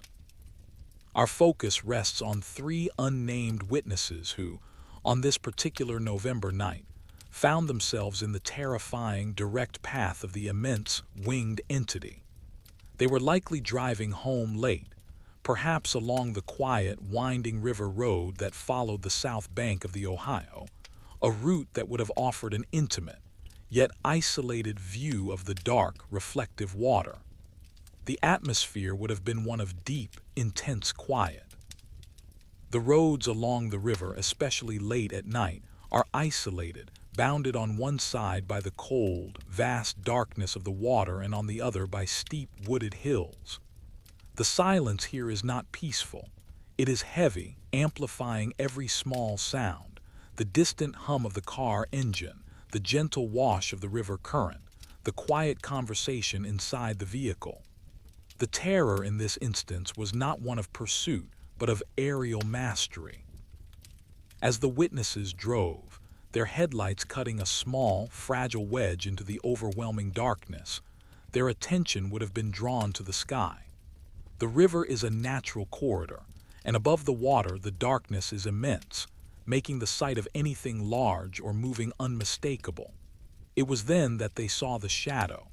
It was an immense, dark shape, soaring with effortless, silent efficiency directly over the dark, wide expanse of the Ohio River.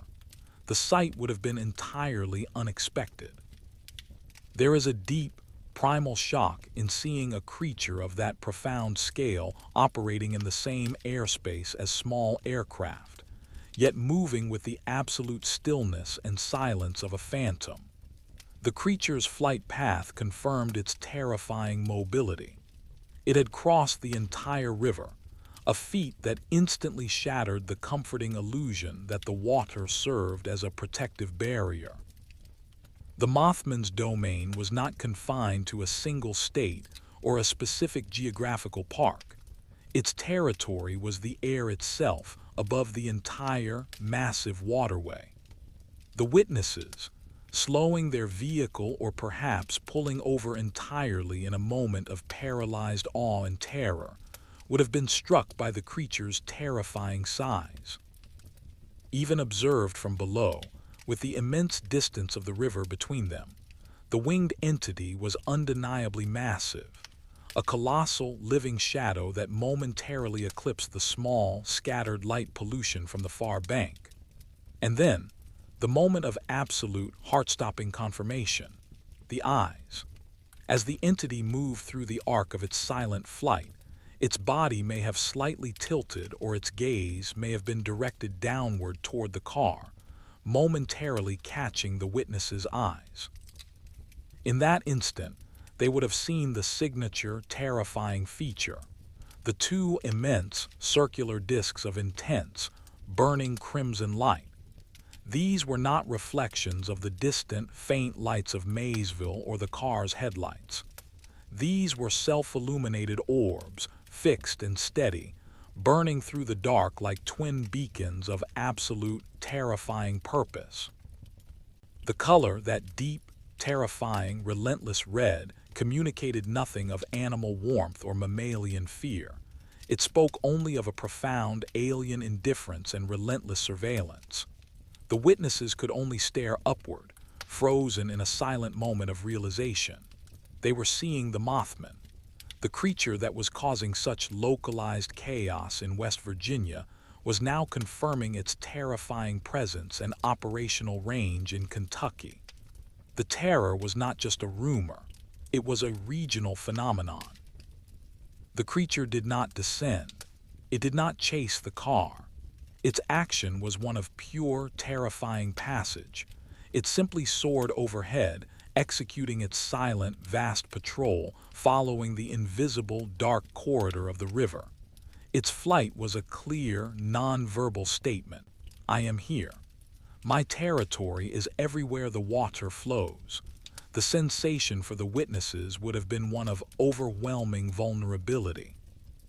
The car, which usually offered a comforting shell of metal and glass, suddenly felt fragile, exposed, and entirely insignificant beneath the massive, silent shadow that traversed the space above them with such arrogant ease.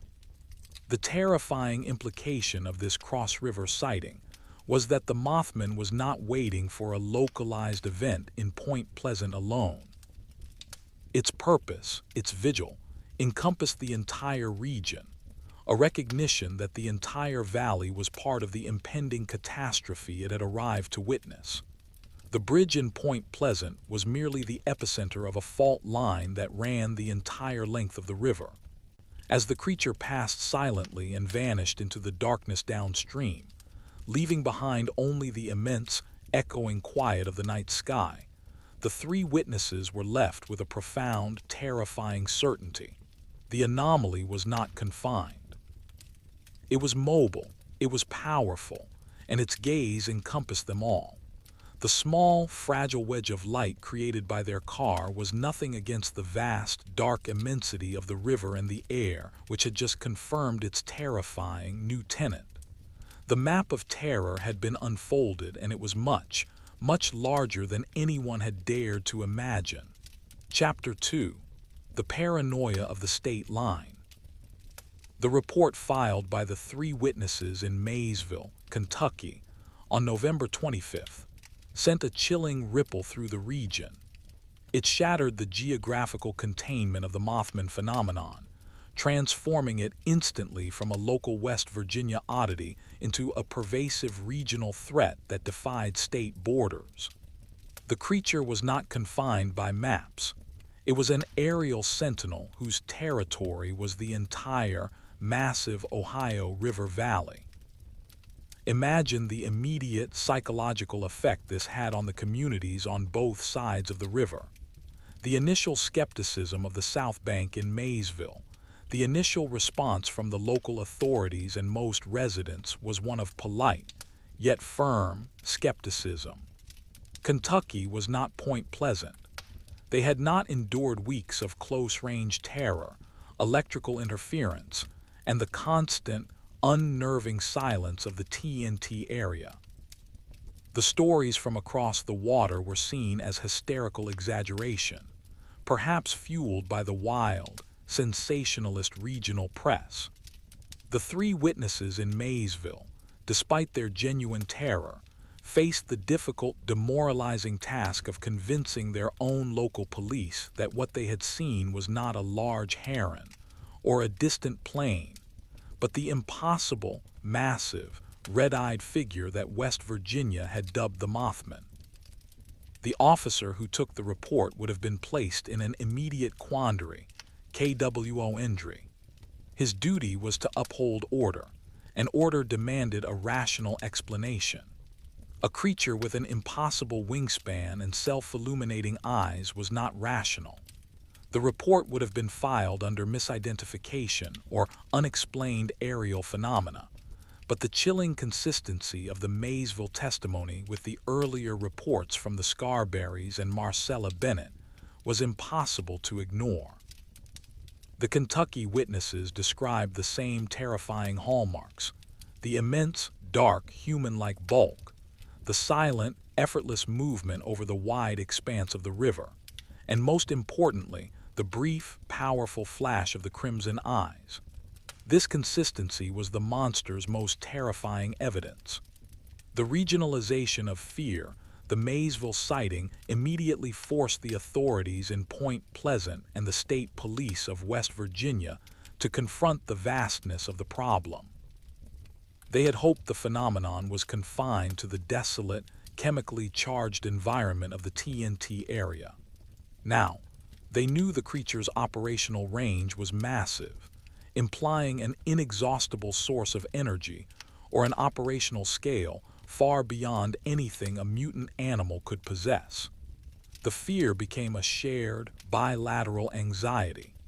The river, which had previously been a symbol of trade and connection, suddenly became a symbol of unimpeded passage for the anomaly. There was no escaping the creature by crossing the bridge or taking a ferry. The Mothman commanded the space above both shores with equal, arrogant ease. This shared fear created a sense of regional paranoia. People in Point Pleasant suddenly felt less alone, but infinitely more exposed. Their monster was confirmed to be everyone's monster, a fact that both validated their terror and magnified its scope. Imagine yourself living on the West Virginia side, having already witnessed the creature's silent patrol.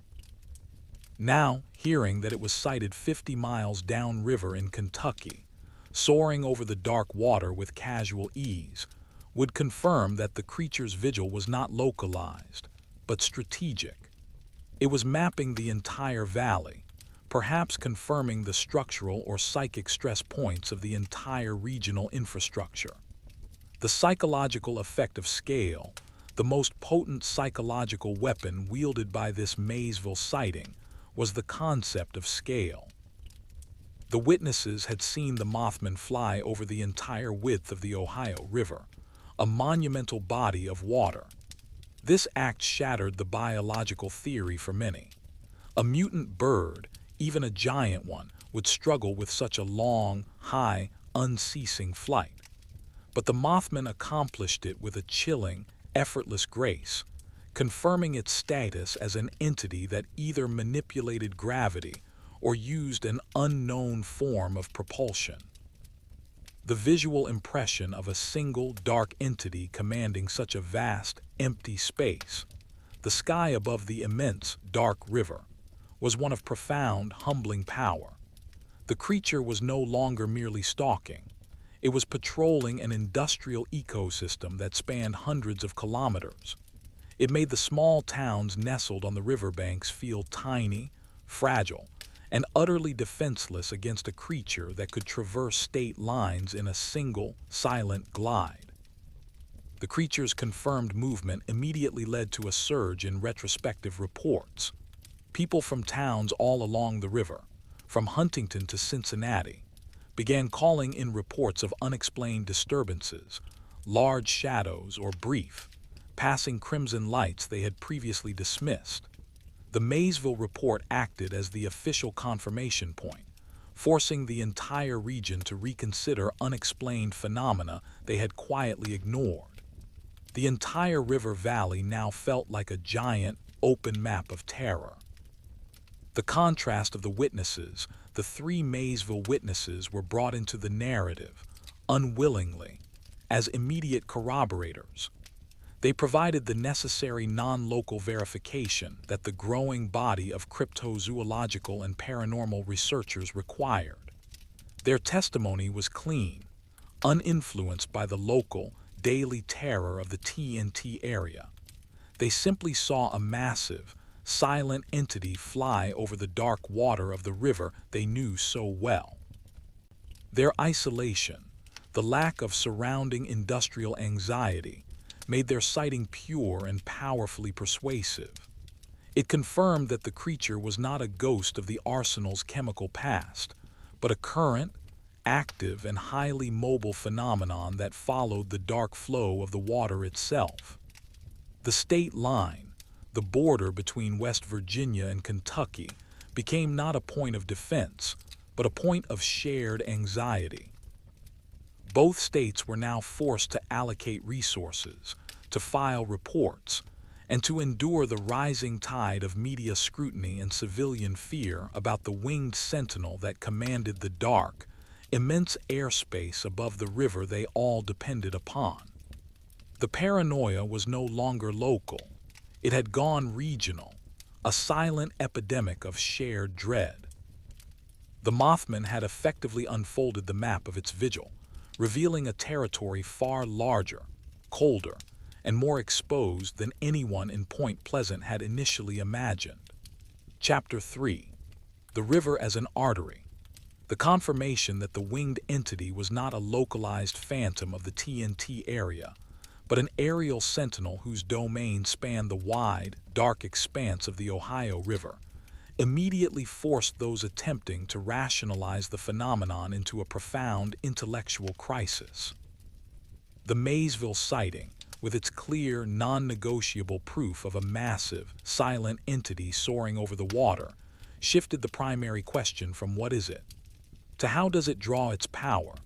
The focus of the entire mystery moved from the secluded, forgotten woods to the vast, powerful river itself. Imagine the profound difficulty of the feat the creature had just performed. The Ohio River is a monumental natural obstacle, hundreds of meters wide, its current strong and relentless. For a terrestrial creature of immense bulk, Crossing it would require tremendous, noisy, sustained effort. Yet, the three Maysville witnesses confirmed a flight that was utterly silent and seemingly effortless, executed with a terrifying, smooth efficiency that defied the known limits of biology. This impossible mobility gave rise to two central, interwoven theories that attempted to explain the creature's power by linking it directly to the unique energy of its surroundings. The energy conduit hypothesis, the most compelling explanation for the Mothman's ability to traverse the vast distance over the water, lay in the concept of the river as a massive energy conduit. This theory suggested that the Mothman was not flying in the traditional muscular sense, but rather riding or sourcing an immense, invisible field of energy that was concentrated along the river basin. Consider the immense, complex forces at work where a river meets modern industry. The Ohio River is a colossal hydrological force, its moving mass of water generating subtle but immense low-frequency vibrations and magnetic anomalies across its vast surface. Furthermore, the riverbanks are the preferred route for human civilization's most powerful arteries. Massive, high-tension power lines, colossal electrical substations, and dense underground communication cables. The theory proposed that the Mothman, with its strange, energetic composition, the self-illuminating crimson eyes, and the ability to induce electromagnetic interference, was uniquely suited to tap into these dual forces, hydrological and magnetic energy. The flowing water itself might create a natural, localized magnetic vortex that the creature could utilize for lift, rendering its massive wings merely ornamental or necessary only for slight directional changes. This would explain the effortless, silent glide, as the creature would essentially be floating on an invisible magnetic cushion. Electromagnetic fields, EMFs. More chillingly, the creature might be drawn to the intense, localized electromagnetic fields generated by the countless power lines that crisscross the river valley. The fields would be strongest directly over the water, where the cables are strung high, or near the massive steel support towers that stand sentinel on the banks. The Mothman might be a creature that feeds on or is powered by human electricity, using the dense network of power lines as its silent, high-altitude highway. Imagine the eerie reality of this theory. The creature was not a beast of the wild, but a creature of modern infrastructure.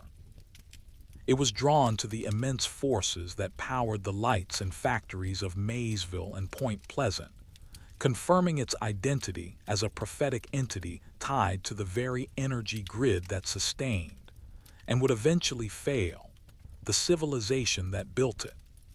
The witnesses, observing the creature soaring silently over the water, were unknowingly watching an entity that was using the very electrical power that lit their homes and ran their cars as its invisible runway. The industrial symbiosis and the omen the Cross River sighting in Maysville also reinforced the theory of industrial symbiosis. The creature was drawn not to nature, but to human constructs. The entire stretch of the river between Maysville and Point Pleasant is dotted with specific, high-stress industrial sites, chemical plants, power stations, and of course, bridges.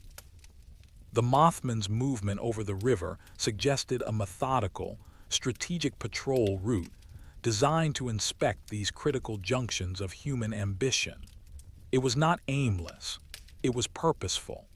The creature was surveying the physical signs of human strain and potential collapse. The Maysville sighting in this context wasn't just a random event. It was evidence that the creature's vigil was regional and targeted at all forms of human structural confidence within the valley. Bridges as targets.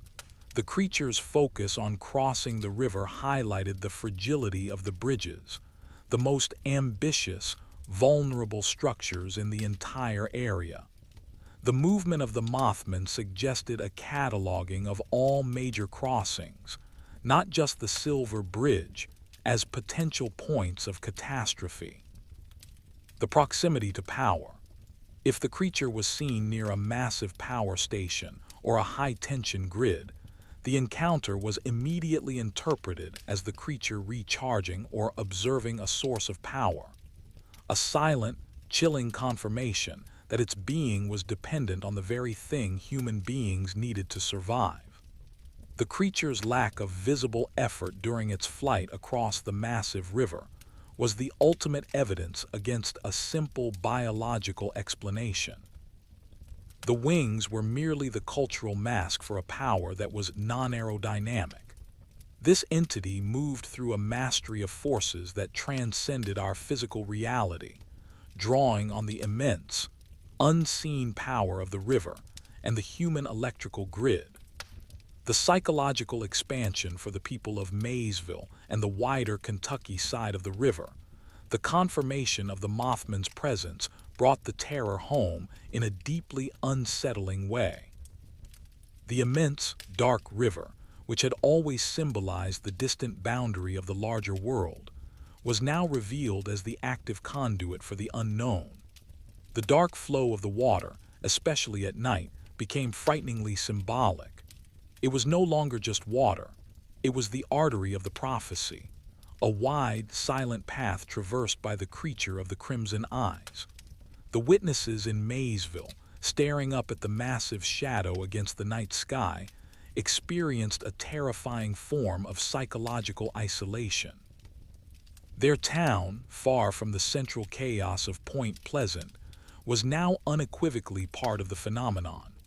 They were forced to reconcile their quiet, orderly lives with the profound, unsettling reality that their entire river valley, their home, was under the constant, relentless surveillance of a cosmic entity. The power of the creature was not just its size, but its ability to use the forces of nature and industry against humanity, turning the very things that connected and sustained the community, the river and the power lines, into the tools of its own terrifying vigil. The creature's silent crossing of the Ohio was a clear, non-verbal declaration of its ultimate, inescapable reach. Chapter 4. The Ripple Effect Across the Water. The confirmation of the Mothman's presence on the Kentucky side of the Ohio River, specifically with the Maysville sighting, was not merely an expansion of its geographical domain. It was a profound psychological ripple effect. The creature, having established its terrifying mobility over the vast waterway, now began to act as a regional catalyst, drawing other, equally unsettling phenomena to the Kentucky shore. The strange events that had plagued Point Pleasant were no longer isolated. They were now demonstrably bifurcated, mirroring across the deep, dark flow of the river. Imagine the sense of profound unease that settled over Maysville and the surrounding Kentucky River towns. They had once dismissed the stories from West Virginia as peculiar local hysteria. Now, the impossible was landing on their doorstep, confirming that the Mothman was merely the most visible aspect of a larger, coordinated intrusion. The appearance of the Kentucky MIBs, the most chilling confirmation of the regional spread, came with the distinct, unsettling appearance of the men in black MIBs on the Kentucky side. These were not the fleeting, distant glimpses of the Mothman. These were direct, cold, and utterly human-like encounters that enforced a profound, suffocating silence. In Maysville, following the detailed report of the 3 witnesses who saw the Mothman soar over the river, whispers began to circulate about strange visitors. These were not local law enforcement or federal agents following standard protocols. Imagine the scene: a small, isolated farmhouse or a quiet home in Maysville, a week or so after the Mothman sighting. A dark, out-of-place black sedan, often a large, antiquated model like a 1950s Buick or Cadillac, would pull silently into the driveway, its engine making barely a whisper. Two men would emerge. They were universally described with the same unnerving precision that had become standard in West Virginia. Tall, slender, with unnaturally pale skin, dressed in identical, ill-fitting black suits, white shirts and thin black ties. Crucially, they wore large, dark sunglasses, even indoors or in low light, obscuring their eyes and robbing them of any human warmth or expression. The Maysville witnesses who encountered these figures described their manner as polite, yet rigid and entirely devoid of natural human inflection. Their voices were flat, almost synthetic, and their questions were relentlessly focused on the sighting itself. Where exactly did you see it? What was the precise color of its eyes? Did it make a sound? Have you spoken to anyone else about this? The chilling aspect for the Kentucky witnesses was the MIB's profound lack of common human knowledge outside of their immediate, unsettling agenda. One witness, attempting to offer them a glass of water, described how one of the MIBs stared at the simple glass with a blank, cold confusion, as if the concept of drinking water from a vessel was entirely alien to him. Another witness recounted how one of the men asked about the precise meaning of the term local news, as if he did not understand the concept of community-specific information. Their visits always concluded with the same chilling warning. They would advise the witnesses, in calm, level tones, to cease all discussion of their sighting. The consequences were always vague but profoundly unsettling.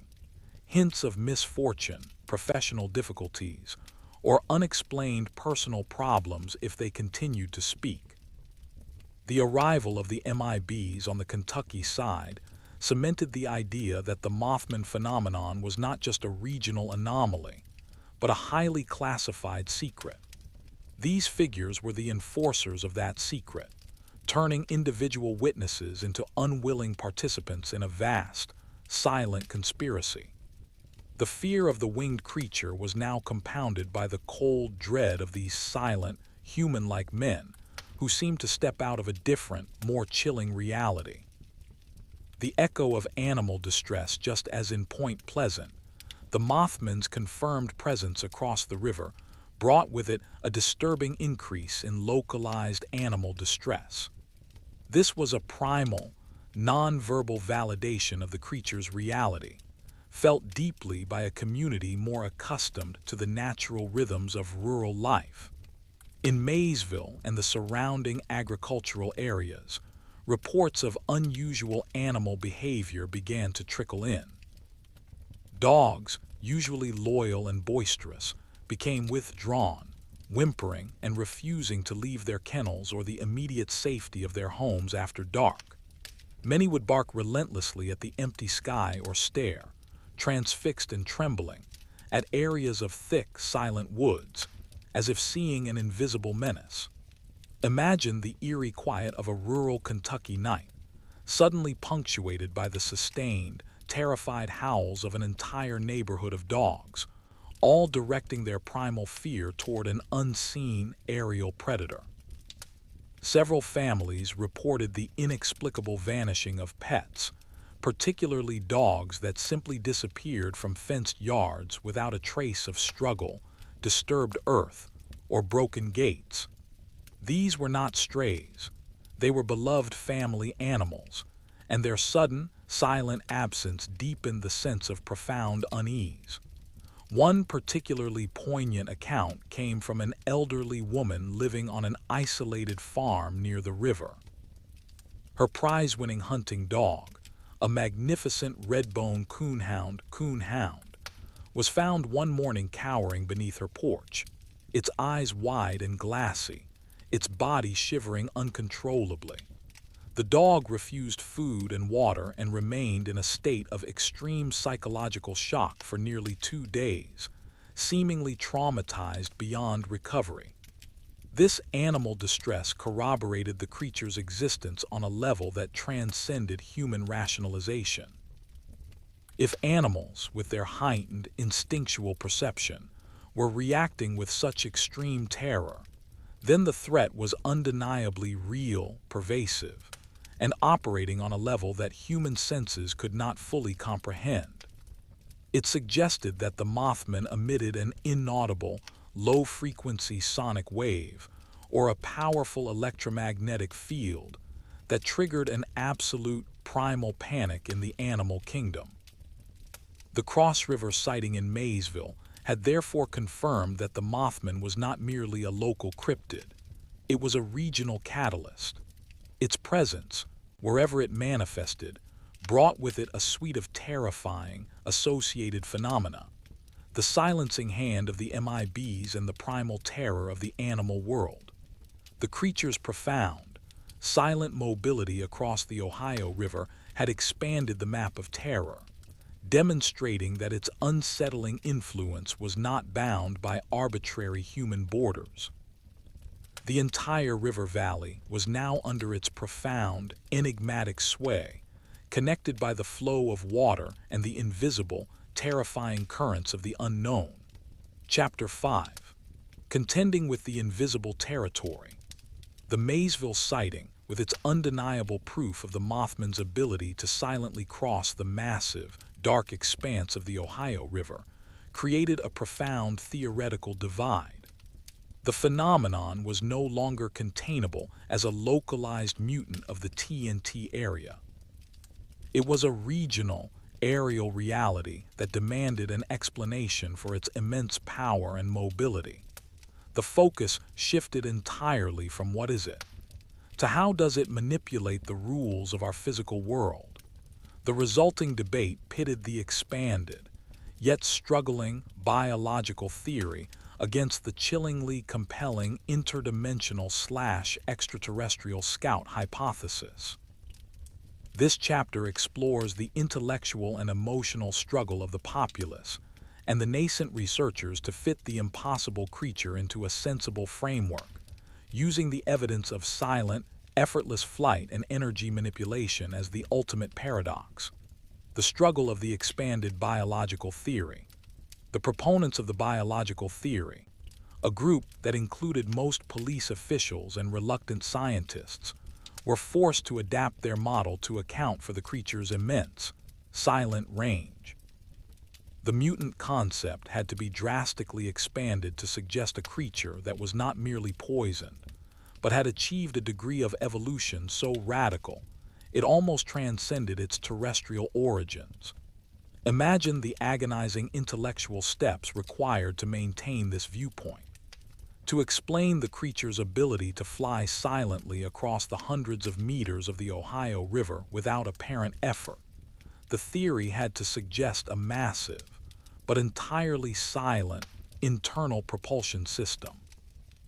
Perhaps the mutation had somehow given the creature an impossibly efficient respiratory or muscular system that allowed for sustained, rapid flight without the usual auditory consequences of air displacement. The crimson eyes were forced into an optical explanation, perhaps a form of hyperreflectivity or a chemically induced bioluminescence that occurred upon exposure to darkness, making the eyes appear to burn with an internal fire.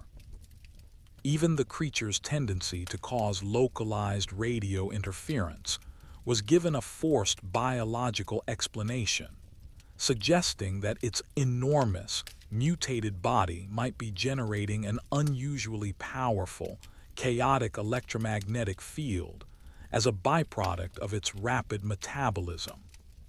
The great psychological advantage of this theory was that it offered a sense of eventual control. If the Mothman was merely a creature, however monstrous, it could eventually be found, classified, and potentially captured or driven away. It was a problem of the natural world, solvable by human science. However, the sheer cumulative weight of the impossible evidence crushed this explanation repeatedly. A biological animal, regardless of mutation, must leave evidence. The complete and utter absence of massive tracks, shed feathers, or any form of nest or lair across hundreds of square miles of its confirmed patrol route was the biological theory's fatal flaw. The creature did not act like an animal. It acted like a temporary projection. Its perfect silence, its instantaneous vanishing acts, and its ability to traverse the massive, dark expanse of the river without effort suggested a body that was not merely large, but anti-gravitational and anti-acoustic. The sightings in Maysville, far from the central chemical source of the T.N.T. area, made the localized mutation theory geographically untenable. The creature was too clean, too silent, and too mobile to be an earth-bound, struggling mutation. The chilling logic of the Scout hypothesis, the failure of the expanded biological model, gave compelling, terrifying credence to the interdimensional or extraterrestrial Scout hypothesis. This theory offered a chillingly simple explanation for every paradox that defied human physics. The creature was not from here, and therefore it did not have to obey the rules of here. Point 1. Silent mobility and the river. The creature's silent, effortless crossing of the massive Ohio River became the theory's cornerstone.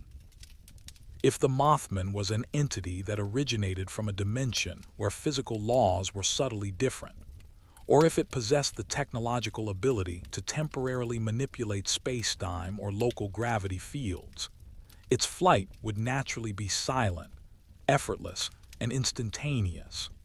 The massive, dark wings in this context were not for flight. They were merely the terrifying visual interface of an alien or dimensional form as it materialized and anchored itself in our reality. The creature was not flying across the river. It was using the river and its intense energy corridor as a temporary preferred anchor point for its materialization. Point 2. The crimson sensory organs. The immense, burning red eyes were explained as sophisticated sensory orbs or energy regulators. They were the point of high-energy exchange, perhaps designed to receive or broadcast non-visible spectrum information, or even to gather the ambient electromagnetic energy concentrated along the river's path. Their intense, unwavering crimson color suggested they were seeing beyond the visible light spectrum, perhaps sensing the subtle structural flaws in the Silver Bridge or the psychic tension in the valley. Point 3. A temporary manifestation. The most chilling aspect of the Scout hypothesis was its profound indifference. The Mothman was not an aggressor in the human sense. It was an agent of observation. It had materialized in the Ohio Valley, drawn by a massive, impending energetic or structural event, the failure of the Silver Bridge. Its mission was to document and monitor the consequences. This explained its lack of attack. The creature was not interested in the witnesses as prey, but only as data points, recording their terror and their proximity to the impending catastrophe. The psychological expansion of the territory. The transition to the Scout hypothesis profoundly altered the psychology of the witnesses in both Maysville and Point Pleasant. The fear shifted from an understandable, though extreme, fear of a monster to the far colder, more unsettling terror of cosmic surveillance. The Maysville sighting had confirmed that the creature's territory was not a geographical boundary, but a zone of energetic interest. The entire river valley, with its massive human infrastructure, its complex power grid, and its two crucial bridges, was a single, massive laboratory under observation. Imagine the feeling of looking up at the wide, dark sky over the Ohio River. You are no longer watching for a huge bird. You are watching for a silent, materialized probe from a reality you cannot comprehend, whose only purpose is to record your fear and the moment of your structure's failure. The lack of sound during the creature's cross-river flight became the ultimate psychological weapon. It symbolized the creature's utter mastery and the ease with which it could disregard human physics. Its silence was a vast, cold declaration of its superiority. The creature was not merely passing overhead. It was silently telling the residents of both Kentucky and West Virginia that their entire reality was porous, their laws of nature merely suggestions, and their most massive structures fragile. The Mothman was revealed not as a local legend, but as an omen of entropy, a terrifyingly beautiful entity drawn to the breaking points of human ambition. Its silent, effortless patrol over the wide, dark river was the ultimate confirmation that the mystery was vast, non-local, and fundamentally cosmic. Chapter 6. The Synchronized Siege. The terrifying confirmation that the Mothman commanded the skies over the entire Ohio River, demonstrated by the Maysville sighting, did more than just expand the creature's territory. It signaled the commencement of a synchronized, regional surveillance. The period immediately following the Kentucky sighting was marked by a chilling overlap of all three core phenomena: the winged creature, the silent, unidentified flying objects, UFOs, and the unnerving men in black MIBs. This convergence proved that the Mothman was not a singular anomaly, but a highly mobile, biological energetic scout operating within a much larger, coordinated network. The entire river valley, across state lines, was under a siege of multifaceted, impossible observation. Imagine the profound sense of exposure. People in Maysville and Point Pleasant were sharing a single, collective reality. They were all being watched by something silent from the sky, something winged from the shadows, and something chillingly human from the black sedans. The sheer scale of the operation was overwhelming. The aerial coordination. The UFO sightings, which had previously been frequent in the vicinity of the T.N.T. area in West Virginia, now became equally prevalent over the Kentucky side of the river and along the entire midsection of the Ohio. This confirmed a terrifying aerial coordination that transcended mere coincidence. Witnesses in both states reported seeing silent, intensely bright spheres of light or non-aerodynamic disk shapes moving with impossible velocity over the dense, dark corridor of the river. The flight patterns were methodical, suggesting a mapping or monitoring effort. The cross-river exchange. Most chillingly, several accounts described what appeared to be an exchange or a coordinated maneuver between the lights and the winged entity. A Maysville fisherman, anchored on the Ohio side, claimed to have seen a silent, pulsating blue-white light descend slowly over the water near the high bridge. Moments later, the massive, dark shape of the Mothman was seen launching from the West Virginia bank, soaring to meet the light in the air. The two objects, the technological light and the terrifying biological shadow, would hold a silent, stable position for several minutes before the light shot straight upward, vanishing into the atmosphere, and the creature returned to its perch. This suggested that the creature was receiving instructions, data, or perhaps even energy from the larger, controlling intelligence. The silence amplified. The presence of the lights amplified the fear of the creature's silence. When a massive UFO moved without engine noise, it was understandable. But when the Mothman, a huge, dark, muscular entity, flew with the same perfect, soundless grace as the technological light, it proved its non-biological nature. Its silence was not a flaw. It was a feature of the advanced, alien force it served.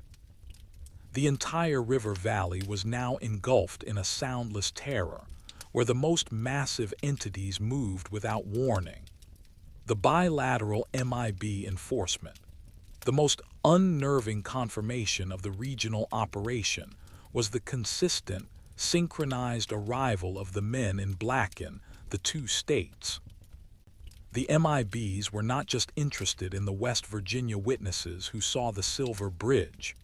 They were equally and immediately focused on silencing the Kentucky witnesses from Maysville who saw the creature's cross-river mobility.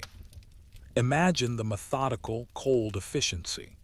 A team of MIBs was operating on one side of the river, while an identical team, driving an identical black sedan, operated on the other. This proved that the conspiracy of silence was centrally orchestrated and focused on containing the information about the creature's vast operational range.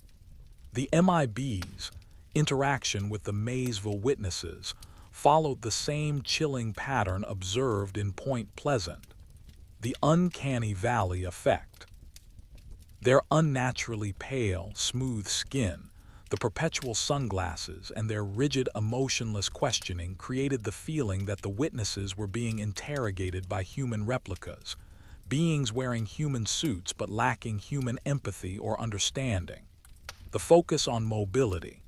The questions posed to the Maysville witnesses were hyper-focused on the details of the creature's flight. How fast did it cross the water? Did it struggle? Did the river current affect it? This suggested that the intelligence controlling the MIBs was most concerned with suppressing the most damning evidence against the biological theory, the effortless, silent traversal of the massive Ohio River. The chilling warning. The warnings were absolute and non-negotiable. The MIBs made it clear that while the creature itself was terrifying, the consequences of speaking about the creature were far more immediate and dangerous. This fear of human authority, or what appeared to be human authority, created a profound psychological entrapment for the witnesses on both sides of the river, effectively establishing a regional blackout of information. The shared fate of the river valley. The convergence of the Mothman, the UFOs, and the MIBs solidified the terrifying realization that the entire river valley was united by a shared, impending fate. The creature's mobility, confirmed by the Maysville sighting, meant that the vigil was not about the T.N.T. area's toxic past. It was about the river's future. The towns along the Ohio River, both north and south, were simply points on a map for the cosmic observers. The Mothman and its accompanying phenomena were strategically deployed to monitor an entire region, suggesting that the impending catastrophe they were here to witness might be of a scale far larger than just one bridge, affecting the entire industrial and human corridor of the Ohio Valley. The Mothman was the visible dread. The UFOs were the cosmic scale. The MIBs were the conspiratorial chill. Together, they created a terrifying, self-reinforcing loop of surveillance that made every citizen, whether in Kentucky or West Virginia, feel utterly alone and exposed beneath the vast, silent, watching sky. The siege was synchronized, total, and relentless. Chapter 7. The Inspector of the Steel. The synchronization of the Mothman, the UFOs, and the MIBs, confirmed by the cross-river sightings near Maysville, made it terrifyingly clear that the phenomenon was regional. However, the creature's patrol routes were not random. As December approached, the immense, winged shadow began to narrow its focus, shifting its silent vigil from the woods and fields to the most ambitious, yet vulnerable structures in the entire Ohio River Valley, the bridges. Imagine the profound, cold dread that settled over the communities as they recognized this final, ominous pivot. The creature was no longer hiding in the shadows of the T.N.T. area. It was perched brazenly on the highest points of human confidence. The bridges, the colossal structures of steel and concrete that represented connection, commerce, and the absolute triumph of engineering over nature, became the creature's final, chilling throne. The symbolic burden of the bridges to understand the magnitude of this shift. You must first appreciate what the Ohio River bridges symbolized in the 1960s. They were lifelines, colossal arteries of civilization. They spanned the monumental dark water, linking states and economies. They were physical monuments to human ambition, proof that with enough steel and mathematics, mankind could conquer any natural obstacle. The Silver Bridge, near Point Pleasant, was the most crucial of these structures, famous for its unique and innovative design, utilizing high-strength, flexible eye-bar chains instead of traditional wire cables. It was a proud symbol of modernity. Other bridges in the region, including the ones near Maysville, carried similar symbolic weight. They were the guarantees of daily routine and safety. When the Mothman began its concentrated, persistent vigil on the towers and cables of these crossings, it effectively turned these symbols of confidence into symbols of imminent vulnerability. The creature was not inspecting the cars that drove over the bridge. It was inspecting the flaw inherent in the steel itself.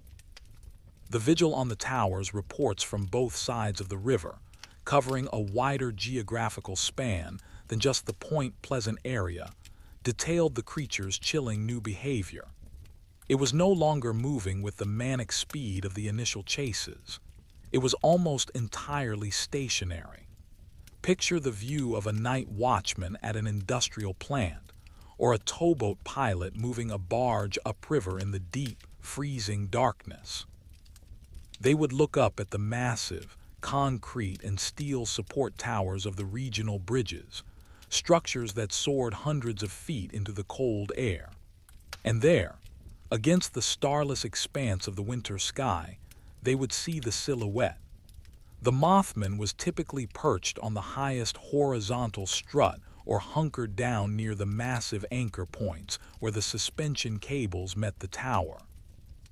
Its size, even from a distance, was terrifyingly evident.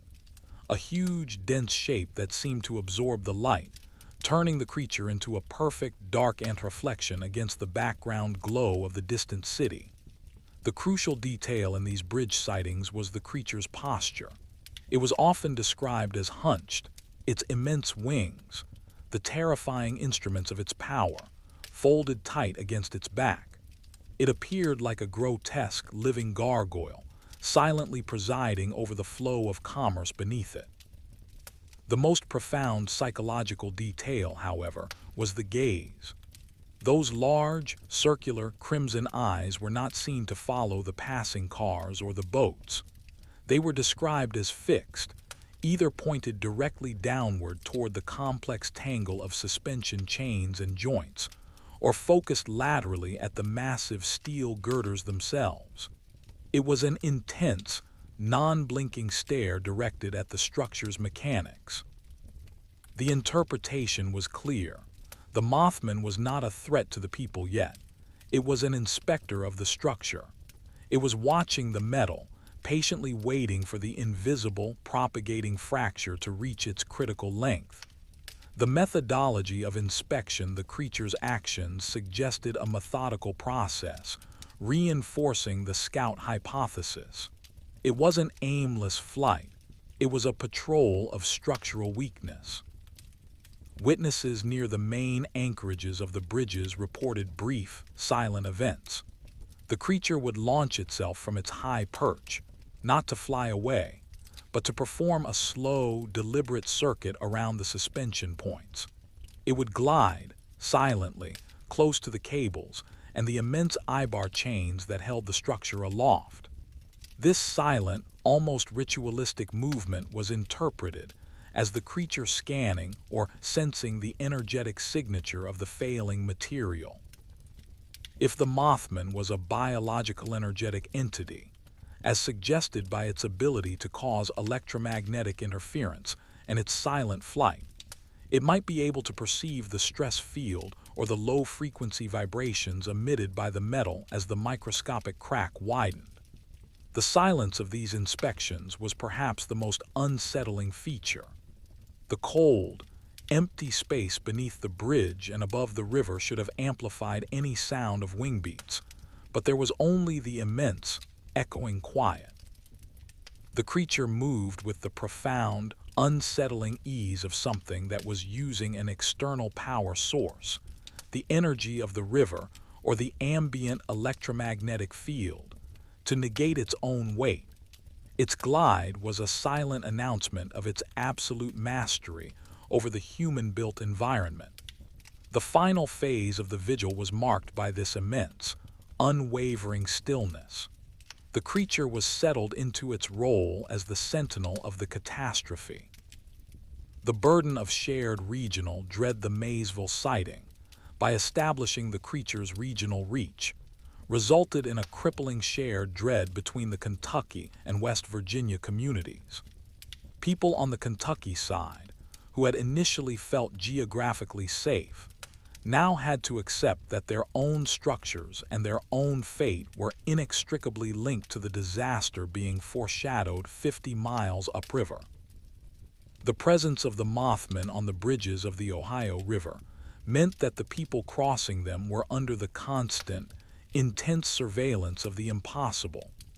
Every car trip became a high-stakes psychological test.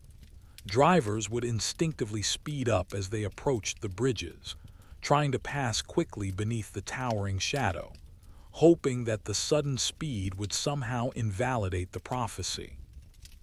This communal, shared anxiety was further intensified by the men in black MIBs, who continued their synchronized enforcement on both sides of the river. The MIBs were effectively confirming to the population that the highest levels of secrecy recognized the regional scope of the disaster. The very act of being silenced about the creature's vigil on the bridges only confirmed that the threat was not only real, but imminent. The vast, dark flow of the Ohio River, which had once represented the unstoppable power of nature, was now a mirror reflecting the colossal, silent shadow that haunted the steel structures above it.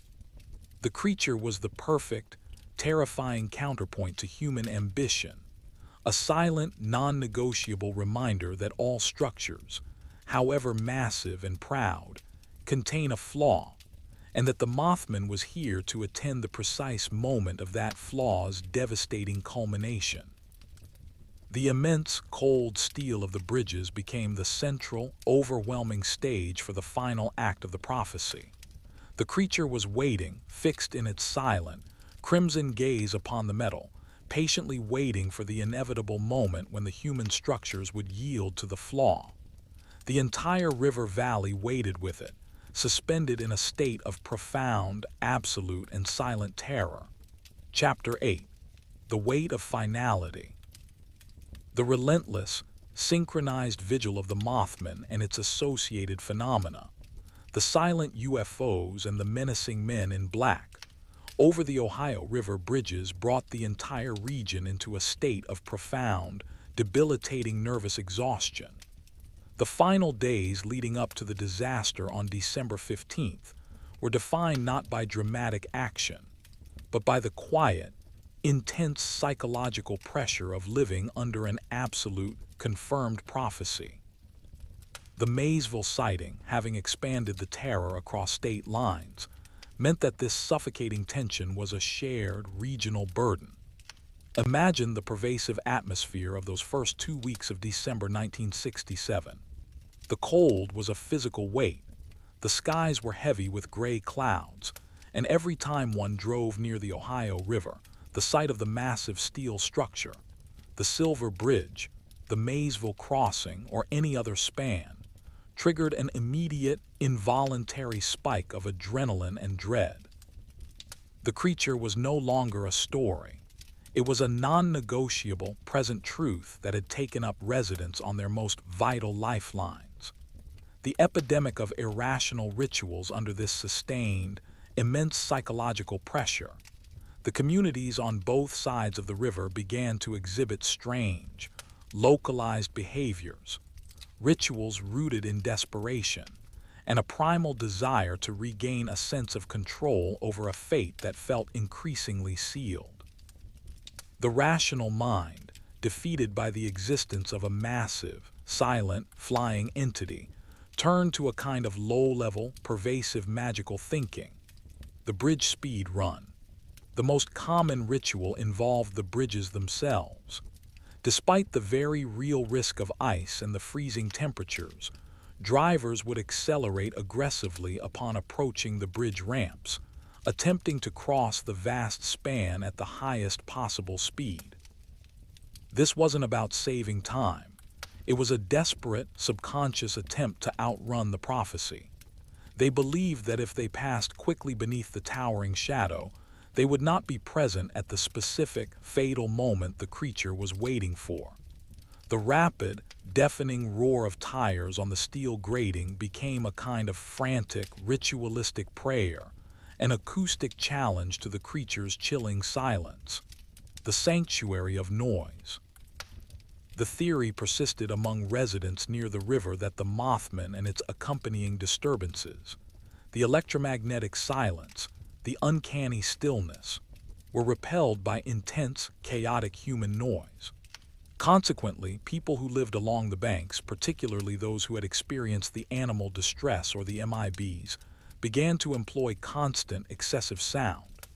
Radios were left on 24 hours a day, tuned loudly, often to static, creating a constant, low-grade hum of electronic chaos.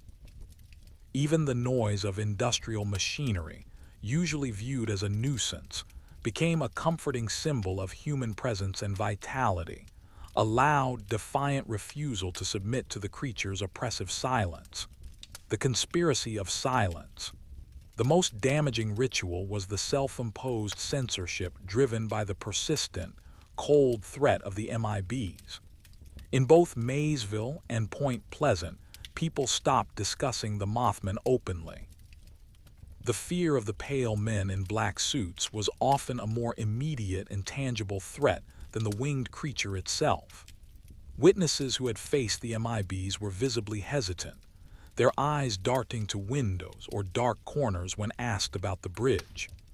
The narrative of the creature, though known by all, became an underground, whispered reality, a conspiracy enforced not by violence, but by profound, crippling intimidation. This collective silence only intensified the psychological burden, as no one could speak openly to process the shared dread, the final, precise omen. In the 48 hours immediately preceding the December 15th collapse, the Mothman's behavior shifted dramatically from passive sentinel to an agitated, hyper-precise chronometer. The creature was no longer merely hunched and watching. It was demonstrating the final, terrifying moments of the structure's mechanical countdown. One key account came from a regional civil engineer who was driving over the Silver Bridge on his way to an unrelated inspection. He did not initially believe the Mothman stories, but what he saw forced a terrifying reevaluation. He witnessed the creature launch itself from the tower in a tight, vertical ascent, but instead of gliding silently, it began to fly in frantic, tight figure eights directly over the main I-bar anchorages. The engineer noted something crucial. The creature was no longer silent. It was emitting a low, powerful, and utterly unnatural vibration. He described it as a sound felt more than heard, a profound, non-acoustic rumble that seemed to emanate not from the creature's wings, but from its very body. This vibration seemed to resonate with the cold steel of the bridge itself. This final, agitated behavior suggested that the Mothman was not just a spectator. It was a biological sensor reacting violently to the final, rapid stress propagation in the metal. The sound was the creature's internal alarm, triggered by the intense, abnormal, low-frequency vibrations caused by the failure of the single I-bar chain, the very flaw that was about to bring the entire, massive structure down. The creature's frenzied figure-eight pattern, a chaotic departure from its earlier majestic stillness, was its final futile gesture of prediction. It was marking the exact critical point of failure over and over again, screaming its warning into a sonic spectrum that human ears could barely register. The regional countdown. This final, frantic agitation was not confined to Point Pleasant. Reports of localized power fluctuations, intense bursts of static on radios, and a final, extreme surge in animal panic, dogs barking uncontrollably at the sky, cats hiding for days, were reported from towns all along the river corridor, including the area near Maysville. The creature's chaotic energy, its final, distressed moments of prophecy, were impacting the entire territory it had patrolled.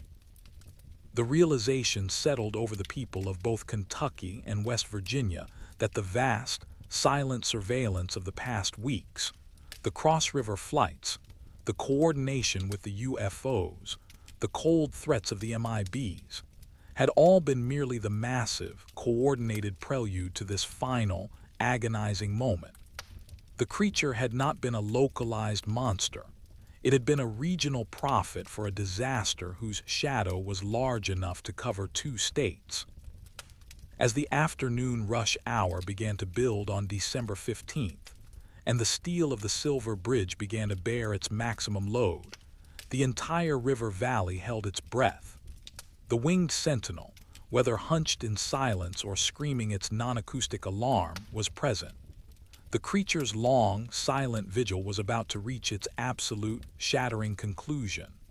All the terror, the rituals, and the fear of the invisible were now converging on a single, cold point in space and time. The final, awful silence was about to be broken by a sound that would define the region forever. Chapter 10. The deepening quiet.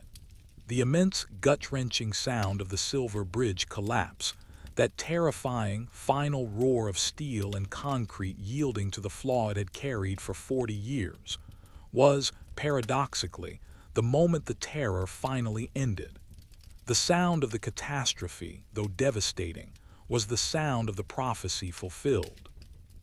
It marked the conclusion of the long, strange, and debilitating siege that had held the entire Ohio River Valley, from Point Pleasant across the dark water to Maysville, Kentucky, in a state of chronic, profound dread. Imagine the immediate aftermath, the chaos of the rescue efforts, the flashing blue and red lights against the immense, dark expanse of the frozen river, the shouts of the volunteers. But amid this human turmoil, there was a startling, absolute cessation of the impossible. The creature's mission, confirmed by its relentless regional patrols across the water and its final, agitated vigil on the steel structure, was complete. The catastrophe it had arrived to witness had occurred. The anomaly had no further reason to remain in our dimension. The immediate vanishing, the most chilling confirmation of the Mothman's true nature as a temporary, prophetic entity, was its absolute and immediate withdrawal. The silence of the air. The gigantic winged shadow, the massive figure that had tormented the nights of the regional communities, was simply gone. There were no reports of it flying away. It did not soar triumphantly over the wreckage. It was, quite simply, absent. The entire, vast airspace over the Ohio River, which it had effortlessly commanded for weeks, was empty, save for the presence of the necessary human aircraft assisting in the rescue efforts. The retreat of the lights. The erratic, silent UFOs that had coordinated their aerial surveillance across both states and communicated with the winged entity also ceased their activity. The lights vanished from the skies over Maysville, the T.N.T. area, and the river corridor. The invisible, cosmic surveillance network dissolved the moment the primary subject of its study, the integrity of the bridge structure, failed. The final quiet of the black sedans. The unnerving, ubiquitous presence of the men in black MIBs, those pale, unsettling enforcers of the conspiracy of silence, ended entirely. The black sedans were no longer seen idling near the homes of the Maysville witnesses or stalking the streets of Point Pleasant. Their duty, which was to enforce silence about the creature and its implication of structural failure, was moot. The catastrophe itself had broadcast the secret to the world. They melted back into the shadows of whatever secretive, governmental, or interdimensional agency they served, leaving behind only the lingering, cold fear of their uncanny silence. The disappearance of the phenomenon was as absolute and terrifying as its initial arrival. It was final proof that the creature was not a resident of our reality. It was merely an auditor who clocked out the moment the audit was complete. The psychological unburdening. For the thousands of residents of the Ohio River Valley, for the witnesses in Kentucky and West Virginia, for the people who had lived under the immense, silent gaze of the creature's regional patrol, the aftermath brought a profound, cold psychological release. The chronic terror, the constant, grinding anxiety of living under an impossible, silent prophecy, was replaced by the acute, searing pain of tangible human grief and loss. And strangely, the grief was easier for the mind to process. The mind can cope with the reality of a tragic accident, a structural failure, and human loss. It struggles desperately with the concept of a massive, winged entity with burning red eyes that defies all physical law. The monster of the shadows was replaced by the tragedy of the steel. The animal distress across the region subsided instantly. Dogs stopped their relentless, terrified barking at the empty sky. They returned to their normal, boisterous, or quiet routines. The profound, primal fear that had gripped the regional animal population dissipated the moment the powerful, silent electromagnetic field of the creature was removed. The quiet returned to the farmlands of Maysville and the desolate woods of the T.N.T. area, a true, natural quiet, unmarred by the strange, unnatural silence of the Mothman's approach. The fear of the winged sentinel dissolved into the memory of the sheer, massive size of the dark, cold water and the twisted wreckage beneath it. The lesson that remained was one of profound human vulnerability, the realization that the ambitious structures of civilization are ultimately fragile, and that there are forces, whether mechanical or cosmic, that attend their breaking. The Mothman's final, cold lesson the legacy of the Maysville sighting, and the creature's subsequent regional patrol, lies in the terrifying revelation that the Mothman was not bound by human borders. Its silent flight over the immense, dark Ohio River and its continuous, chilling vigil over the bridge towers in both states confirmed its purpose. It was a prophet of entropy for the entire industrialized corridor. The creature's non-intervention was its final, coldest lesson. It was there to witness, not to save. Its crimson eyes were fixed on the flaw, the impending disaster, not on the human lives caught in the web of the structure's eventual demise. It was an impartial agent of a cosmic logic that transcends human concepts of good or evil. Its presence was simply a statement of fact. Your structures are flawed. Your time is running out. The only thing left was the ambiguity.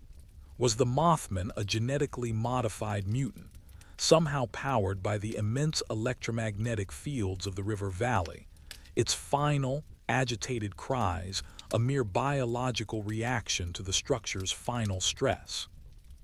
Or was it, as the convergence of the UFOs and the MIBs suggested, a terrifyingly effective interdimensional probe, a silent agent of a distant intelligence that had briefly anchored itself in our reality to catalog a significant man-made catastrophe? In the end, the distinction ceased to matter. The creature was gone. Let us now allow the terror, the urgency, and the immense, impossible spectacle to recede. The long, strange, and frightening account is over. The narrative must now transition, entirely and gently, back to the world of ordinary, comfortable quiet. Take a deep breath now and focus on the stillness around you.